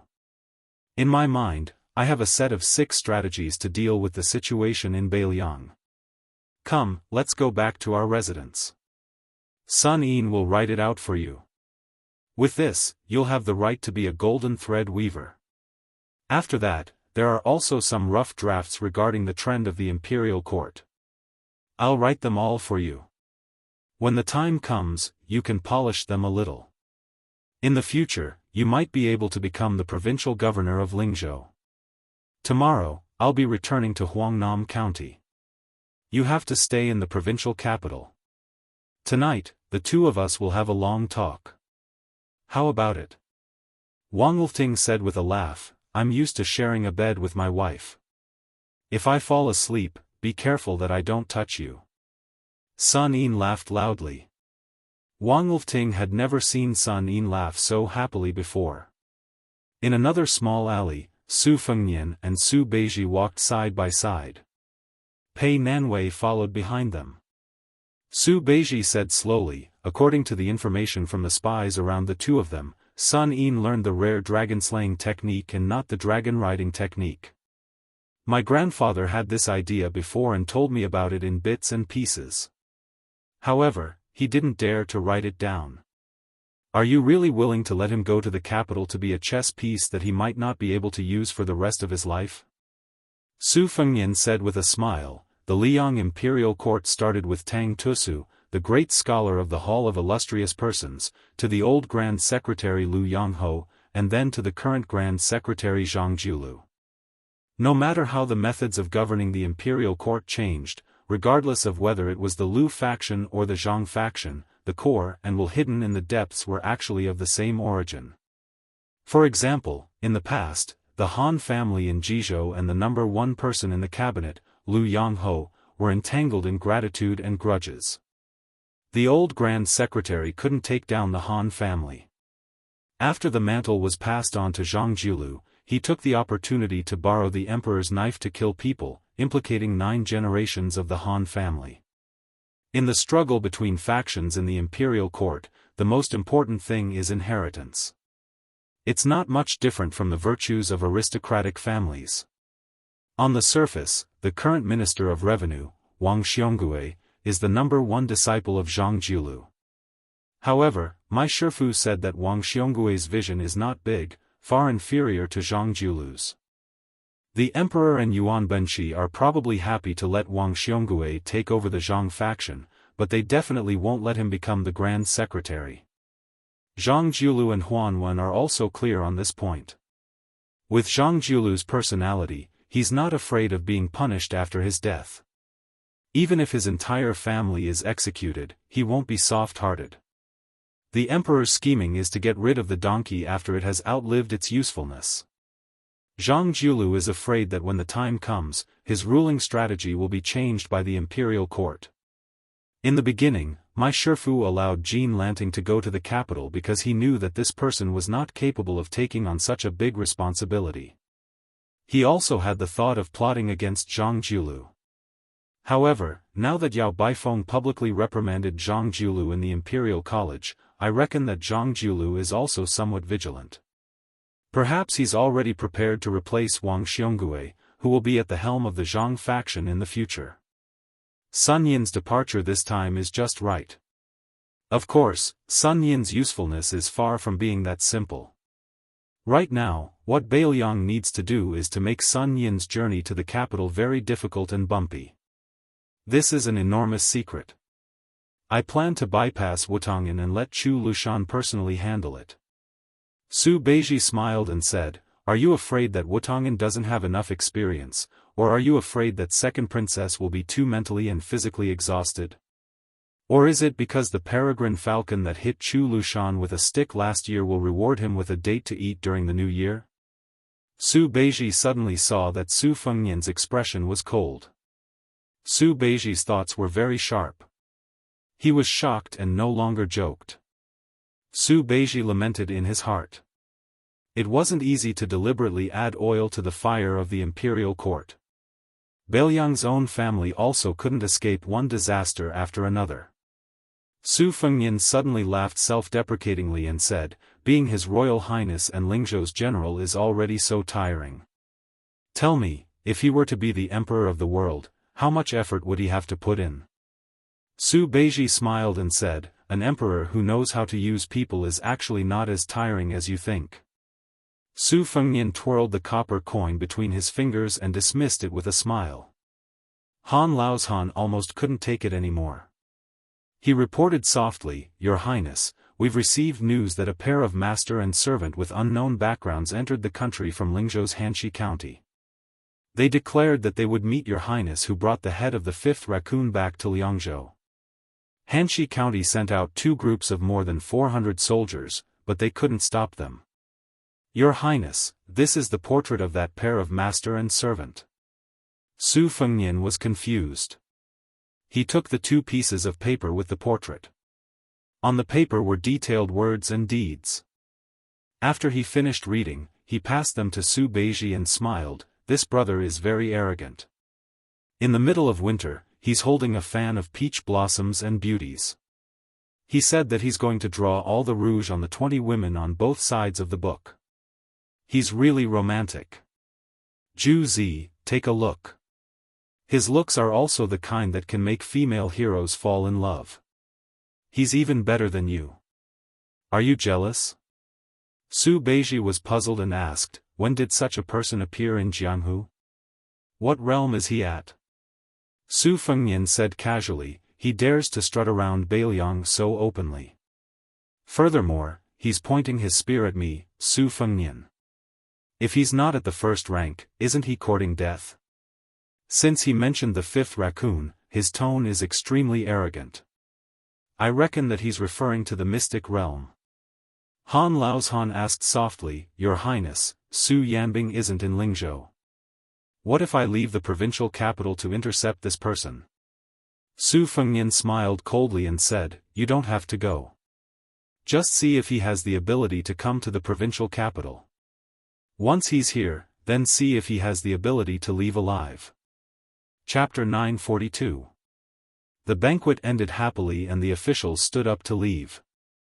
Su Fengnian and the newly appointed provincial governor did not move, so the Lingzhou governor, Song Yan, had no choice but to take up the responsibility of sending off the guests. When he walked around the magnificent screen wall and returned to the main hall of the official residence, he saw His Royal Highness and the provincial governor walking over together. Song Yan quickly went up to greet him. Su Fengnian said with a gentle smile, Song Biejia will probably have to stay here for half a day. Your official residence still needs some time and manpower. Go buy things and clean it up. If it was someone else, it would be fine, but Song Biejia is an important guest that I have invited to the provincial capital. I cannot neglect him at all. I hope that official Song can be more tolerant. Song Yan said in fear and trepidation, Your Highness is thinking too much. This lowly official is not boasting, but it is true that I do not care about these worldly possessions. Your Highness really does not need to worry about the residents. This lowly official is not a clean official. Over the years, I have also accumulated a substantial amount of wealth. Even if every inch of land in Lingzhou City is expensive, I can still afford to buy a residence that I like. I can take this opportunity to spend all the money that I have embezzled. In the future, if this lowly official dares to extort the people's wealth in Lingzhou, I will have to trouble Your Highness to send people to confiscate the residence. Just treat it as contributing to Lingzhou's tax collection. Su Fengnian said with a smile, I cannot say this to others. I can be honest with you, Song Yan.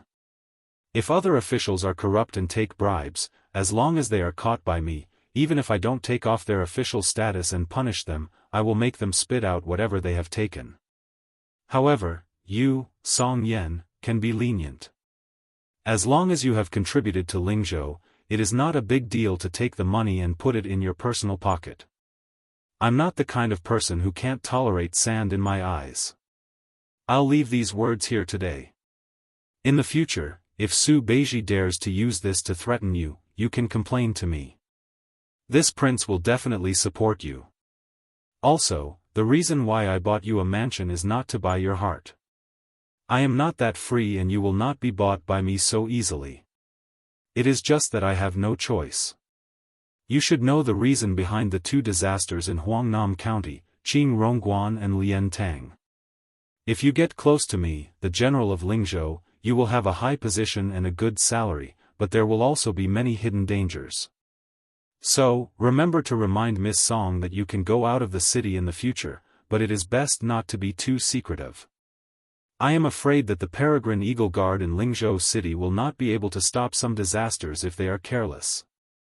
Of course, generally speaking, Lingzhou City is already very clean. I'm just afraid of what might happen because for many things, as long as there's a what if, then everything will be gone. Song Yan clasped his hands and bowed. His tone was solemn and emotional as he said, Since Your Highness loves the Song family so much, I will definitely do my best to assist the provincial governor to help Your Highness solve your problems and bring benefits to the people of Lingzhou. Su Fengnian nodded his head. When Song Yan raised his head, he asked with a smile, Miss Song went to meet with her friends next door? Song Yan was in his own territory, Huangnam County, and could still put on some airs in front of His Royal Highness. At this moment, he did not have any arrogance and replied respectfully, Your Highness is wise. Su Fengnian had a helpless expression as he joked, Song Bi, you have only been in Lingzhou City for a few hours and you are already willing to be my servant. Can't you have a bit of the demeanor of a famous scholar? Song Yan had a natural expression as he smiled leisurely. If there is a day when provincial governor is promoted again, when I successfully take over, I will definitely have to bow and bend my knees a little more. Su Fengnian gave a gratified smile. That's right. This is the Lingzhou Bi that I want. Su Beiji also cupped his fists and said, in the future, I will have to trouble Song Bi. Song Yan quickly returned the greeting, of course. After saying their goodbyes, Su Fengnian and Su Beiji continued to stroll around the residence. Su Fengnian said softly, right now, the Lingzhou officials are looking at you, Su Juzi, just like how they looked at me, the Lingzhou general. Maybe you are even more pitiful. After all, I am the legitimate Bailiang, His Royal Highness. On the other hand, you are an untrustworthy northern barbarian. If it was not for this, I would not have helped you find so many people. Persimmon, Juzi, we are in the same boat. Luckily, I can leave immediately. If you find it difficult to move forward in Lingzhou, I won't care about you. Su Beiji suddenly said, actually, you can just put Sun Yin in the position of provincial governor of Lingzhou. Su Fengnian shook his head and said, let's not talk about first come first serve. Just based on our relationship, there is no reason for him to take your position. If you do not take the position of provincial governor of Lingzhou, it is even more impossible for you to take the position of provincial governor of Bailiang. In the future, how can you become the second provincial governor of Bailiang in the fastest speed? Sun Yin's current future is a win-win situation for both of us. Su Beiji said softly, have you heard of a saying? Su Fengnian nodded doubtfully. Su Beiji sighed and said, the ancients said that extreme wisdom will be hurt, deep love will not live long. In the end, you have both of them. Su Fengnian casually put his arm around Su Beiji's shoulder and laughed heartily. The ancients also said that good people do not live long, scourges live for thousands of years. What are you afraid of? Su Beiji smiled. Su Fengnian was surprised and said, Ju Zi, this is the first time you have praised me. No, I have to go to the firecrackers to celebrate. Su Beiji broke free from Su Fengnian's arm and said angrily, get lost. His Highness really did run away like a wisp of smoke. After Su Fengnian met Li Gongda on the night of the 4th day of the 1st month, he never went to the study again. He did not allow anyone to enter either. Even Huyen Guanin, who looked at the impatiens outside the window every day, was not an exception. In front of Su Beiji, Su Fengnian walked out of the study alone. With a serious expression, he pushed open the door. That secret letter was placed on the table, unopened. Su Fengnian's face twisted with pain and malevolence, but then he forcefully smoothed it out. He moved over a chair and sat down, facing the letter. His Royal Highness remained silent. He had agreed with Li Shifeng that he would originally enter the city on the 3rd day of the 1st month, but in the end, it was delayed until the 4th. He wanted Li Gongda to see the secret letter personally written by the imperial court's Jianghu. He wanted Li Gongda to feel his conscience and choose to stay in Bailiang after a day of hesitation between the imperial court and Bailiang. Later on, Su Fengnian soft-heartedly said 3 secret letters, one each for Su Xiao, Chu Lushan, and Huang Fucheng. He added the extra word 3 so that Li Gongda, who had secretly hidden a secret letter from Grand Secretary Zhang, could rein in himself before the precipice. However, this Uncle Li, who Bailiang had never treated unfairly, still didn't change his mind. Just like that, he walked out of the general's mansion's main entrance. As for why Li Gongda drew legs on a snake, saying that Li Hanlin had been lured to Bailiang's southern court, creating unexpected complications, Su Fengnian was at first a bit bewildered and confused. However, soon afterwards, the secret letter from the spy at the border explained everything. He, Su Fengnian, schemed against the imperial court, schemed against Zhao Go, schemed against Zhang Jiulu, Huan Wen, but when had the other party ever been soft-hearted, pushing the boat with the current? Instead, he caught Bailiang unprepared. Even many of the southern court's great spies from Liang surfaced, one of them even becoming a military officer in charge of 3,000 soldiers in the southern court, all for the sake of successfully bringing Li Hanlin to the capital. If not for Su Yanbing urgently rushing to Yuzhou to support Huang Fucheng, Su Fengnian might really have picked up a rock and smashed it on his own foot. Su Fengnian stared blankly at the dust-covered secret letter. Was Bailiang so unpopular? Su Fengnian abruptly stood up, his chair instantly breaking into pieces. He said angrily, Li Gongda, are you so greedy? Han Laozhan, who had heard the commotion, was just about to barge into the study, but he immediately stopped when he heard this question. Su Fengnian laughed darkly in a low voice. Who doesn't want to be the emperor? Who doesn't want to be the emperor? Who doesn't want to be a rank 1 official, second only to one person and above tens of thousands of people? If not for you, Su Fengnian, seeking trouble for yourself, even if Li Gongda wanted to rebel against Bailiang, he would have to wait until Su Shao was dead before the golden thread weaver Li Shifeng dared to make a move. Su Fengnian took a step forward, clutching the secret letter tightly. It was crumpled in his hands. All of a sudden, Su Fengnian's eyes widened, his face filled with disbelief. The seals of the two secret letters were different in weight. This one was clearly the so-called true secret letter. Li Gongda should have handed over the secret letter with the light seal. Su Fengnian rushed out of the study, left the corridor, and rushed toward the administrator's residence. He directly jumped over the towering wall between the two large residences. He landed lightly in the Li residence's garden.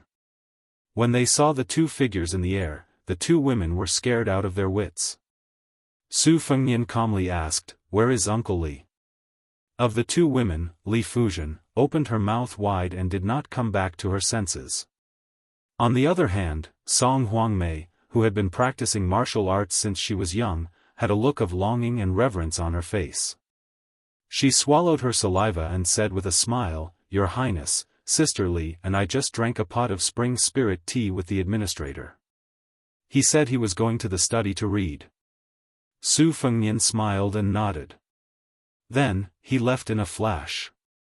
After Song Huangmei recovered from her shock, she jumped up and grabbed onto Li Fuzhen's sleeves, saying excitedly, Look, Sister Fuzhen, I told you His Royal Highness is a top expert filled with killing intent. He must have killed many people, but you didn't believe me. Now you believe me, right? With His Highness's mysterious movement technique, one wouldn't be able to use it without being at Master Realm. I think that the rumor that His Royal Highness personally killed the 5th raccoon of the Bing-carrying mountain is true. Before I get chased out of the general's residence, I have to go and learn from His Highness. Even if I have to serve him tea, I am willing to do so. Compared to Song Huangmei's excitement, Li Fuzhen lowered her eyes and was dejected. Chapter 943. Hearing the knock on the door, the administrator, who had been flipping through a book from the previous dynasty, raised his head and gently put down the book. He straightened his clothes and said calmly, "Come in." The familiar figure pushed open the door and entered. He said to Li Gongda, "The general of Lingzhou greets the administrator." Li Gongda's expression was complicated. This second-level official, who was known for his skill in flattery, rose and said in a low voice, "His Royal Highness came at the right time, but he came later than Li Gongda expected." The reason he said this is because the matter of the two secret letters was indeed secretly planned by His Highness. Bailiang needs this kind of king of Bailiang, so he said, he came at the right time. He came late because he was dissatisfied with His Highness' soft-heartedness. After Li Gongda handed over a secret letter, he didn't immediately turn hostile and didn't immediately open the letter. He knew that the secret letter was the real one. This means that His Highness has been hesitant these days. Even if he mistakenly believes that Li Gongda has decided to join the court, he still doesn't want to kill him. His Royal Highness like this is more than enough to be the general of Lingzhou or the provincial governor of Lingzhou. If he is merciful, how will he command the 300,000 Bailiang cavalry that are the best in the world? Su Fengnian didn't refute this. Li Gongda smiled and brought out 2 chairs. The two of them sat across from each other. The administrator, who was very different from usual, looked at this young face that was becoming more and more angular. He sighed softly and said, "His Highness, you might ask why Li Gongda did this. Since he clearly didn't join the court and wasn't tempted by Zhang Jiulu, why did he deliberately hide a fake letter? It's very simple. His Highness carefully planned this time and almost passed off the fake as the real one. He wanted to test Li Gongda, the head of the civil officials in Beiliang. Li Gongda also wanted to know whether it was wise for him to stay in Beiliang. Your Highness."